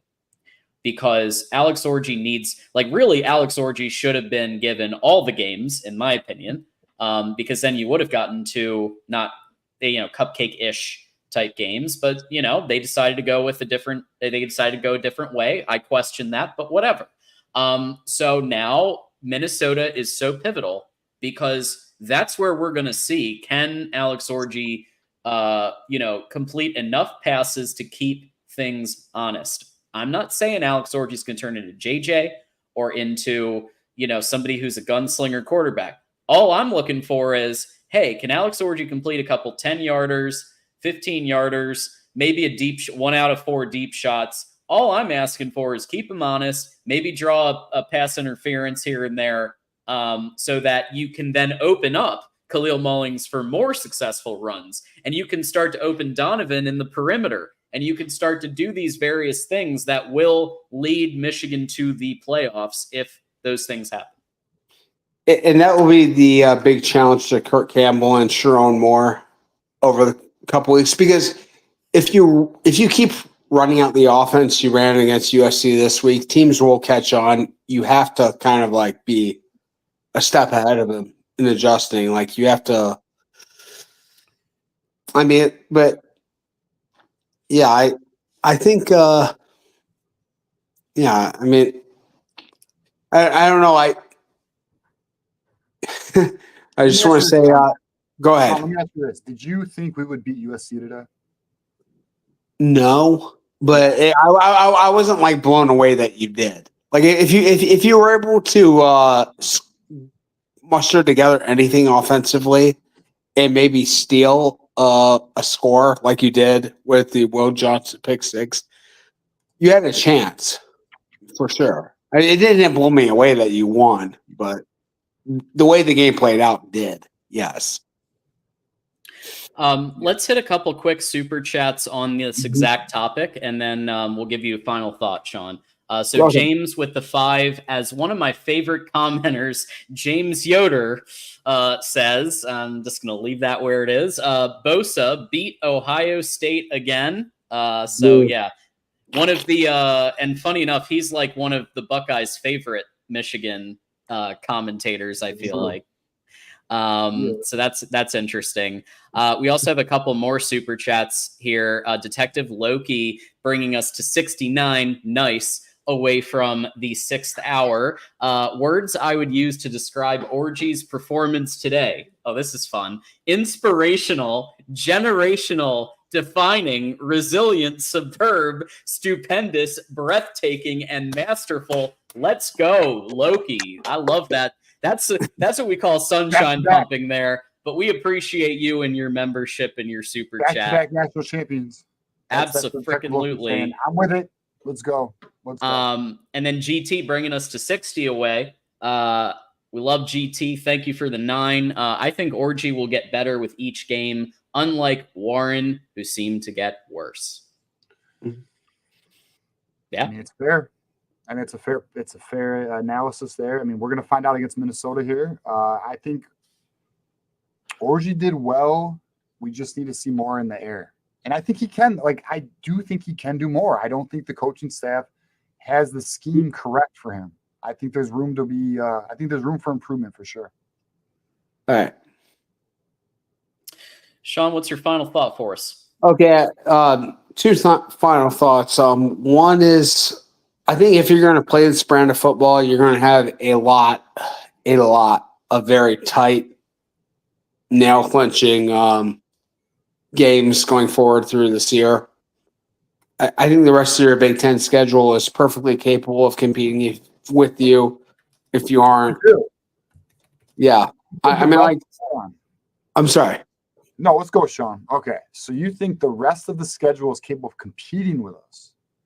So Pretty you think much, Minnesota's going to be a tough matchup next week? It very well could be. I mean, like, if you're going to perform offensively at this level, I mean, like some of the touchdowns USC gave up today, I actually don't think a lot of the Big Ten teams would give up. I felt like some of those were schematic and technical deficiencies that aren't typical of Big Ten teams. I do. Yeah. Minnesota sucks, man. I'm sorry. I don't think Minnesota's very good. I think They suck because they don't have high-end talent, but they'll be in the right position. Sorry. If Daniel House is watching this, we respect Minnesota and the Golden Gophers, and it's going to be a great game. I like PJ next Saturday. PJ, row the boat. Is that Dan? Is that Dan's actual last name? Daniel House. Yeah, he's from the Gophers guru who's coming on Tuesday night. Nice.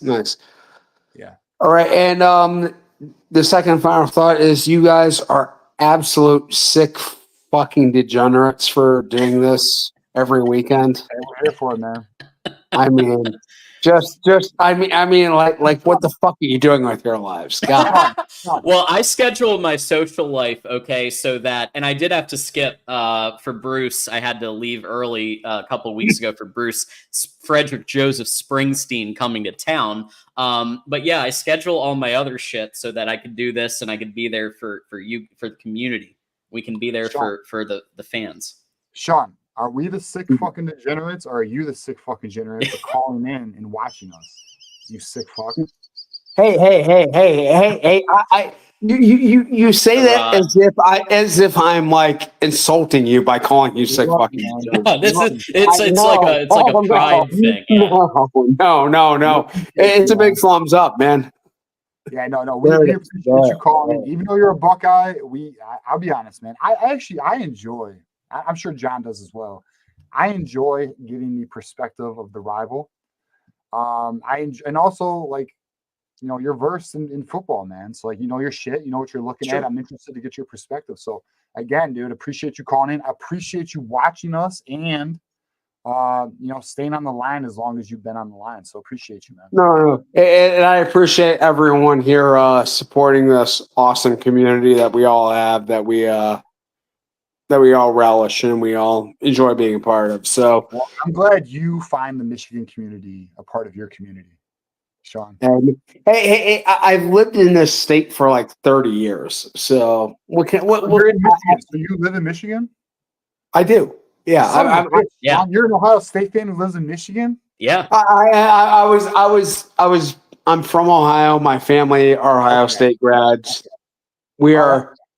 But I'm really, really, really far removed from the stench of the Ann Arbor community. I'm on the west side of the state, right there. Okay. Yeah. My neighbor's from every time I travel down like 96 or 94, I like have to plug my nose. Okay. All right. Fair enough, man. I'm not mad. I'm not mad, Sean. Take care, guys. If any of you guys are ever in the Grand Rapids area, just hit me up anytime. Absolutely. I'm sure I'll be there to see a game at some point soon. So yeah, we'll do that. Take care. Later. Go blue, my friend. Yes, go blue. We live in Michigan. That son of a bitch. I didn't even know. Yeah.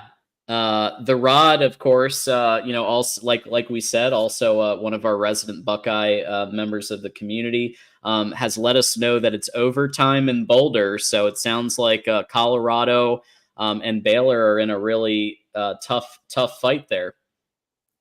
Yeah, I got the game on right now. I think it's 31-31. So we'll see where it goes. I can't believe it's already 11:30, John, but we're going to keep going here. Yeah. We have another hour for sure. We are 60 away from a 6th hour. Can we do it? I hope so. I'd like to hit a new record. So we'll see what the community can do for us here. We're going to keep going. We have one more call on the line. So if anyone wants to call in, I think John, here, I'll throw it in there right now. Yeah. This is the link. This is the link to the call in. Give us a call. We're here to talk some ball. And then John, you take it away on the social media here. Yeah, so as you can see, if you aren't following the Voice of College Football Network on Twix, definitely do so. TJ and the gang have been in the lab working on this, and you could see it's really come together. And the first thing that's promoted coming October 29th to an Amazon website near you is Disputed National Champions, College Football's Historic 1990s Reset. And it's authored by the man himself. He's been working on this for quite some time, and it's coming out in a month. Mark Rogers, Voice of College Football. So that's very exciting because this is one of his big topics. If you listen to his shows, on the off season especially, he likes to talk about disputed national champions in the various decades. And so he is going to be talking about the 1990s and kind of what led up to that reset. Very exciting. And I've been waiting for this book for a while. And so it's coming very soon to Amazon. So Disputed National Champions, y'all. Yeah. That cover is fire, by the way. Absolutely. Yeah, so we'll be getting you the link and all of that as it comes available. Josephine, absolutely. Mark Rogers, the living legend. So let me check our. Yeah, so we're up to speed there. So yeah, we still need $60 to get to a 6th hour, but we are going guaranteed until about 12:38 a.m. Eastern. So guaranteed one more hour. You guys can make it even longer, and we're willing to go all night. So we're here, we're ready. We've stocked up. We knew it was going to be a long night, and we were ready for it. So we've stocked up. And Michael Newman bringing it down to 55 to go. What do you think the right carry split is for? This is a really good question for Donovan, Mullings, Hall, and Orgy. Okay, so for Mullings, I want to see 15 to 20 carries. For Donovan, I want to see 5 to 10 carries. For Hall, I'd like to see about 5 carries. And then Orgy can probably stay around 10 to 15 carries. I would like to see Orgy get about 12 to 17 pass attempts right now. Mm-hmm. That's kind of where I'm at with it. Because I just don't think Orgy can do anything more than, I don't think more than 15 is beneficial for our team. Now, it may be dependent on the opponent, but I just feel like they need to put Orgy in the slot. And I feel like they need to give Ben Hall. I think if Ben Hall had the same opportunities as Donovan Edwards, he would produce better. I really do believe that. I just don't think Donovan Edwards is effective. Listen, you could look at his stat line, 74 yards, 5.4 or 5.3 average. That's actually good. But I think Ben Hall is better. I'll be honest. Yeah, I'm going to say I'm with you, except for Dono, 2 to 3 carries and then 5 to 10 receptions because I want to see him more in the slot. It's very clear that Samaj Morgan is just not quite getting it done to be the only slot receiver. Right. And I could see Donovan being put in that position to rotate out with Samaj and have them both taking that role. And Donovan can be utilized with reverses, with end arounds, with and hell, he can throw the football. So in a game against Oregon, in a game against Ohio State, Donovan Edwards can pass the football. So there are opportunities to utilize his talent. But definitely, I don't think it's being the feature behind, in the A gap running through. Yeah, I just don't he's see not a it. between the tackles runner. He's just not. Now, can he do it from time to time? Yeah, but don't make it his role. That's not his role. That's the reality of Edwards. Like, he is an offensive weapon. Use him properly. So we'll see what the boys do. Well, guess what? Oh, Yeah, guess what, John?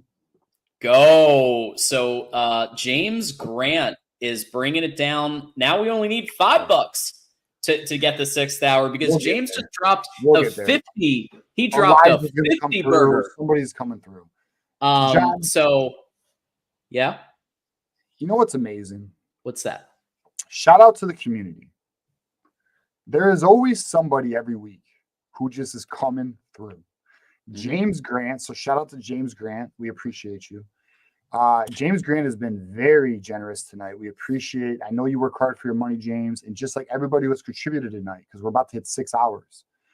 Thank you, everybody who has been generous enough to contribute to the channel, help us continue on this show, continue doing this call-in show, and GT just put us over the top. So shout out to GT. But we gotta answer James Grant's question. But I just want to say thank you to everybody who is a part of this. And even if you don't financially contribute, I want to also thank everybody just watching, whether it be from YouTube, X, Twitch. We appreciate that. Everybody who's liked the video, shared the video, our moderators who we appreciate. Thank you, everybody, because it is 11:43 at night. You are here with us tonight. We do not take that for granted. We do not take your contributions for granted. We know you work hard for your money. So our goal is to bring you the best possible show we can bring you. And I hope we are achieving that. And even if we are achieving that, we are not settling. We will continue to make this show even better. So shout out to you guys. Thank you very much. I think I speak for John here when I say you guys make this far more enjoyable. And we're going to keep bringing that heat. So thank you. Yes. Hashtag never satisfied. So we are going to continue to upgrade and continue to get better. I've upgraded my setup.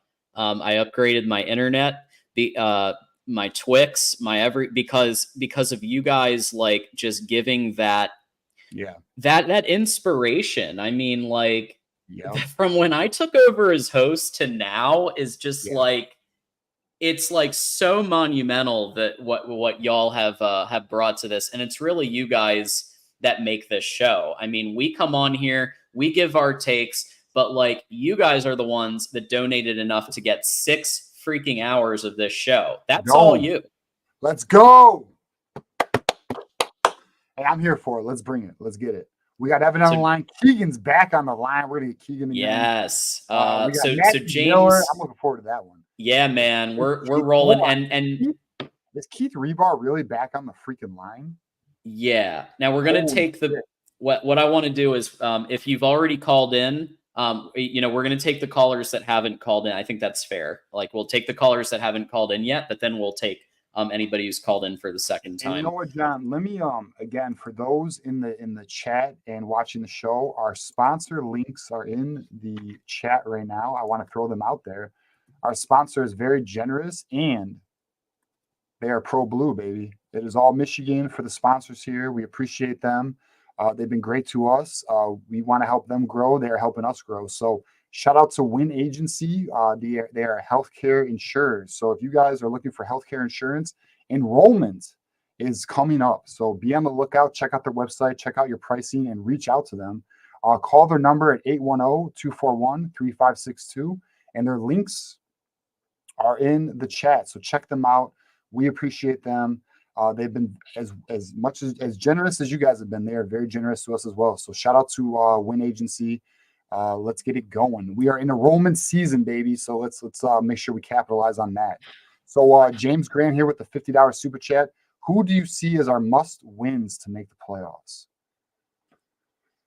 So the reality is, John, and I'll let you answer after. We have to win every game. If we don't win Minnesota, that's a problem. So what has to happen, though? You're probably asking, what are the teams that we can lose to Ohio State and still make the playoffs? I'll say that. We have to win every game. Because here's how I think the playoff committee could look at us.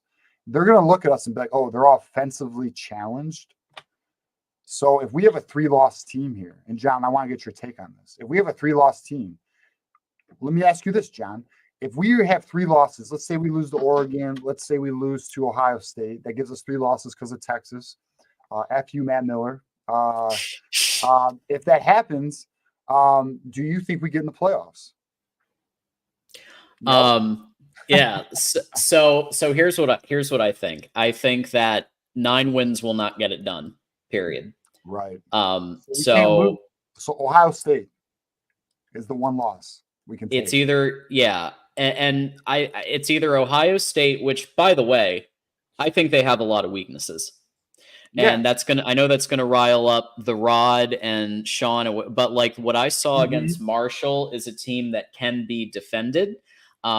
Jeremiah Smith is a freshman and he makes freshman mistakes, and he's the feature back other than Igbuka. So there's I think you need to, like, there's probably gonna be 1 more loss. It may be Oregon, it may be Ohio State, it may be someone else, but you gotta have 10-2. But I think that this win tonight was a big freaking deal to getting to the playoff contention. So I don't think 9-3 is going to cut it with the teams that are in contention for it. You got to go 10-2 or 11-1, and it's possible. So I think Colorado just beat Baylor. How about that? Under review, but the fans are rushing the field right now, so I don't have the volume on. But it's wouldn't that be funny? Wouldn't that be funny if they rush the field and then they call it back? Well, it's under review, but it looks like he fumbled the ball before he crossed the goal line. Oh no! So Colorado looks like. Oh man, Colorado. I think they won. They recovered the ball in the end zone. Oh no, they didn't. But I think they won. We'll find out. I'll keep everybody updated here. I'm sure. Okay. Yeah. So B-Dub reviewing the play right now. Watch this space. Dude, I love college football, man. This is what I mean. Like we have a game on right now at 11:48 right now. There's a bunch of games. There's a few games on right now. This is what makes this so great. Like this is what makes it different from the NFL. You know. Absolutely. GT $5 super chat. Let's make history. We just did. Yeah, we did. College football 6-hour call-in show, John. 6 hours, and it just keeps going from there because Michael Newman with the 10, and Michael's been given some donations too. With the 10 there, why do you think this staff, great question, why do you think the staff seems reluctant to pass the reins to Mullings? I hear Dono just needs carries to get going, but Mullings seems like he makes the most of each touch. Michael, that's the question of the night. Yeah, no, that is without question the question. Why is Donovan Edwards getting more opportunities than Khalil Mullings, who is doing more with less? Why? We see it, you see it, I see it, John sees it, GT sees it, Josephine Tracy sees it. Yep. Everybody sees it. B-Dub sees it. Rod Farva sees it. Ohio State fan, he sees that. Why is it that Sharon Moore is forcing Donovan Edwards down our throats? I don't know. Now, what John's take was, they must have promised him something. And I do agree with that. And what I mean by that is, Blake Corum got the ball last year, and Donovan Edwards had to take a back seat. I do believe, and I think John agrees, they told Donovan Edwards, it's your year. This is your team. This is your year. Well, the reality is it's Khalil Mullings because it's his job. And they need to accept that and not hurt the team. Hopefully, we don't run into a position here where their stubbornness causes us a loss because they want to keep forcing Donovan Edwards. Because the reality is, and I'll say this too, John, what do you think about this? I think if they ran Donovan or Khalil Mullings more, some of those offensive drives would not have stalled, and we may have scored more. Yeah, there were a couple of 3rd and 4s Right. And like situations where if Donovan had not been the back and it was Khalil Mullings, that those could have been converted. And I think there were about 2 or 3 scenarios at least that happened exactly like that, where Donovan was not able to get it done. And Khalil Mullings is just able to make plays happen and make yards happen when they're needed. And if you need 3, he gives you 4, and if you need 1, he gives you 2, and like that's the type of feature back that you need. And by the way, TJ, I think Ben Hall can also have that ability. I do. I don't know yet, and obviously we haven't seen enough, but I think he could be number 2 in that particular area. I actually think, and I'll you may agree with me here, John. Khalil Mullings, Ben Hall is more effective than Khalil Mullings, Donovan Edwards. Donovan Edwards needs to be used as a weapon. That does not mean take him off the field. It means utilize him to put him in the best position possible to make him as effective as possible. That means putting him in the slot. That means occasional carries. That means using him as a weapon. Like, why limit Donovan Edwards? We know he has the X factor. But the problem is, like some callers have brought up, he is a lottery ticket. So to depend on him to get you consistent yardage is dangerous. When Khalil Mullings seems to do more with less, right? So we'll see. I mean, Minnesota, it's funny, John. We say this every week, and I think this is going to be a trend. We're going to get more answers with Minnesota, because we have a lot of questions that still need to be answered.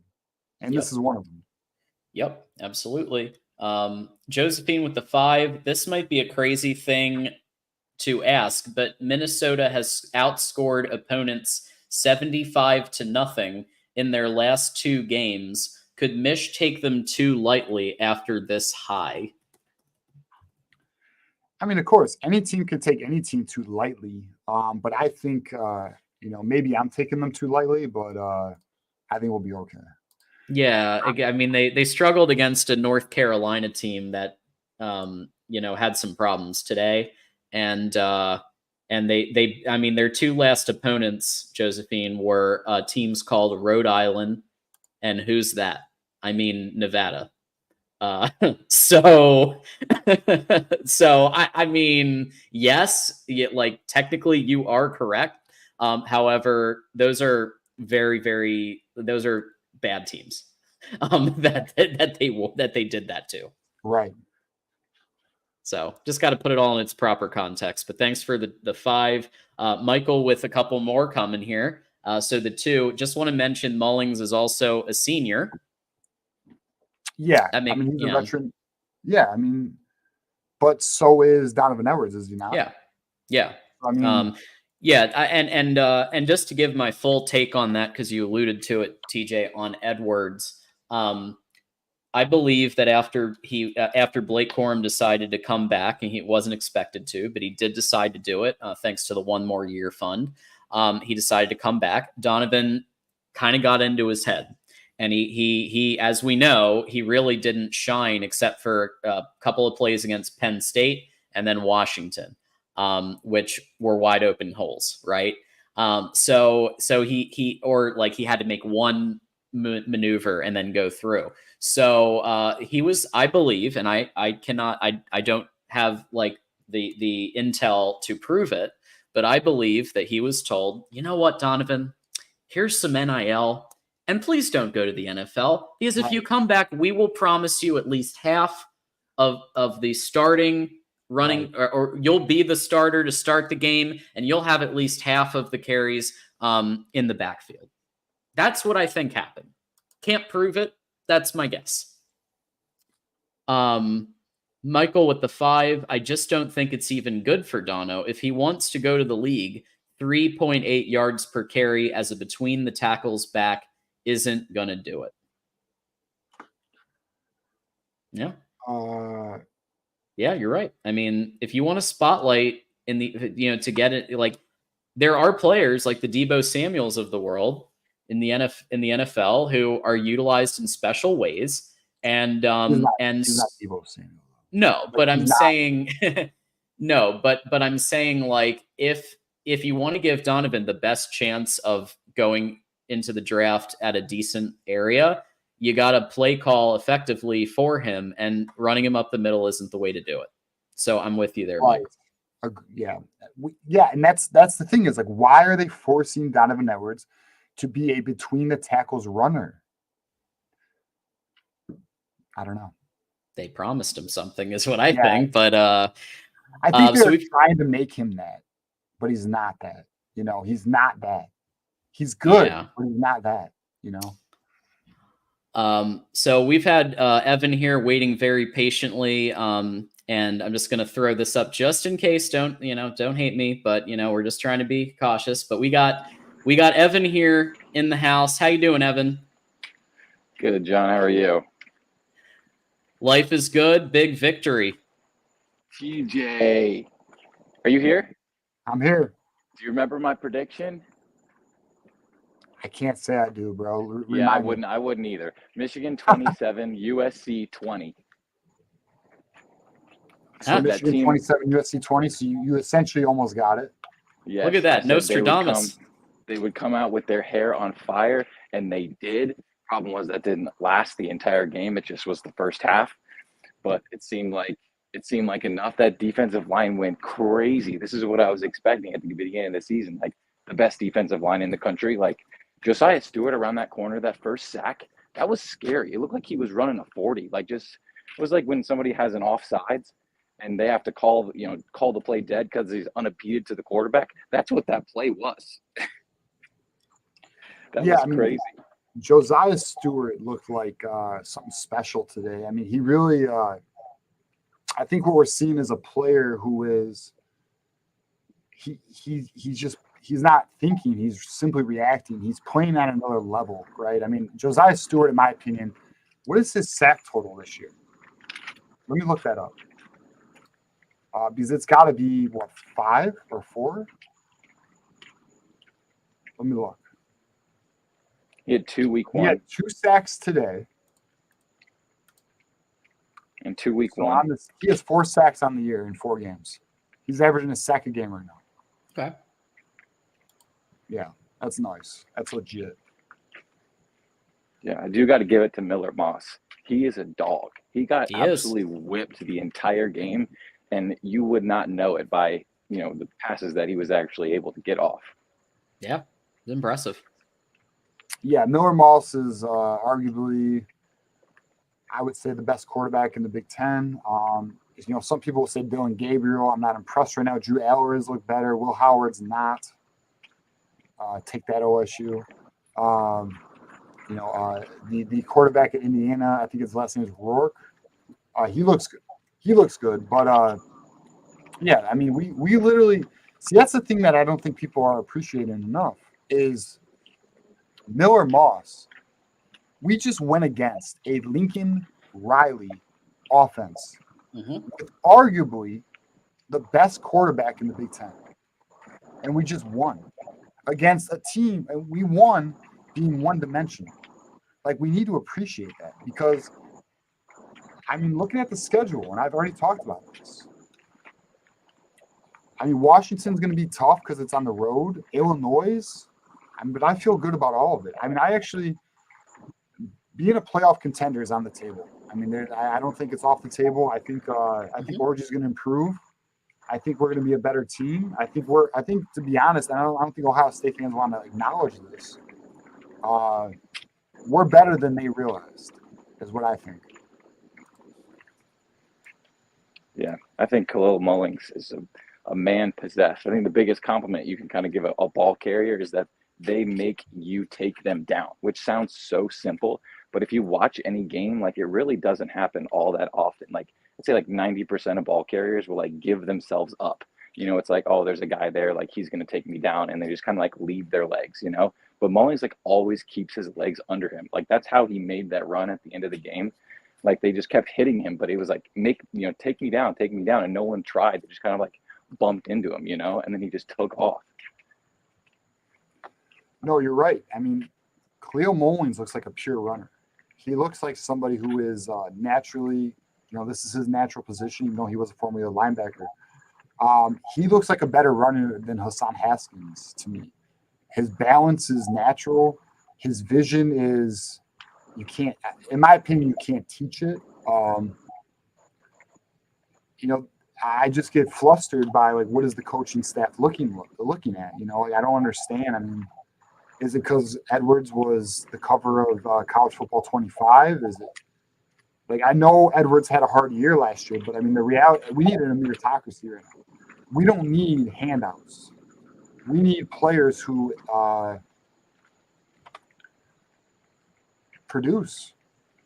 Like the end, and that's where we are. If you don't produce, you're out. Yep. Khalil, all right, Edwards produces, but not to the level of Khalil Mullins. So like they need to really make that adjustment. Yeah, I think Orgy, like I think he played decently. Obviously, the passing was a little off. That one crosser to Klein was behind, which he was open enough that if he had a good pass, it would have been completed. But I think whenever he should never be, you got to manage his carries overall, but I don't think he should be handing the ball off too many times, like where it's just a simple, run to the running back. I think there always has to be a read on there, because if he can't be, a dynamic passer, then him being that extra runner, has to be accounted for. Yep. Yeah, I mean, I don't disagree with that. I mean, but I mean, that's what are we going to see from this week to next week, though? Like, what is the evolution of the scheme going to be from Michigan to Minnesota, right? Like, do we see Orgy become more balanced? I mean, like, why are they not doing more crossing routes? Why is all right? So, like, for example, when Davis Warren played against Arkansas State, we saw Davis Warren rolling out to the right more, and he looked natural. I think Alex Orgy looks kind of natural rolling out to the right. Now, can he be accurate to be determined? The pass to Marlon Klein was behind him, but even so, you would think that our wide receivers could get a step, right? I mean, we'll see. I mean, I think again, game one of the Alex Orgy era, the result is good. Work to be had, though. Room for improvement, no question. Yeah, I think for crossing routes, like there was a couple of good plays on this this game from it, but I think on that that's like a man route, and if you're as a defense you're facing Orgy, you're going to be mostly zone because you've got to keep your eyes on the quarterback.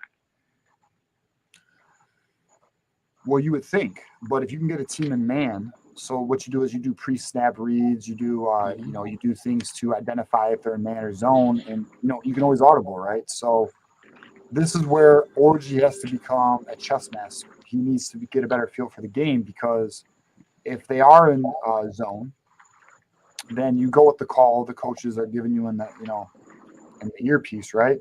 Now, if you identify that they're in man or you can audible out of it, this is where Orgy has to evolve as a quarterback, right? So hopefully, I don't know, we don't know this, but hopefully the coaching staff gives him the leeway to make adjustments at the line of scrimmage.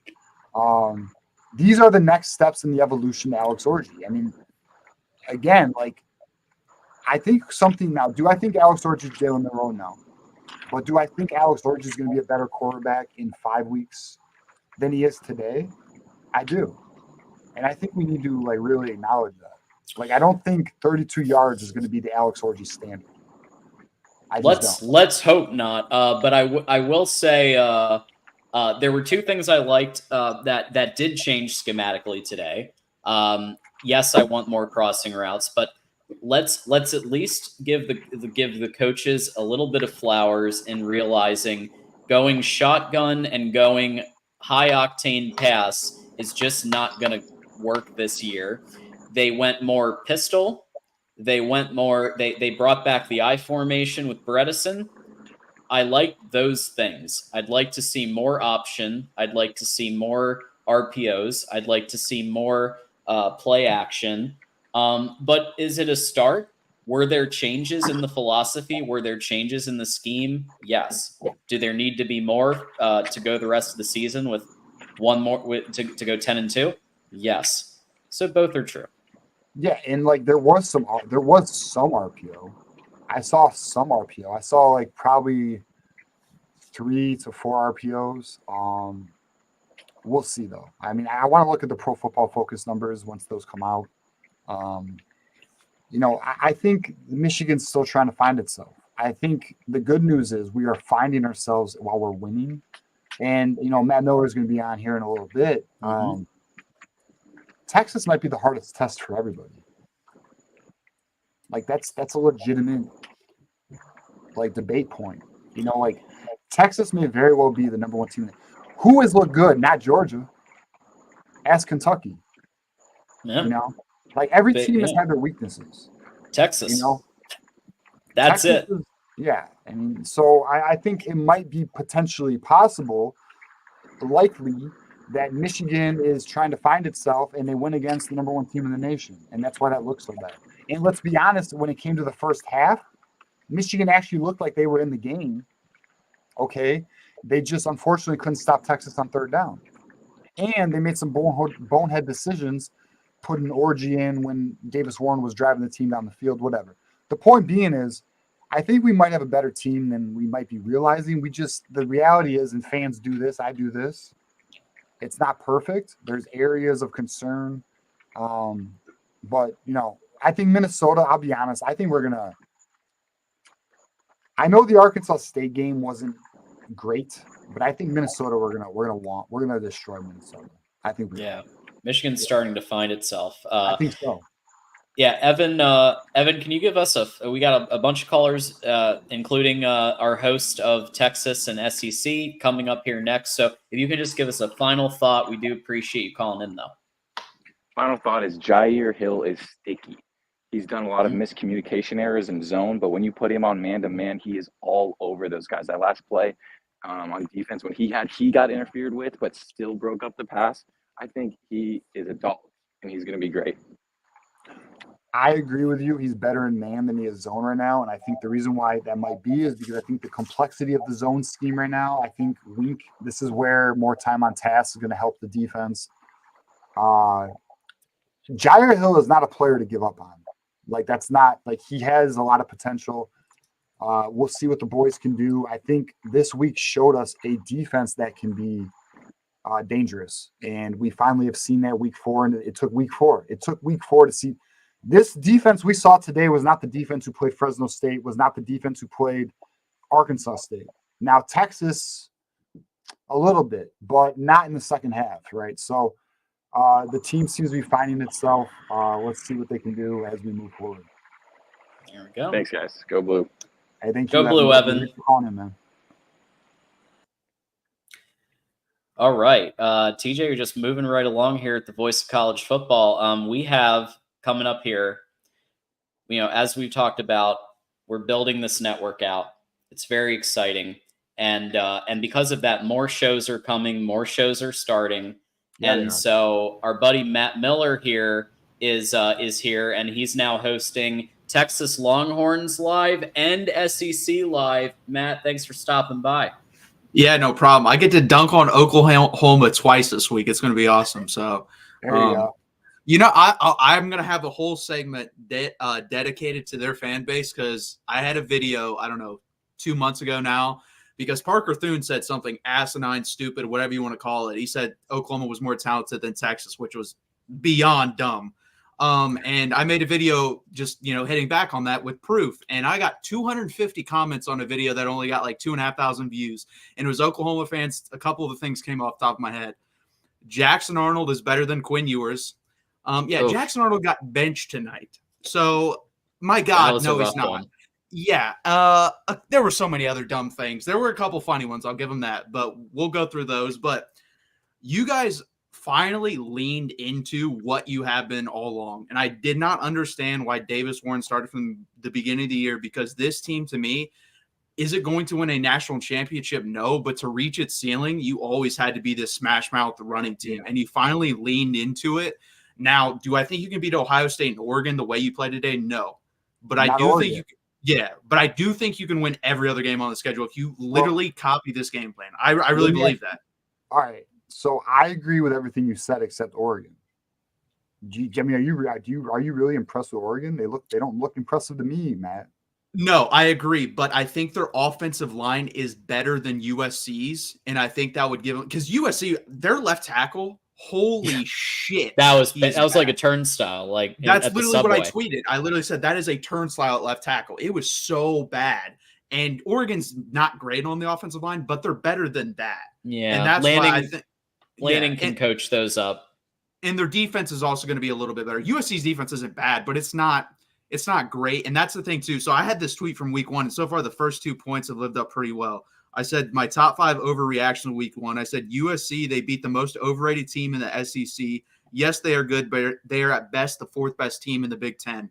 Number 2, this is for Michigan. Michigan, they will progress more than anyone from week 1 to the end of the year. That was after week 1, and I fully believe both of those points still. I think we saw today, like USC's overrated because I don't know if anyone watched LSU. I said this on the SEC channel.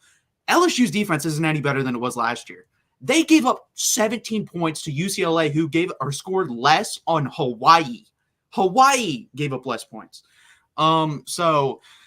But overall, yeah, you guys impressed me a lot. I'm glad, like I said, you finally leaned into it. And I think your worst matchup wise, other than Oregon and Ohio State, is probably Illinois. Like Illinois really impressed me versus Nebraska. I agree. That's going to be a very interesting game. Real quick, I do want to just comment on what you asked about, like why did Davis Warren start? So there's 2 reasons. One, in practice, which, as we know, Main Street and State Street are 2 very different things. So in practice does not always equal games. But in practice, Davis Warren, that last week before game 1, was just it really he won the job according to Sharon Moore and Kurt Campbell with 80, with very good completion percentage.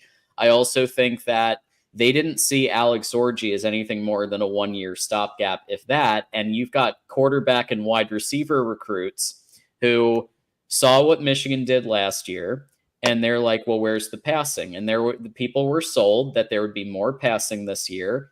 But my argument now is, and TJ's the recruiting guy, but basically that I think that it's more harmful to go 6-6 and throw 3 or 4 picks a game and pass a lot than if you're going 9-3, 10-2, make a playoff, and you're running more. Yeah, I mean, I completely agree with that. And that's the thing too, like if they truly like threw away Alec Orji because of one bad week of practice and Davis Warren had one really good week, that doesn't make any sense to me. That'd be like in school, someone's a straight A student all the way through, and then the last week of school they get Fs, and you're like, oh, they're a worse student than this student who got Fs all the way through, but they got really good grades on their last week. That doesn't make sense. So I think they should have evaluated the whole period of work, and maybe they did. Maybe it was super close, and then that's what got them to Davis Warren. But how long do you know is Colson Loveland out? Should he be back next week? He almost played this week, so I would think maybe next week, but they might just hold him out for another week because of it's Minnesota. I don't anticipate him to be that long. I mean, it was like he almost played this week. That's what I know. Okay. Yeah. I wouldn't hate it if he was on a snap count against Minnesota. I'm okay with that because we desperately need him against the big opponents. Yeah, I haven't really watched much of Washington this year, and they haven't really played anybody yet that, I mean, other than Washington State, who I think is okay. But that should be an interesting game just because it's out in Washington. I know that stadium's like crazy as hell, so that's going to be interesting to watch. But what did you guys think of Ohio State today? I got to ask that because I'm sure you watched. Yeah, first half. In funny. general, but yeah, first half wasn't good. First half funny. Looked like a team that is not impressive. Second half, but see, you know what's funny? Like watching Ohio State for the last few years, they kind of always play to their opponent's competition level for the first half, and then second half, fourth quarter, they just seem to pull away. The talent advantage. They kind of do this lackadaisical shit. I'll tell you this though, and I don't know about you. I'm interested to get your point on this, Matt. I don't think Will Howard's impressive. I completely agree. I don't think Will Howard. I think Ohio State fans, and I know Rob Favre's in the comments. Shout out Rob Favre. Rod will be and calling there's in. That he's next to call in, so he'll be giving his call too to give his take. Shit. He'll probably Yeah, call me out he's here. next. I think Kyle McCords look better than Will Howard. Yeah, I agree. I only watched the first half and I had to do something, but it was basically all screen. Like he didn't really throw anything other than screens. And I understand you're not really going to open up the offense versus Marshall. The thing that would scare me if I'm an Ohio State fan, and I know Rod will say they're missing a couple defensive linemen. Their defensive line was not that good. And that's Marshall. You should be getting pushed. I don't care if that's your second string. There should be push at the point of attack. Right. Their defensive line hasn't been good for a while. They're hoping and wishing for that shit. Yeah. Larry Johnson, their defensive line coach, and they know that. They know that too. Deep Well, down. that's the yeah, they're solid. Like you have pros there for sure, but you don't have a Chase Young, you don't have a Nick Bosa, you don't have a Josiah Stewart. Yeah, you don't. You have Grant or Mason Graham. You have a bunch of C+, B- players, which is fine. But the thing is, they don't really. It's kind of the same thing with the offensive line. The offensive line isn't like great either. It's good, but it's not great. And that's what proved to me today. I knew Texas had a good offensive line, but then watching USC's offensive line versus your defensive front, and then watching our offensive line, it was like completely not. It wasn't even close. Like it was playing two different sports. Those two offensive lines were. So that was awesome to see. But yeah, well, I mean, I'll say this though, Matt. I think our defensive line played far better than what we played against you. But I'll say this: I mean, as it stands, you're probably winning Joe Moore Award. Yeah, right now I don't think it's close. The competition we had was Georgia and LSU's looked terrible, honestly. And then Georgia's looked okay, but they've had a couple injuries, so maybe they can get some guys healthy and then they'll be fine. Will Howard had 520 yards today. Passing? Yeah. What was his? I would love to know what his longest pass in the air was. Oh, wait a minute. I might be. Hold on. I was going to say there's no way. Hold on. I might have. I'm sorry. Because 275. I was looking at season totals, but that's not even true either. It didn't calculate today. So 275, 2 touchdowns, 1 interception, 80% though. I'll give him that. He's been a 60% thrower. But only -2 rushing. That's funny. Yeah. But that's the thing. He's thrown out he's checked down Charlie right now, which is the offense they're running. They're not opening up they're not opening up the playbook. Do they play Iowa next? If they play Iowa, that'll be. Bro, he's a step above Cade McNamara. He's a mobile Cade McNamara, in my opinion. Yeah. That's what Howard. Mobile Cade. I'm sure the Rod is going to have a lot of thoughts about this, but yeah, I mean, I think he's serviceable. He's Kyle McCord with some legs. It's better than what we got. I mean, just to be like, I'm not like he's absolutely better. Yeah, I mean, and I know King's probably not watching, but would I take Will Howard over Alex Orji? Yes, I would. That hurt, didn't it? Yes, I would. But I'm not impressed with Will Howard. I mean, would you take Arch Manning over Alec Orji? Wait, what?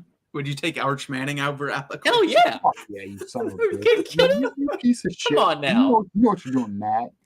Asshole. He actually didn't play that well tonight, which I'm glad, because now the hype will go down of like, oh, he's going to start, which was, I knew I was going to get something like that. I mean, you earned that one, buddy. You earned that one. But I was done with all the fans already saying he should start over Quinn, which is just dumb, because right now Quinn's 5 for 29. Yeah, it wasn't great. I will say he was bombing the hell out of it. His average yards per attempt was like 17 point something. It was crazy. He was just throwing bombs. He's definitely got a stronger arm than Quinn. That's for sure. But I think Quinn right now is probably the best quarterback in college football. I think you're winning the national title, bro. You can't. Come on, it's week. I can't. It's week. What? I mean, just looking at, but you saw Georgia. I mean, who's the competition? Georgia's the competition.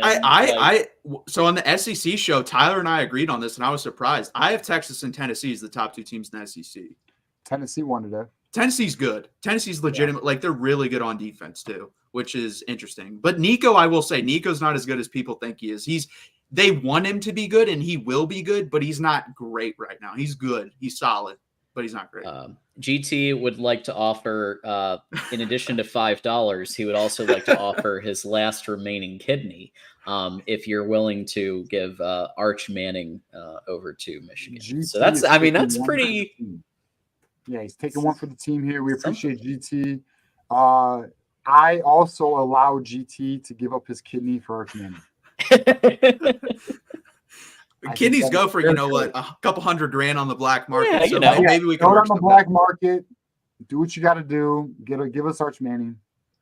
That's how much football means to us. We're willing to sell kidneys. I get it. Yeah, and this thing too, I have no clue. Like, our schedule is so bad. We play Mississippi State next week, who just lost their starting quarterback for the year. So, yeah, we're gonna beat them by a shit ton next week. Mississippi State looks like garbage, bro. Oh, I know, and that was with their starter. He's gone now. So Texas will be favored in their first SEC game, probably by 27. I'm assuming something like that, which is crazy. But yeah. I mean, what's gonna be fun though is that October 19th matchup. Is that Georgia? Yeah, that will be fun. That's the one. Oklahoma, I'm not worried about for you. You're gonna get the Red River rivalry victory there. Florida's not shit, bro. Yeah. Guess what? You have 2 games on the calendar that matter. A&M and Georgia, and Texas A&M. Yeah, and dude, they're not that good. They beat Bowling Green by 8. No, but it's a rivalry game. You know that game. Yeah, I know. But they shouldn't be ranked. That's ridiculous that they're ranked 25th. I know. Yeah, dude, you're in the playoffs. Congratulations. Oh, that I knew, but the national championship got to tone it down just a bit. I think all right. Guess what? I'll call it right now. September 22nd, 12:22 a.m. Texas is in the national championship game. Who are we playing? Shit. Good question. I'll say Alabama.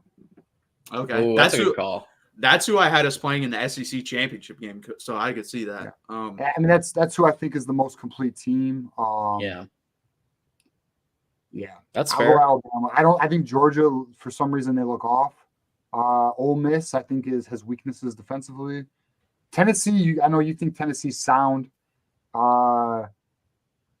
Ohio State, I think Will Howard, they're going to find out. I think they're going to realize their offense isn't what they think it is, and their defense has liabilities. Bull says Michigan rematch. So that would be, man, I love it. We could play in the playoff again for sure. And then that we could beat definitely their ass happen. in the playoffs. I like that. That'd be worse. Hey, I like that. What I'm scared of is playing. I don't want to play Georgia 3 times because if we beat them twice, then we play them 3. That's tough. Yeah. Yeah, I don't want to play them 3 times. The whole times. team goes 100 miles an hour. You don't want that. They might at this point, but that game is going to be insane next week. Georgia and Alabama. That's going to be really awesome, especially in the regular season for the first time in 4 or 5 years. Yeah, SEC stupid scheduling. Yeah, I hate that. Yeah, I'm sure they'll fix it. But I mean, it's gonna be fun though. I mean, you gotta be feeling good though. You gotta be feeling good being Texas right now. Let me ask you this, Matt. Since this is a Michigan show, you watched today's game as an outsider. What did you think about Michigan? I thought they looked good. I honestly think, like I said, if you just played this exact game where you played pretty clean, other than the Donovan Edwards fumble, I think going forward you'd win every other game on the schedule. Other than, Oregon is like a toss up to me, but I do think he'd lose to Ohio State. But I agree. I mean, every other game, yeah. John, I'm back to 10-2, baby. I'm 10-2. I'm 10-2 right now. I'm still thinking about it. I'll let you know on Tuesday. But it also helps playing Oregon at home, which is probably going to be super cold as well. Then they're not going to be used to that. It's going to be interesting. Yeah, I mean, and plus Oregon does not look good. No, at all. If anyone has watched Oregon, I don't know if anyone has, or I'm sure some people have paid attention. Oregon has looked honestly suspect. They don't look right. Something looks off. I don't know what it is. They're just not gelling.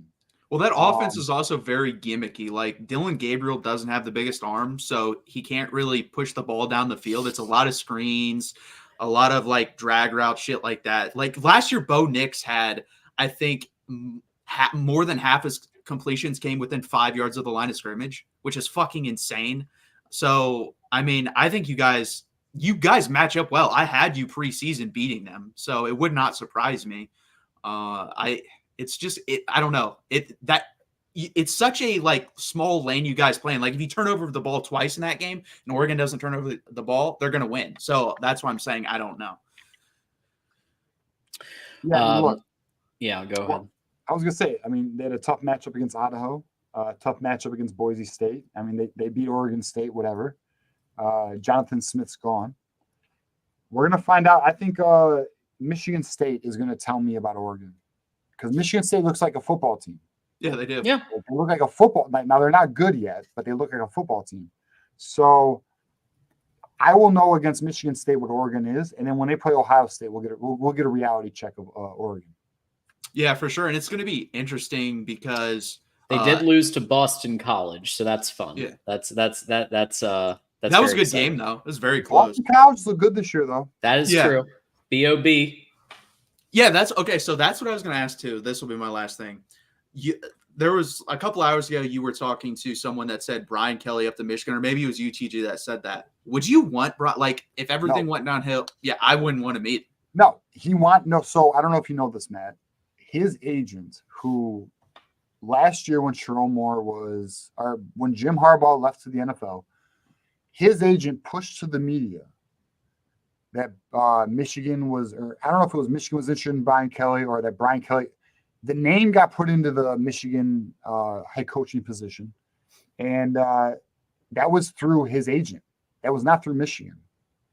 So, that's what I'm hearing behind the scenes is Brian Kelly wants out of LSU because he knows he's not a fit. He's just family. Yeah. So we'll see. I mean, and what I'm also hearing is he may not be there after the season. And if that's the case, and here's what I do know regarding Bryce Underwood. Michigan is still in constant contact with Bryce Underwood. Now, do I think they'll land him? I don't know. I can't call it. I think it'll take a lot. But I do know they're not done. And I'll say this too. If they do get Bryce Underwood, and here's what I do know they're pitching to him, you'll start next year.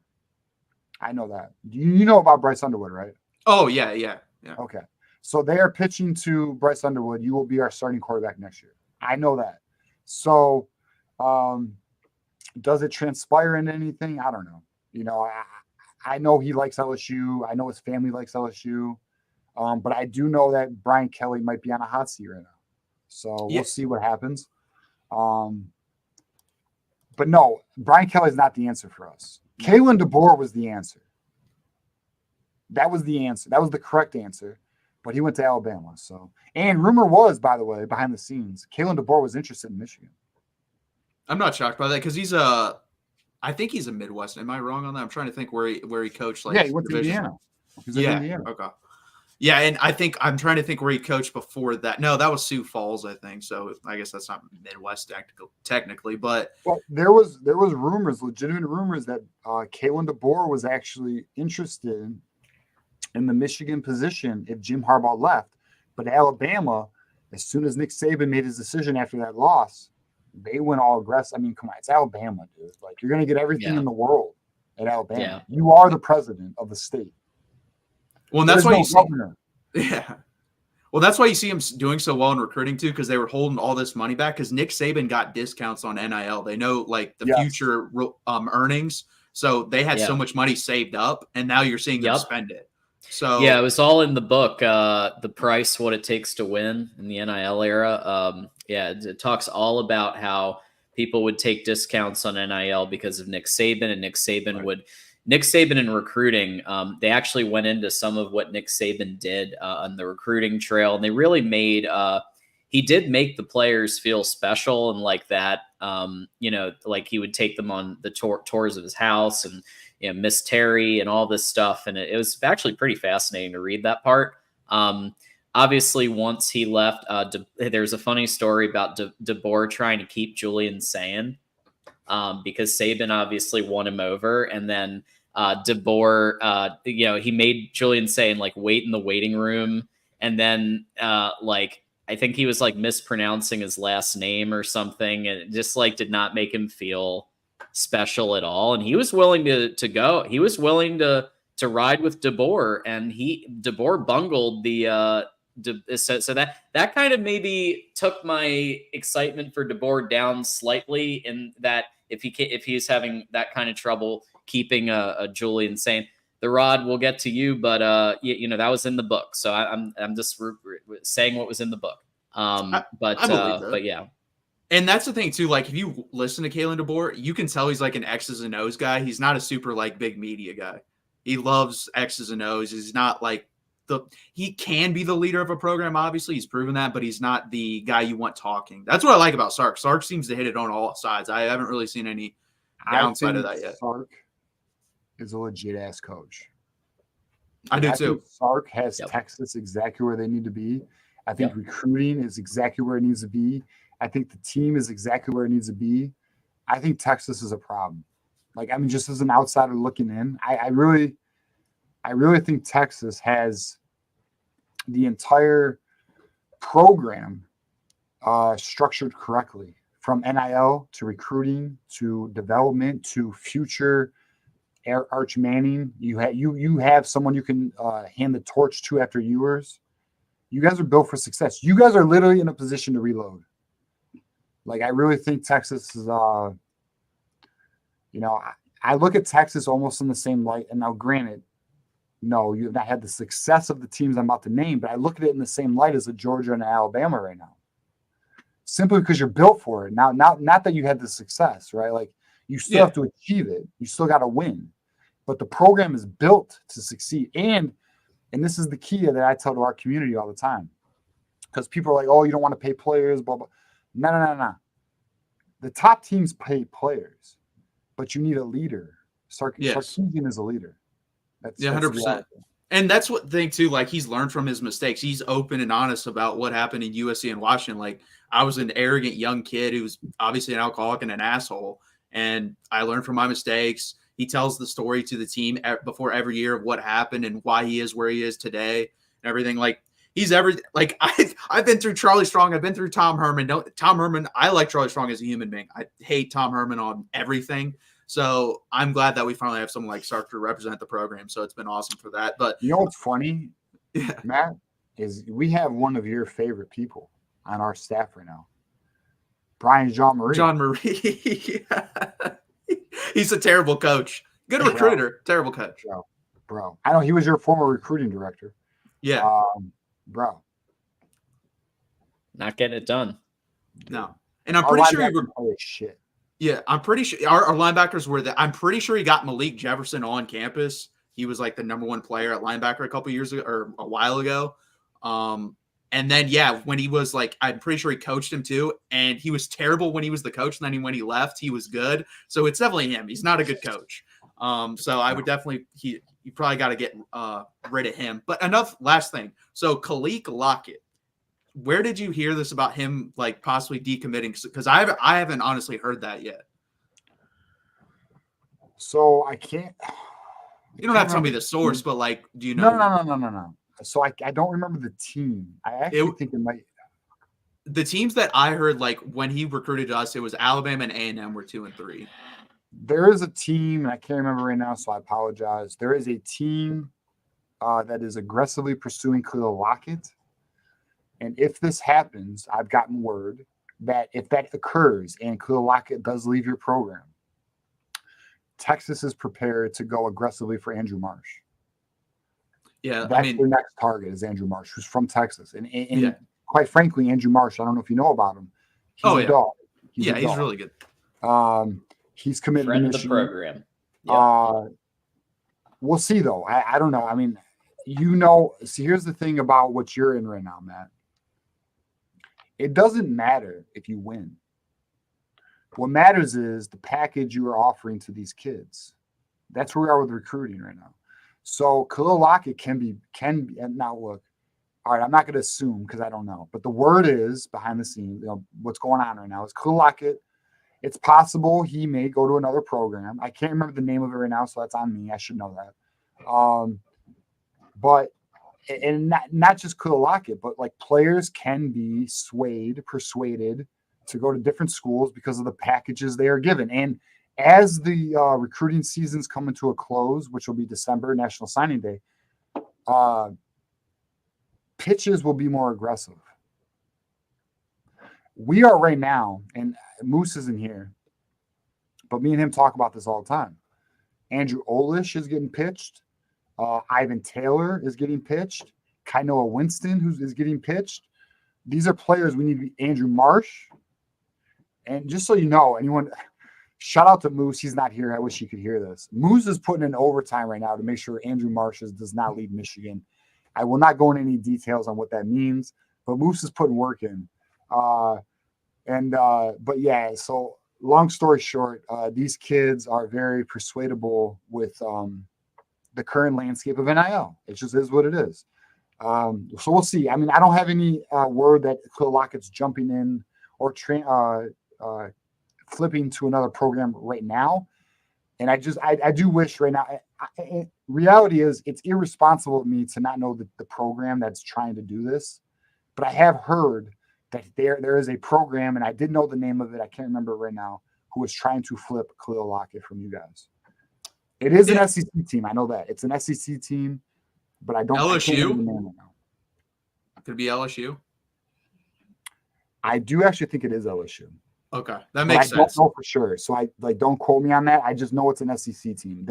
There is a team aggressively pursuing him right now. I don't remember the name because I hear things, but if it's not Michigan, I kind of like for example, Deuce Knight. I've known about Deuce Knight for a long time going to Auburn. I've known about that for 3 months. So, he's the quarterback from Notre Dame who flipped to Auburn. Yeah. So, recruiting's wild. The shit that's going on right now. My cousin called me today, and I was talking about the quarterback situation. And I was like, well, Michigan should have got a quarterback in the portal. And I was like, well, they should have contacted the agent or the coach or the what. My cousin's like, oh, that's illegal. I'm like, bro, you don't understand. This is the game. And it's not illegal to contact an agent. It's illegal to contact a player. Yeah. These players, where we are right now in college football, it's a dirty game. It's a very dirty game right now. And everybody's playing dirty. Even Michigan. Zavada from Arkansas State, he didn't just enter the portal because he was unhappy. He entered the portal because contacts were had. We'll put it that way. This is how it works. Okay. Xavier Worthy did not go to Texas because, Sarkisian made some phone calls. Okay. That's just what it is. It is where we are in college football right now. Hey, it worked out for the better. So, Yeah. Hey, Xavier Worthy's on my fantasy football team right now. So, he's on mine too. But yeah, the Marsh thing's interesting because I know Texas prioritized Lockett, DeCorian Moore, and Jamie French above him. So I don't know if I don't think he will when it comes down to it. If we offer him more money, he'll probably come to Texas if Lockett does leave.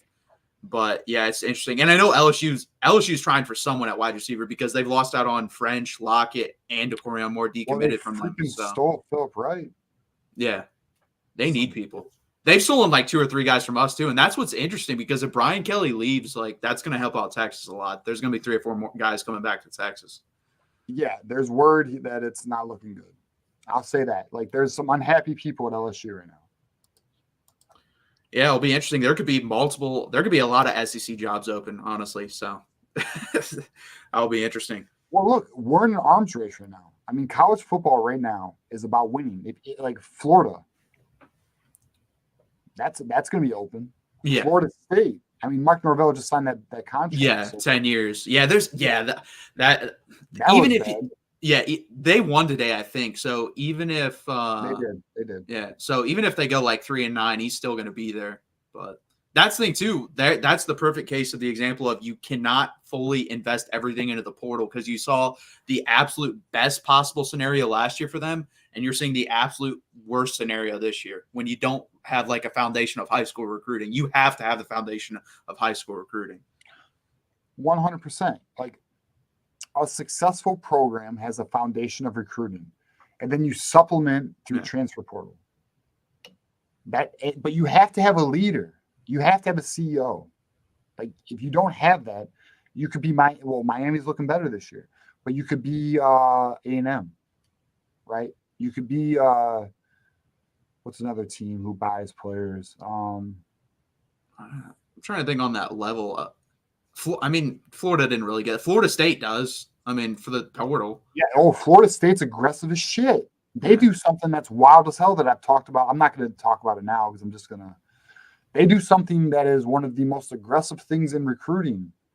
And it's wild. And it's like the NCAA went after Iowa. Hilarious. Yeah, that is funny. They pick and choose who they want to go after. So, oh, I know it's a buffet for them. Oh, we know, Matt. We know. Yeah. You guys are case number one for that. Yeah, we know. Yeah, but that's all I got for you guys tonight. Obviously, thanks for having me. Appreciate you, Matt.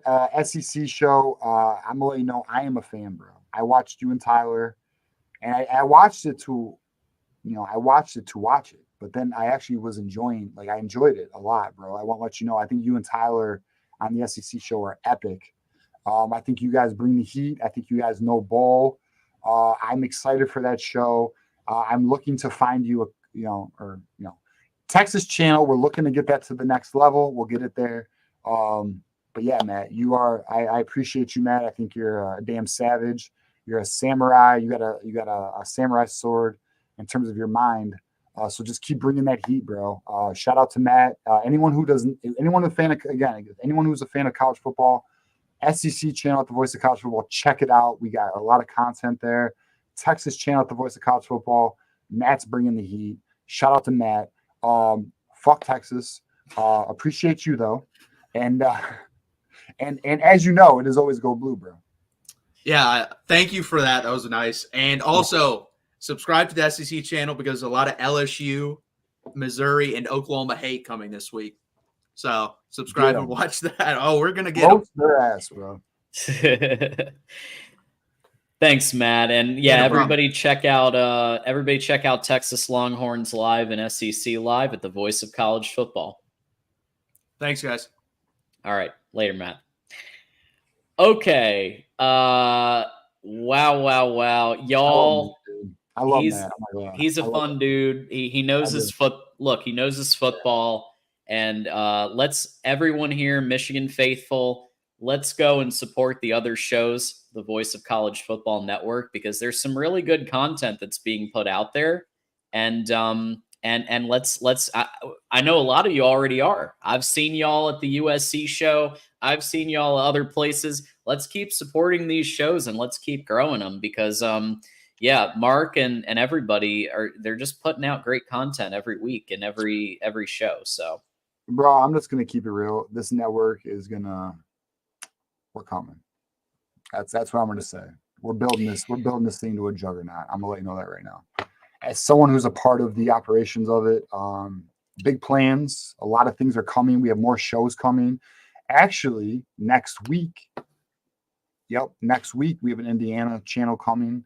We have a bunch of other. We have about 40 channels in the works. So be on the lookout. Voice of College Football is coming. We are not settling. We do not accept the current level we are at. We are going to continue to pursue to be better. If you appreciate the Voice of College Football, again, like our social media, support us. We are on our way. There's going to be a point in the next few years where the Voice of College Football will be a brand name that is known in the college football community. Be on the lookout because I assure that I will not settle until it is. I'll just say that. Absolutely. Let That's it be well known. said. That's well said. Yeah, we're coming. And another shout out real quick. Thank you to the Win Agency for being so generous and sponsoring tonight's and every post-game show for the rest of the season. Get your health insurance through them. They're great people. So Rod has been waiting very patiently. Another one of our, as I call them, reasonable Buckeyes. We had Sean Garner.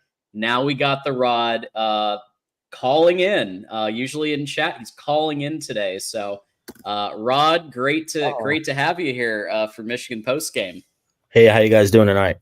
Doing all right, man. How you doing? You guys, you hear me okay? Yeah, absolutely. All right, good. So here I am calling my rivals, trying to say nice things to you guys about your nice win today, and I'm over here catching strays. What's up? Come on, man. All right, so you guys want to talk about your game first? Sure. All right. You're So, you're calling in. You tell us. yeah. So I was really impressed with your win today. I was just as surprised, but not just as not surprised with the way you guys came out today. I kind of knew you guys would come out. You guys made the quarterback change. So that's always, an energy boost for the team, like you guys addressed earlier. But also the last so far this year, you guys have getting a lot of disrespect, and then not just nationally, but from your home fans, and like you guys were just getting killed, right? So I think that was really an extra boost, that extra chip on your guys' shoulder. But where I was really surprised with how the game was more on the USC side. Not to really take anything away from how you guys played today, but it really seemed like USC wasn't really fully prepared for the game today. And when I say that, so you guys made the announcement on Tuesday that you were starting Orgy. And Yeah, obviously Monday. Oh, it's Monday. Yeah. Okay, there you go. Even worse. Say it even more time. Yeah. So obviously, you guys even made it clear, you're going to have a more run-heavy based offensive scheme. Yep. It seemed like USC still wasn't prepared for that, which was stunning. And you guys just ran right down their throat. And USC, before today, they've had a fairly impressive defensive front. Right. So now, granted, they made their plays too on defense, but it seemed like they just were not prepared for that. And then on the offensive side, you would have thought, a brilliant offensive mind like Lincoln Riley, who's right there with, Sark and Ryan and all those guys, their game plan. Now, granted, that you guys were getting a ton of pressure on them today, but it seemed like their game plan was a little vanilla. Do you guys agree? Yeah, I mean, I'll say this. I don't understand why they did not apply the pressure through the air more. To be honest, I feel like USC could have really taken advantage of us, because not only that, in the second half when Will Johnson went down, why are they not attacking our back seven? Our back seven was having issues a lot right, in terms of miscommunications. Miller Moss is deadly. They have weapons at wide receiver. I mean, in my opinion, Lincoln Riley played safe today. Yeah. I'll say this, and then I'll let you go. But I'll just say this. I think Michigan's defense made it very difficult for Lincoln Riley to call his usual repertoire, because what they were doing in terms of pressures, and especially Josiah Stewart against the left tackle, was they were taking away some of the usual plays that Lincoln Riley may have called against a team with a lesser defense. And that's credit to Wink Martindale and to the players for stepping up a notch above what they were doing against Arkansas State and what they were doing against Texas. So I think it was partly because Lincoln Riley was keeping it a little vanilla, but I also think that Michigan's defense was limiting what Lincoln Riley could successfully call, because he knew that if he did certain things that Michigan was going to cook them. And he saw that happening. So Lincoln is an intelligent enough play caller to adapt and realize, okay, well, this shit isn't going to work and we might get picked off. This might be a problem. Let's go to this stuff, which is, so I think that might have had a role too, but I'm with you too. What's that? What do you think Miller Moss's completion percentage was today? I actually looked at this earlier. I forgot. 55? 54. Ooh! That's crazy. You guys used their tackles all day. They were bad. And so that brings me to another point, John, what you just said. I didn't see any adjustments from Lincoln Riley, especially in the second half. Because that first half, let's be honest, that first half was a little tough to watch on both sides, but then the second half was much better. That was a very entertaining second half, but I didn't see a lot of adjustments from USC's end on the offensive side, and it seemed like they kept trying to match you guys from a power run game, but that's not their game. You know what I mean? I know they've kind of upped that compared to the last 2 years, but it wasn't working. Granted, they busted off a few runs, but it just with the athletes they have on the skill, I just don't think they did a good job. Now, again, you guys played great and you stopped them and you got the right pressure. So again, I'm not trying to take anything away from your defense. You guys played an excellent scheme. I was just more surprised that USC looked like that and not really adjusted, and they weren't doing a very good job chipping to help the protection.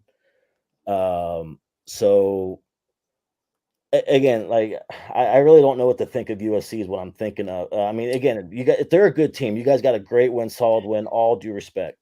Yeah. But I I'm will just more, say, more I will confused say on- it's not Lincoln. It wasn't Lincoln's best game. However, two things: Michigan was knocking out their players. Number one. Yeah, they were. So Michigan was taking some of the players on both sides of the field out of commission.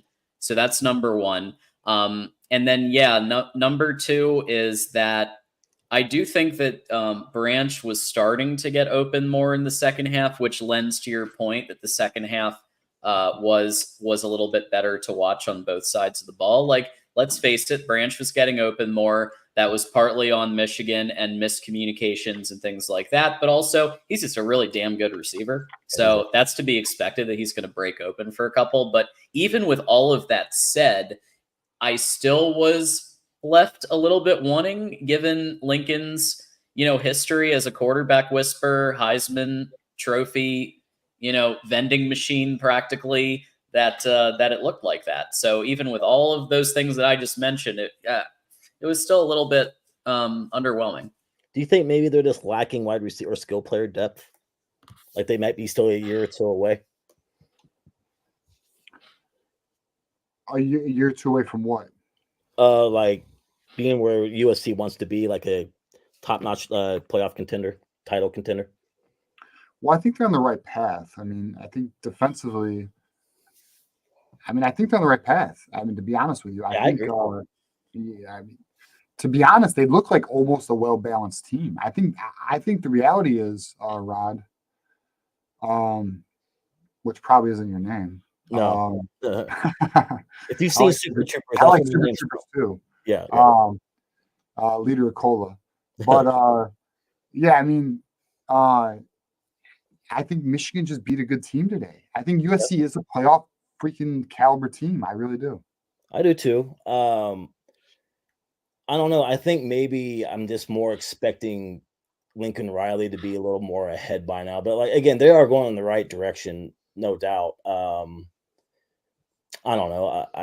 I guess I was just expecting more from you. Again, I'm not trying to take away from your game. I guess I was just expecting more of a dynamic game plan from SC, and I just didn't see it. And you guys just abused them today. That was the difference. Was their offensive line did not have a good day today. You guys just bullied them.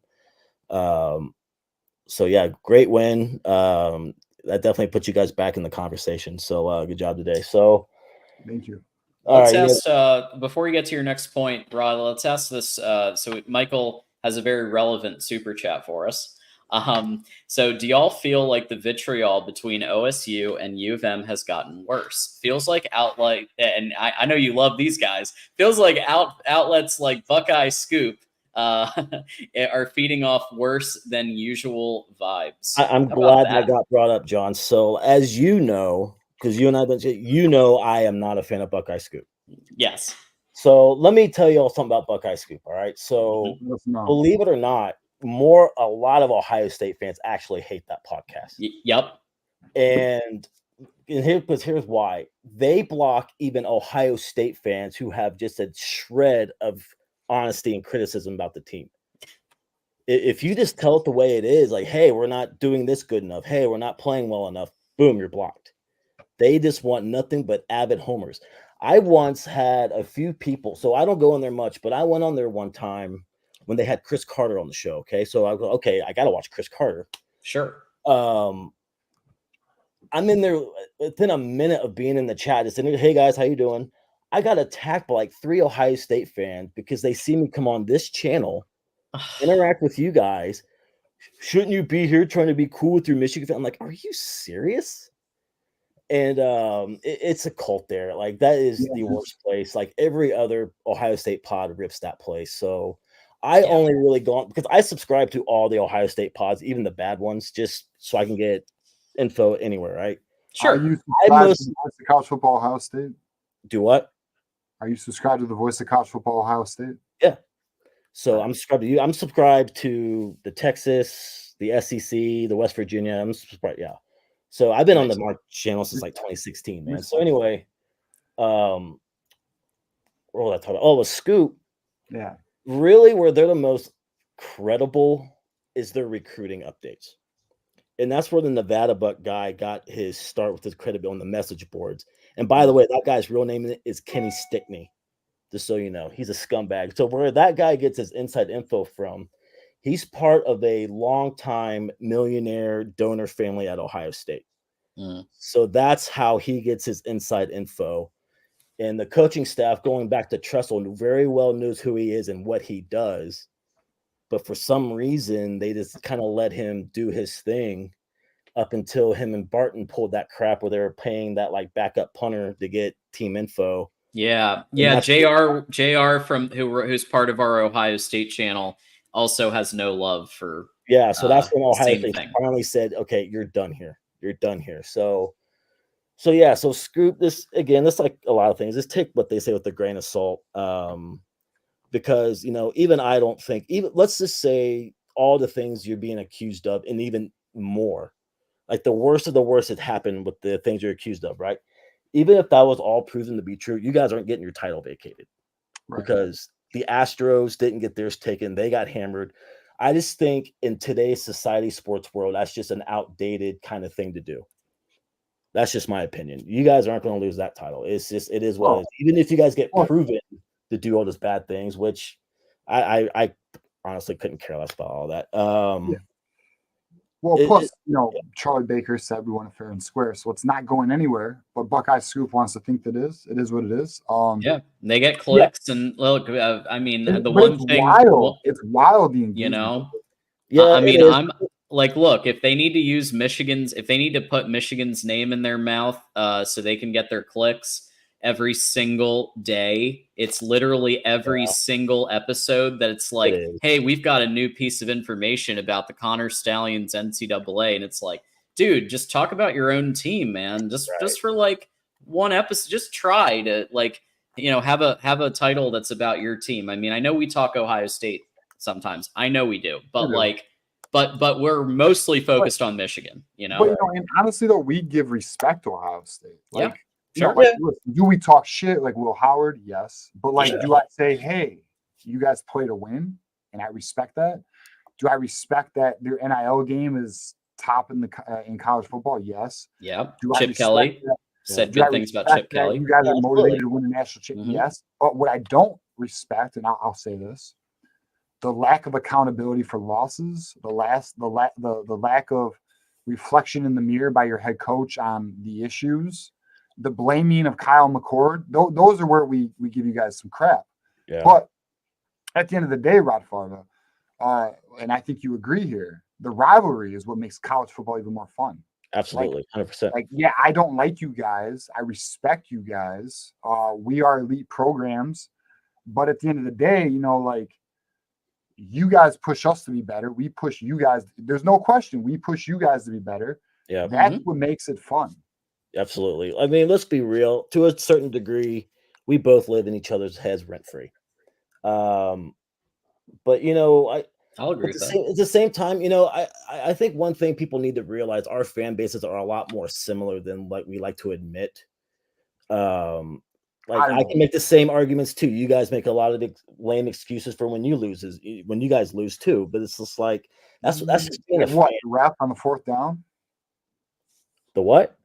The ref on fourth down. There you go. Spot. That's what I mean. When the forward spot, progress, you got that. I mean, I know I work with Michigan grads. I got a Michigan buddy who still bitches about Spartan Bob in 2001. I got a Michigan fan who still bitches about the rain in 2017 against Sparty. John, you even said if it wasn't for Kenneth Walker in 2021, Michigan State doesn't win. I mean, well, that's true. I mean, it's true, but it is an excuse. If they didn't have good players, we win. I mean, that's the case for everybody. So that I will say I like to call that a data point, as in it is look, Michigan State beat us. Period. Yeah. I said the same thing. Texas won a couple of weeks ago. Texas beat the crap out of us. And I was telling TJ behind the scenes, I was saying, yo, if they put Arch Manning in this game right now, it could be like 55-3. So I will say we lost straight up, but I think it's okay and I think it's fair to like say we lost straight up, and here's why. And here is an aspect of why Michigan State was able to win the game while still saying Michigan State beat us straight up. Right. It's kind of like the Ohio State fans saying, if Marvin Harrison doesn't get hurt, we beat Georgia. That's how I compare it to. But honestly, we should have had JSN for that game, but JSN kind of screwed him. I don't know if you guys remember that circumstance, but we didn't have JSN that game because he had gotten hurt in the middle end of the season. Yep. And then when we didn't know we were going to make the playoffs, he pretty much withdrew from school to get ready from the draft. But then when he tried to get back in, but the Ohio State Nazi compliance would not let him back. Like we had the worst compliance in the nation. So, but yeah, man, I mean, it's always going to be that vitriol is always going to be bad, especially when, with the whole, especially with the podcast, now we have even more, interaction, and it's just, there's no accountability with, saying, you got to take a lot of things with a grain of salt, but, the vitriol is definitely gotten worse, and I don't really see it getting better anytime soon. I mean, unless one program starts to really hit like the bottom or just whatever, which I don't see happening anytime soon. Even if one of the programs hit bottom, it wouldn't get better. Like well, I say that, TJ, because when you guys had that like Rich Rod stretch, I noticed a big change in like Michigan fans. Like they were very complacent, and they were just like, I just hope we just don't get killed. And you know what? I am that Ohio State guy who wants Michigan to be good. I drive my friends nuts who say that. I want the rivalry to mean something. You know what I mean? Like, I don't want it to just be a bragging rights thing. Like, I want there to be something on the line other than just bragging rights. And you know what? And I'm that guy who's reasonable. The sport is better when programs like Michigan are competing. The sport is now better because look at Miami's competing now. Texas is back. I mean, look at Nebraska. I mean, they lost, but like, you know what I mean? Like, we need those blue bloods to be good. So I'm not that guy. It's great for the sport. I want the big three in Florida to be good. I hate that Florida and Florida State suck. I just want more of that balance. And I think if we had more of that national balance, we would have a lot less of this conference realignment. And like Rod, when you were beating the crap out of us every year, that, I mean, I'm sure it was kind of fun, but at the same time, like it probably lost some of its meaning when it's just like Ohio State's just whipping every year. Whereas now, at least, look, I mean, it's a rivalry again. Like both sides have won like some decent chunk of games, and like Michigan's won the last 3, and Ohio State won a bunch before that, like in succession. So at least now, like it's a rivalry again. Absolutely. For real. Let me tell you something too about the last 3 years of what made it much worse. Not just losing to Michigan, it was the fact that we lost to Harbaugh. That made it even worse, and that's why you see the Ohio State fans and really the program pretty much lose their shit after that started happening. I mean, because in the beginning, look, we were bullying that dude. Now all of a sudden, 3 years in a row, he bullies us right back. And we're like, wait, what? I mean, I think that showed us, honestly, those last 3 years are, in a way, like a blessing in disguise, because it really woke up our program and made it realize, hey, we were kind of coasting in a way, and we can just get away with doing this and that, and not getting it done in the postseason, but just saying, hey, but at least we beat Michigan. I mean, that's not good enough anymore, to me anyway. But now that you guys are winning natties and competing like that, I mean, I love it, to be honest with you. I mean, for the rivalry's sake. So I'll be honest. I would like you guys to get down like Michigan State right now. Just so you can do it, because you guys don't do that. You guys, it will never happen. You guys consistently stay competitive, which is fine. I mean, it is what it is. I don't mind it, but I mean, like, it is what it is. But it would be nice to see you guys take a down, like a damn downturn. Since the 60s, and Mark Rogers talks about this. No team has been more consistent in college football than Ohio State. Yep. But we should have a lot more natties. We have found so many ways to blow.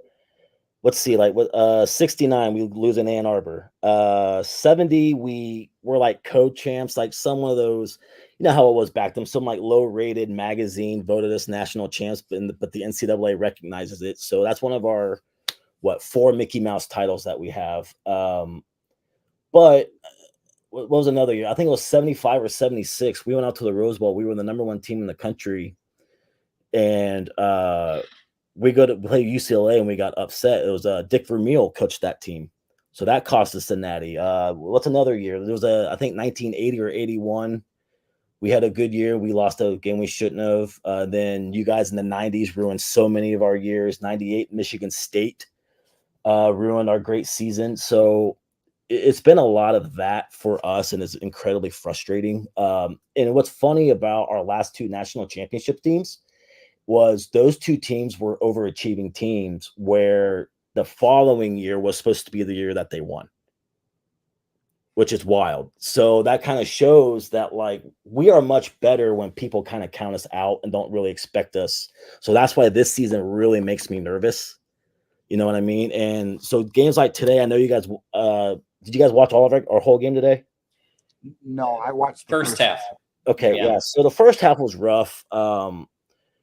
That has been an Ohio State issue going back to Trussell. I agree. Coming off I of see that all the time. You guys play like shit in the first half, and the second half, you guys get it together. Well, especially coming off a bye week, because I think we just often overlook these teams, and it's just it's incredibly frustrating. It's just it was sloppy today, but we got it together. So our glaring weaknesses right now, I know you guys might think it's offensive line, but it's not. It's tight end. We are absolutely garbage at tight end. When was your last good tight end? Jeremy Ruckert. What year was that? He was last year in 2020. He, if you go back and watch that Clemson game, he scored like 2 touchdowns, and he was with the Jets for a little bit. He was a 5-star tight end from New York, which was like mind blowing that we got a highly rated tight end. But the last good tight end we had before that, maybe Jeff Hireman, who was on that 2014 team. He played with Denver for a minute. We had Nick Vanette, who didn't do much in college, but he had the. Okay, all right. So what's Jeremy Ruckert, right? Yeah. His best season was 309 yards. What year? 21. 3 touchdowns. 21. Yeah, 2021. Oh yeah, you're right. Yeah. I was thinking 2020 was his. He had that really good. Yeah. Well, 2020 he didn't have a really good year. Well, I mean, granted, how many games you guys play? 9? I don't know. I think we played 6, 151 yards, bro.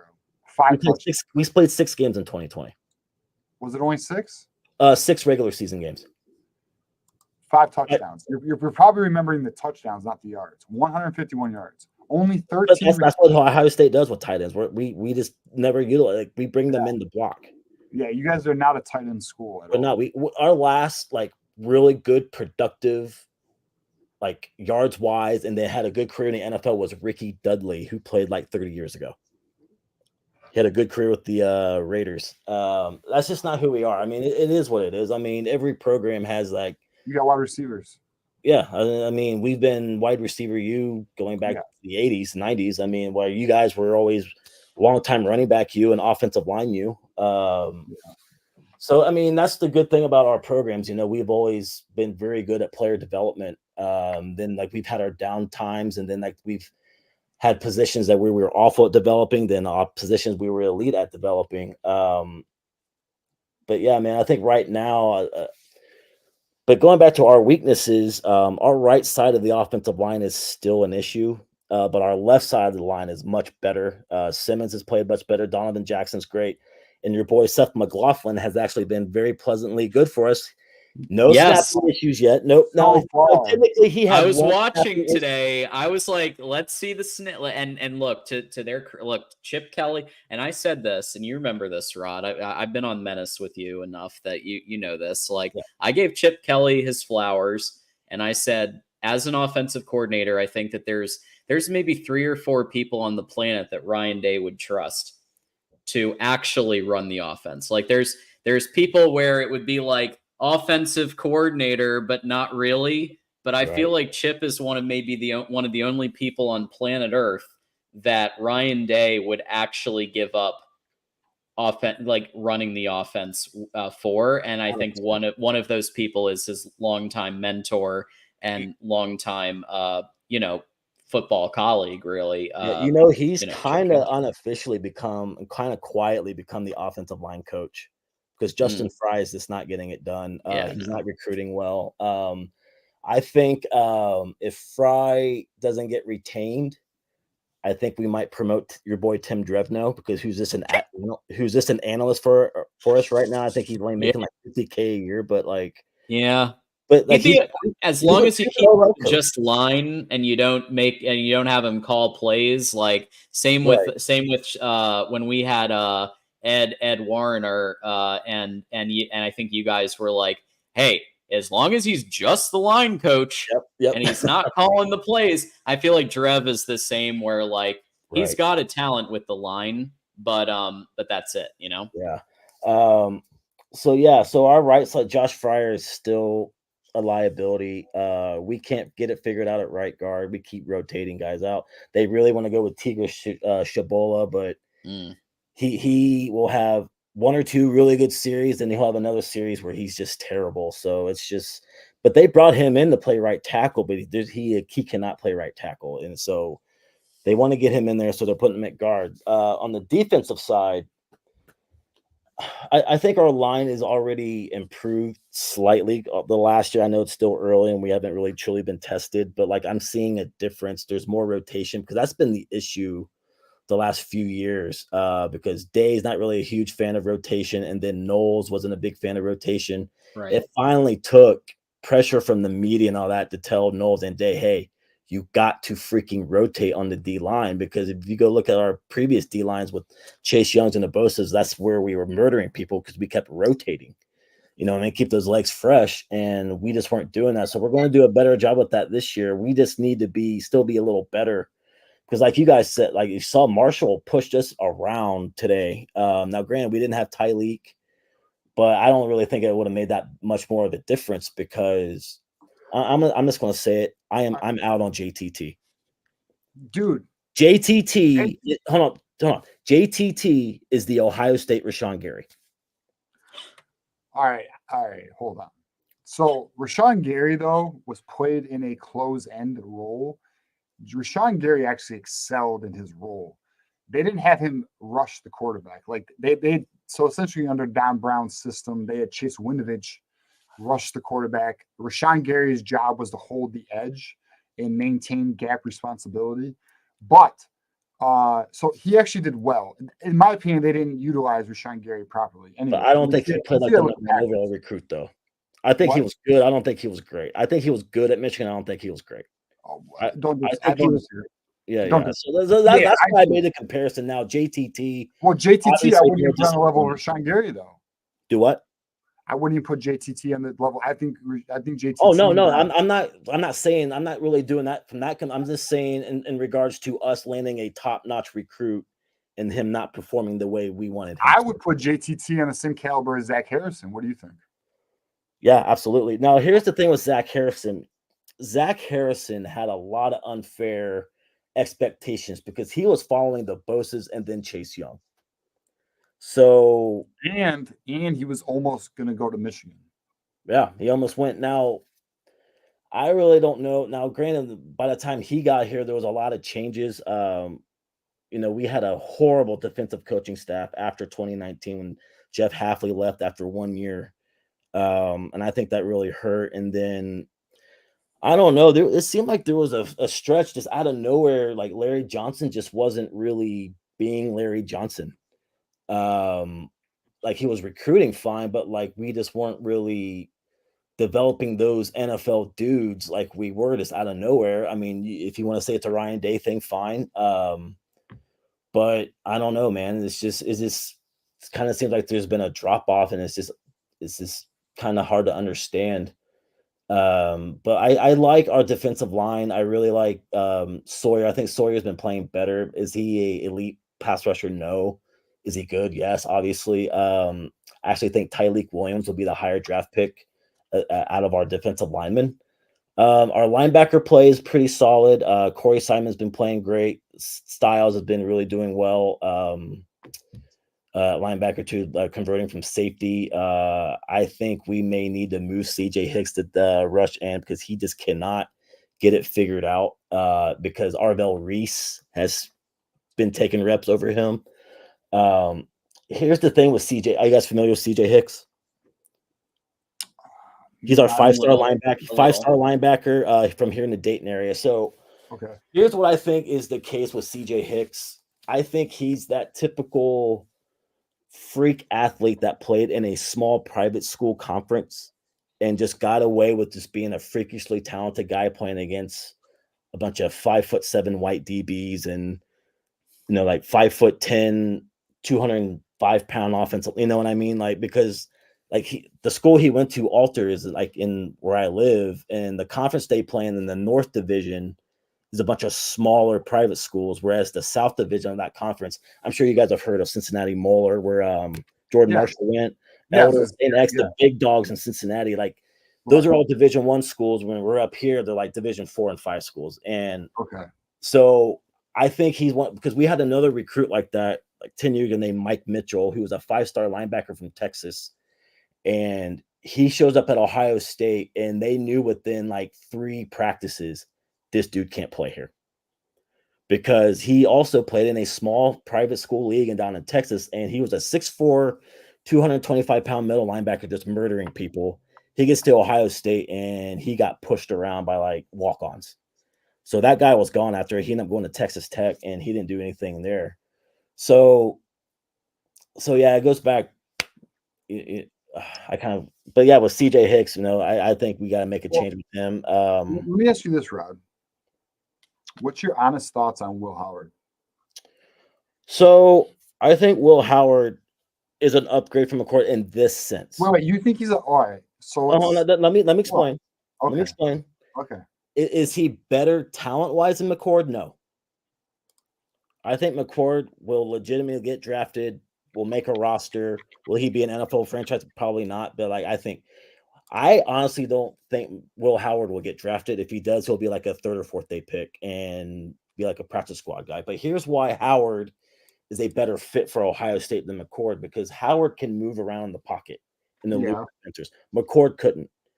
There were multiple times I was texting with my buddies today where McCord got flushed out of the pocket a little bit, but was able to elude and like make a little dump out pass, whereas McCord would have just taken a sack.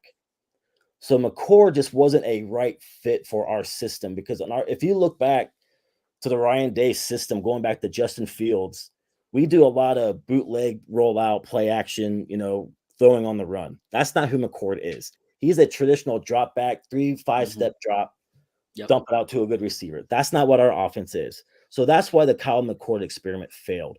And now here's the other thing too. Kyle McCord was a popular teammate. All the guys liked him, but him and Ryan Day just kept butting heads. And then his dad was a huge issue, which is well documented. So we did not push that dude out as much as they claim that Ohio State did. We didn't guarantee him. They wanted a guarantee that he would start, and they wanted more money. That's what we were obliged to. So it's true though that. So tell me if I'm wrong here. McCord wanted to be guaranteed he was starting next year, and Ryan Day couldn't do that. Is that correct? Correct, and they wanted more money. So I didn't know about the money, but I did know that he wanted Ryan Day to commit to him, and Ryan Day could not do that. No. So that is why he decided to enter the portal. Now the money thing I didn't know about, but not surprised. It's not surprised. But yeah, I mean it's so here's what I think though. If your offensive line was better, McCord would thrive. Possibly. But at the same time, though, he still can't do the things we asked him to do, because if you go back, like John, I sent you the All-22 film with Zach Smith and Philly Brown. Mm-hmm. Oh, yeah. And they showed multiple times when McCord did have great pass protection, but McCord would still make the wrong read. Yep. He missed at least 2 wide open touchdowns in that game that they obviously displayed, but he just made the wrong read. Again, he just was not the right fit scheme wise. Again, he's a talented dude. I never blamed and like roasted him like most of the Ohio State fans did, but like at the same time that I just watched him play, and like he just wasn't a leader. He had no passion. Like he would like after a failed series, he would just mope back to this with his head down. He had no passion. He wasn't getting guys pumped up. It just wasn't a good fit culturally. And Will Howard kind of brings a more of a leadership style. He's more of an experienced dude, and his style of play just fits our system. But is he going to win a Heisman? No. Is he going to be a first round pick? No. We just need him to be a game manager, protect the football, get the ball to our playmakers, especially now that we have Judkins and Travion. There's going to be less. Yeah, Judkins. You know what I mean? Look, so that builds our Judkins offense is out legit. too, and then the chip factor. So yeah, again, Will's not going to put up a bunch of yards. You know, we don't need him to. We just need him to protect the football. Yep. Manage and get it to the playmakers. That's Get it all we to need him to Jeremiah do. Smith, And- Igbuka, and everything else. Right, and that's all Rod, forgive he me. throws an ugly ball, dude. He throws an ugly ball, but you know what? He completes them. He's been fine. Now, granted, he had that pick today, but that pick was a little bit more on Jeremiah because he just didn't do anything to fight for it. Yep. Rod. Yeah. Go give that point, and then give your final thought because we got 2 more callers. We got about 15 minutes to go. So I'll just finish that. I think Will Howard's going to be fine. And I think it's really good right now that we have this kind of one and done guy as we prepare saying Nolan and we get ready for Tavian St. Clair next year. And by the way, I think Aaron Nolan's gone because there's like 4 or 5 teams that are tampering with him as we speak. As much as their family denies it, they are absolutely being, because I know I need to hurry up. I was watching a Georgia podcast and they were just like, yeah, we got confirmation that we've been in contact with Aaron Nolan. I also got confirmation Florida State, Miami, Florida. I think Ole Miss has also been reaching out to him too. Because you know our black stripe tradition here, he hasn't lost his black stripe yet. When he arrived, okay, I'll make one more point and I'm going to go. Okay, so when Aaron Nolan got here, he enrolled early and it was going fine. Well, then Julian Sand came right after that because, you know, Saban stepped down. The board came. So really, what you said about how Sand got here was partially true, but he also followed Bill O'Brien here. True. Yeah. So Bill O'Brien openly admitted I get it. Saying to come here, hey, you need to come to Ohio State. So Aaron Nolan was really pissed about that. So after Sand got here, Aaron Nolan started skipping workouts and walkthroughs and meetings and things like that. And he started getting, and plus there were reports of him being homesick. So they kind of straightened him out, say, hey, just suck it up. You're going to be fine. Well, right before spring break and right towards the end of spring camp, Aaron Nolan went home down to Georgia without telling anybody. Like we didn't have practice or anything that weekend. Yeah, I remember when this happened. And he just up and went home. And that freaked a lot of people out. Like he was just not going to come back, or he went down to like visit UGA or something. So that's why I know you're a big fan of his, John, but like it's just not working out for him here. And he's I am. He's going to think he will do very well somewhere. Yeah, and Tavian St. Clair coming next year, so we're going to be fine. So well, hey guys, I really appreciate you guys bringing me on. Good chatting, and I'll be back on soon. Yeah, I'll see you around on Menace at some point this week. Guys. I haven't been. Yeah, I haven't been on as much because I've had a lot more meetings and moving shit, but I'll try to hang out a little bit next week. Moving sucks. So, all right, John, TJ, have a good night, guys. Hey, thank you, man, Colin. I just want to give a shout out to one of our my arch nemesis, Steve, Ohio State Buckeye fan. I have come to the conclusion that Steve loves us. He appreciates us, and he has stuck around for the full 6 hours. So shout out to Steve. Damn. I appreciate you, man. I know you're a Buckeye. I know you like to talk that ish. But I'm glad you're here to watch the show with us. We are on to the next caller, my friend. There it is. We have a duo to wrap our show up. Both of them have called before, but they wanted to give another take, and they're gonna. Now there is still the possibility, y'all. If you donate $73 more, that we will go hour 7. But we're you know, but we will. We'll be on as long as you want. But Keegan, you're back. Welcome back. There we go. Welcome back to the show. Did you bring a book on, John? Yeah, they want to come up together, and here they are. Can you What's up, handle boy? us both, TJ? We're here for it, man. Let's go. Good idea, Keegan. Let's go. So, what's up, boys? Well, that's a Keegan, not Hold on. Yeah, Keegan and Keith. I haven't heard from Keegan yet. He's muted right now, so you're gonna take the show right now. Yeah, I got it. So, John, you didn't give your season outlook. Now, I want to hear that. Yeah, John. You mean like what's your season outlook, John? Yeah, John. What the fuck is John, why don't you give them my answer that we only look at one game at a time? 1-0, baby. Yeah. We do both. So here at the Voice of College Football, we look one game at a time. We also, so originally I had predicted 10-2 for this season, And we're right on track. And we are right on track. I did last week after the loss to Texas and the shaky performance against Arkansas State. I said maybe it might be 8-4 if we continue to see what we saw the last 2 weeks. Davis Warren throwing picks. They don't make the change. And then, of course, 2 days after I say that, they make the change to Alex Orji and announce it. So I feel like, it could go back up to 10-2. I'm still thinking about it. But yeah, I had it 10-2 in the offseason, and with the win against USC, it's looking possible. What do you think, I agree. TJ? Yeah, I mean, I think with the win today, I'm currently looking at Illinois. I'm currently looking at Oregon and Ohio State, and I don't see why we can't beat Illinois. I think Oregon looks a little overrated right now, and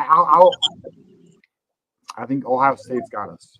I'll be honest. Just full transparency. I think they look better than us. I think offense. I mean, if Alex Orji can develop and grow, then that's a different debate. But as it stands, 32 yards right now.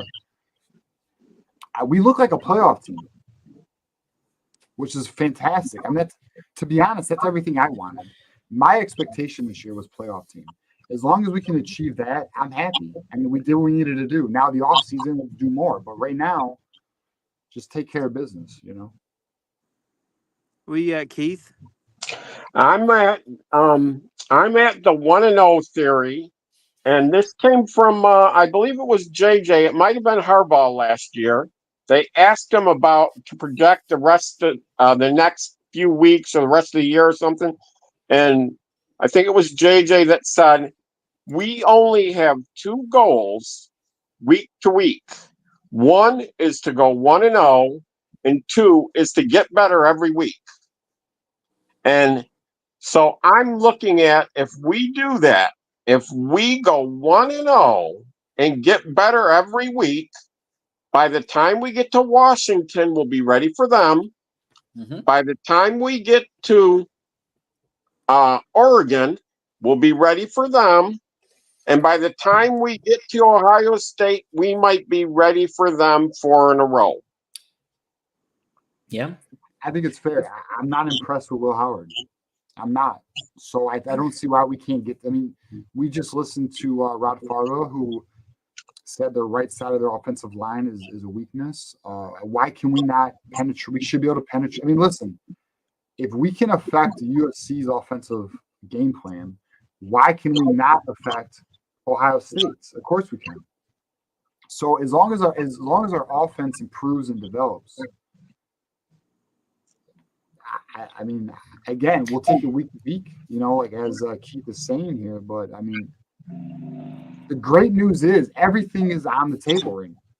We are a playoff team as it stands. We are, we are Big Ten championship contenders as it stands. We just knocked off one of the top teams in the Big Ten. Yeah, and top 11 in the nation. I'll be real with you. We are a little spoiled right now. We are taking it for granted. We are, myself included. Like, if you think about it, who is above USC right now in the Big Ten? We'll say Ohio State. Name another team you can say is above USC right now.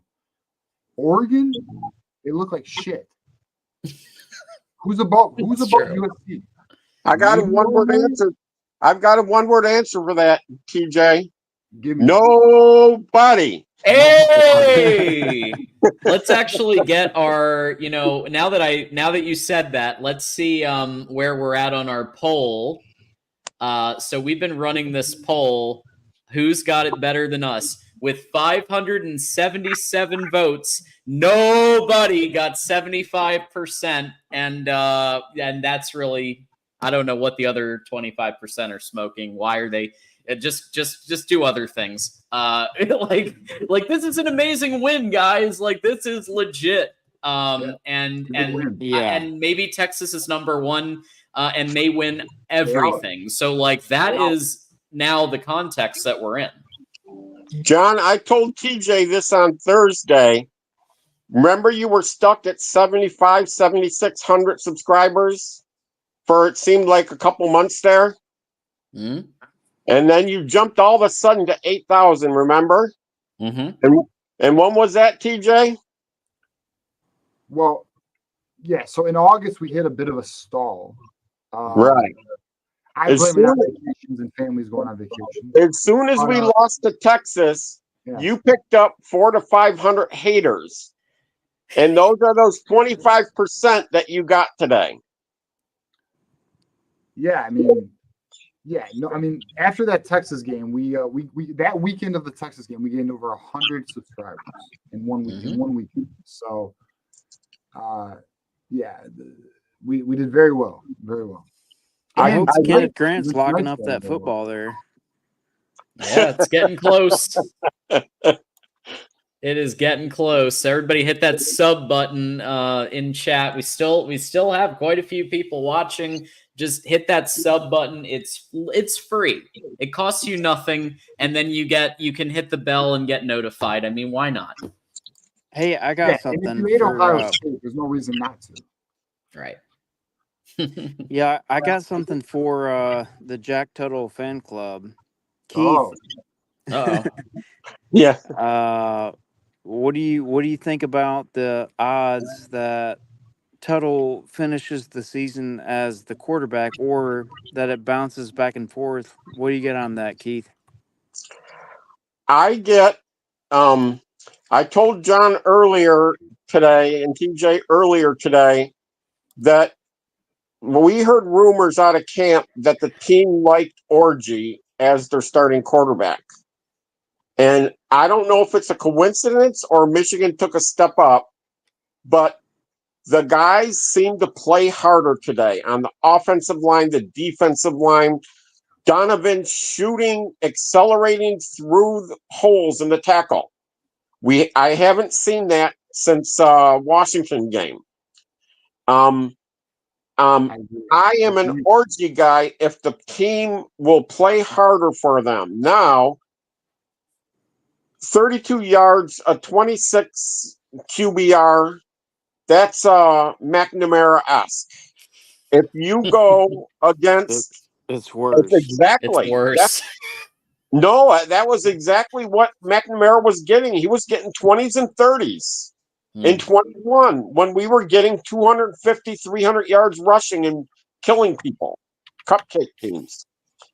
And so the QBR was exactly what McNamara's getting. When McNamara faced an elite defense, Georgia, he was so overmatched. And that's if Orji cannot sit back in the pocket in the next few games, and he's got a chance to do that and complete passes to get his QBR up to, I would say, 80% of JJ, we're going to have to move on to somebody that can. That might be Donegal. That might be, see it's not Warren. That might be Jaden Davis. It's Tuttle. It can't be Jaden Davis, guys. It's not going to be Jaden Davis. You know what's funny is Keith he's Team Orji now, and like I'm transitioning to Tuttle. Yeah, you guys both are, and I have a feeling we might end up with Tuttle in the end.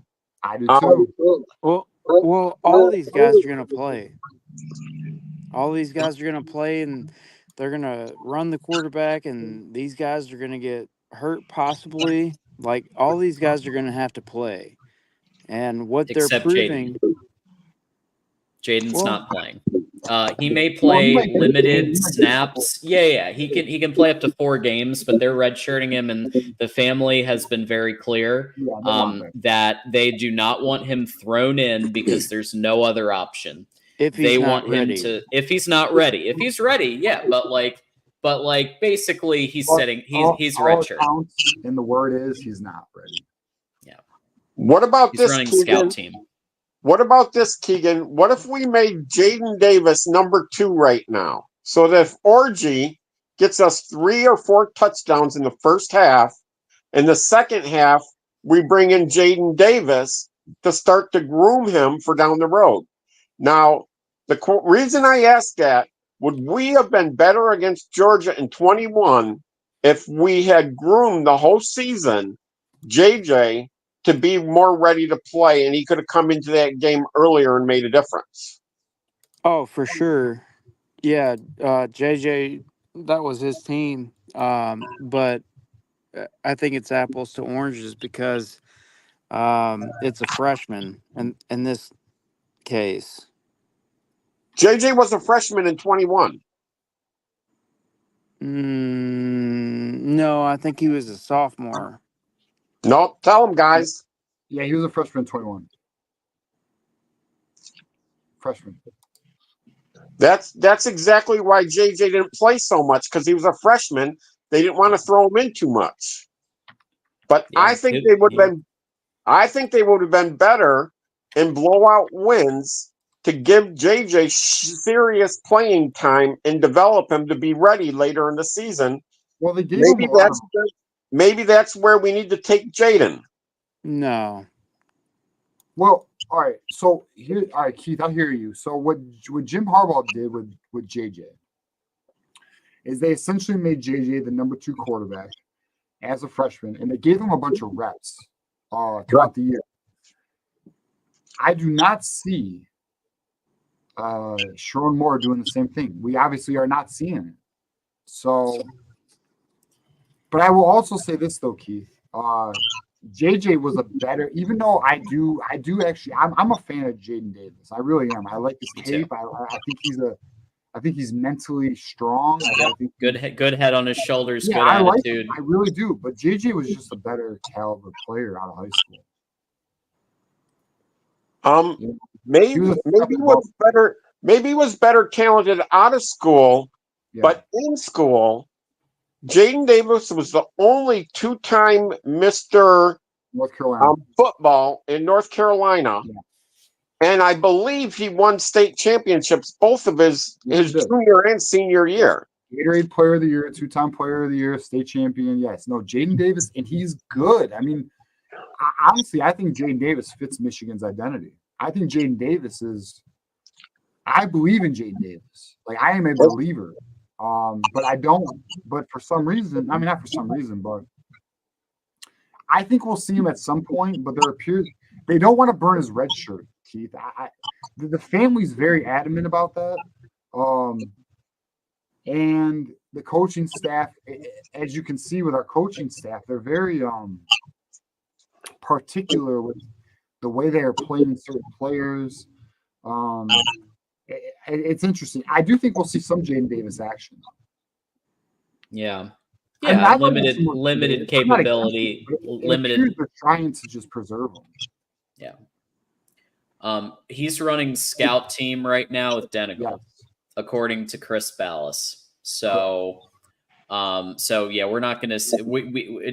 Could we see him in the fourth quarter against Minnesota for a couple of plays if Michigan's just blowing the doors off of him? I think it's possible. Or another team where Michigan's blowing the doors off of somebody and just give him a couple of snaps at the end. But y'all, we have officially hit our 6-hour mark.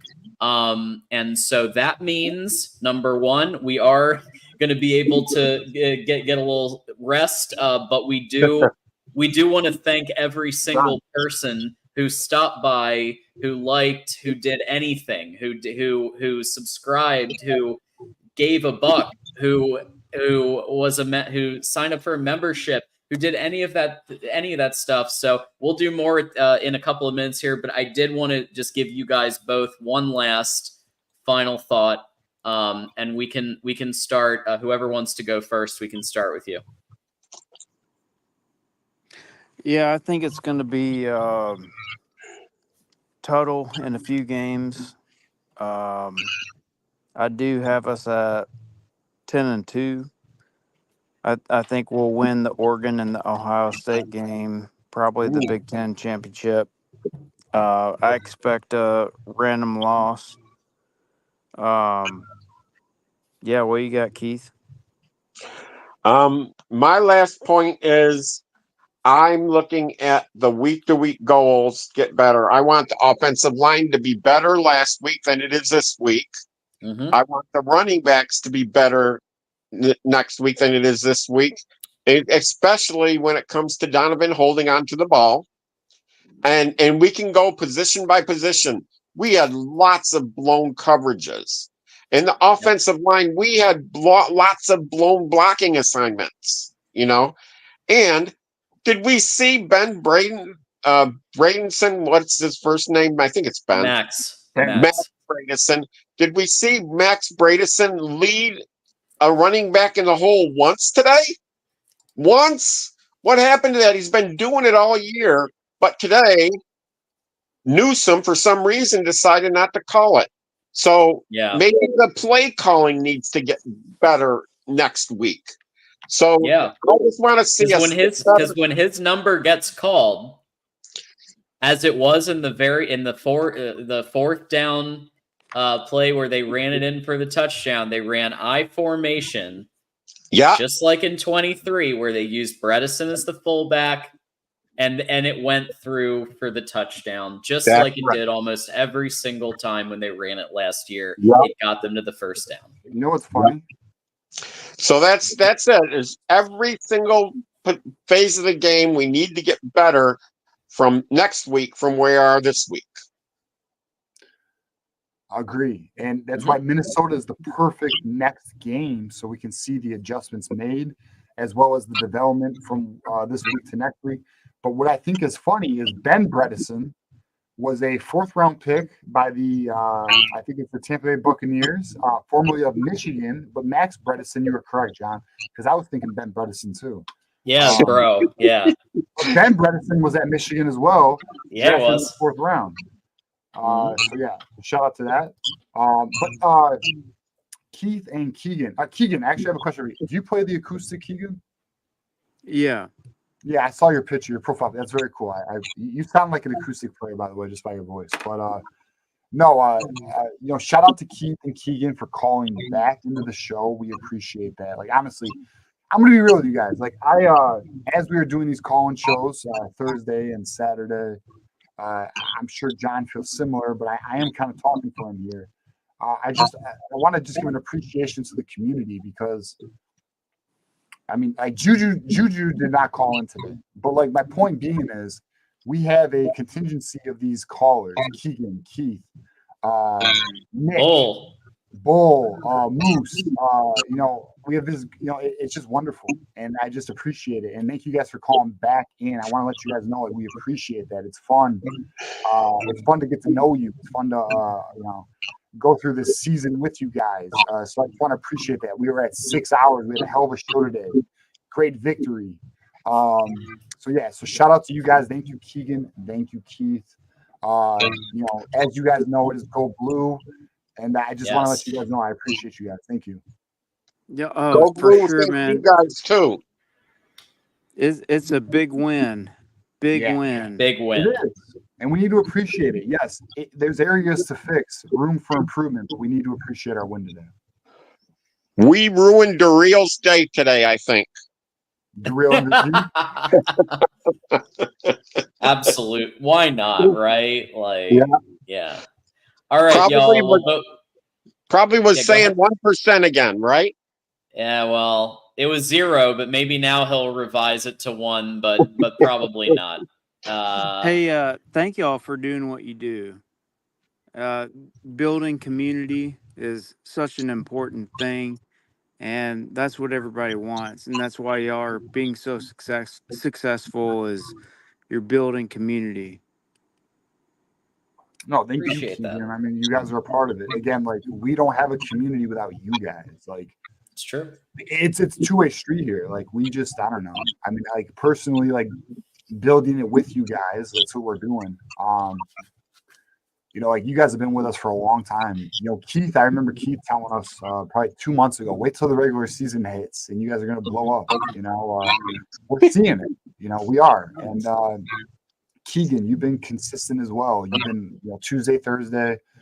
Yep. So again, like shout out to all you guys, GT, you know, all of our friends in the chat. You know, again, shout out, appreciate it. We're not done. We'll keep going, and we're going to be here. So thank you guys. It is appreciated.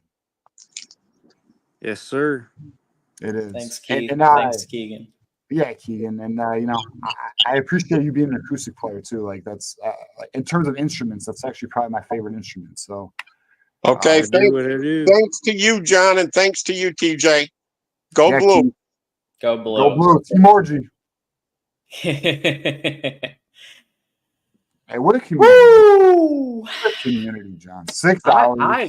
I gotta say, man, like they really showed up, showed out, and like it's genuinely just like it's so cool, and it's heartwarming to see this community like come together, and we're doing this stuff, we're doing these shows, but then we also, I mean, we had it was like a week and a half ago, we did the membership special show because I was just testing some shit out, and I was trying to, you know, make sure I could broadcast properly here, and we went 2 hours just on a members only show. So like it's amazing, and it's building, and just, I mean, from where it was when I started, like I said, when I started hosting the Tuesday show a year and a half or 2 years ago to where things are now, it's just like so we just appreciate everybody, and I appreciate you, TJ, and everything that you do,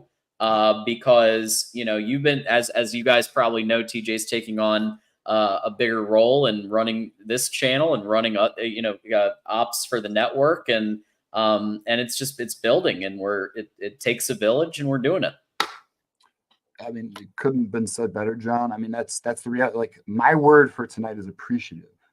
I am appreciative, grateful, mindful, and humble because we have work to do. But again, like 6 hours, John, and it's because the community came through, and not just our community either. We had USC fans, we had Texas fans, we had Ohio fans. Yeah, Ohio State fans. I mean, like, we literally have an excellent foundation of a community here, and it's thanks to you guys. We had people, John. We had people call in again. Yeah. Like, all right, that's wonderful. So again, shout out to everybody. We appreciate our sponsor, Win Agency. Shout out to Win Agency, winagency.com, 810-241-3562. Give them a call. Get to the website, look at your pricing, your quoting, and reach out to them.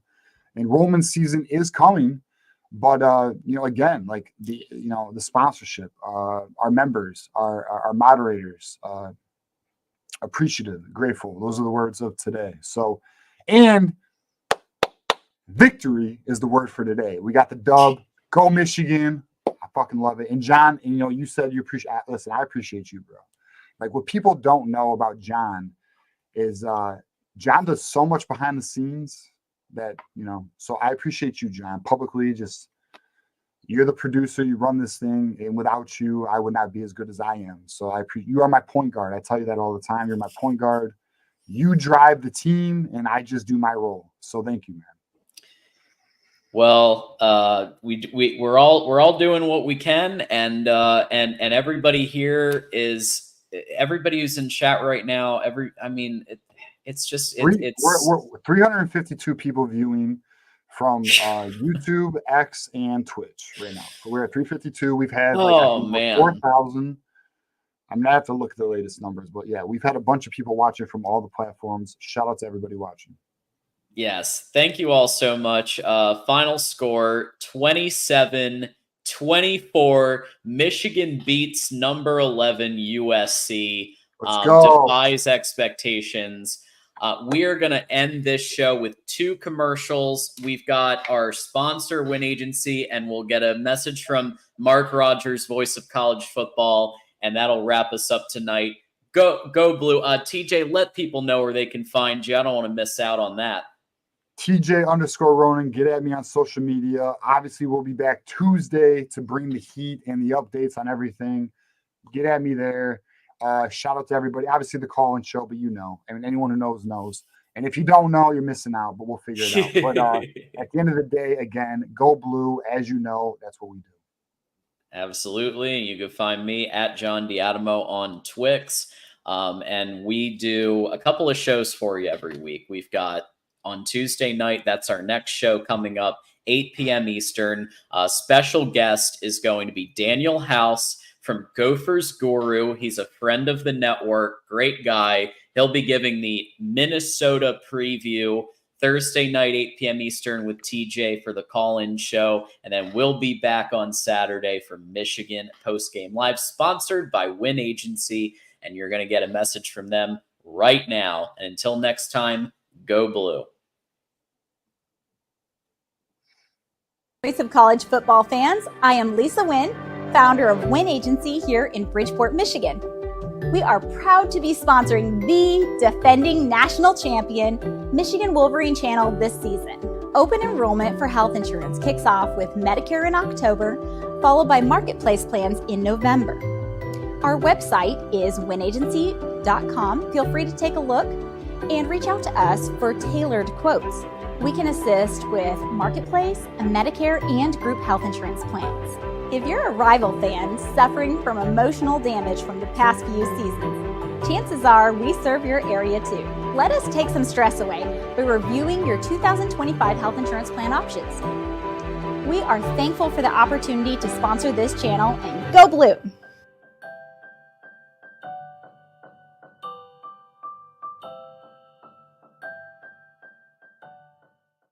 College football is even more exciting with some action on the line. And the games are even better when you're cashing in.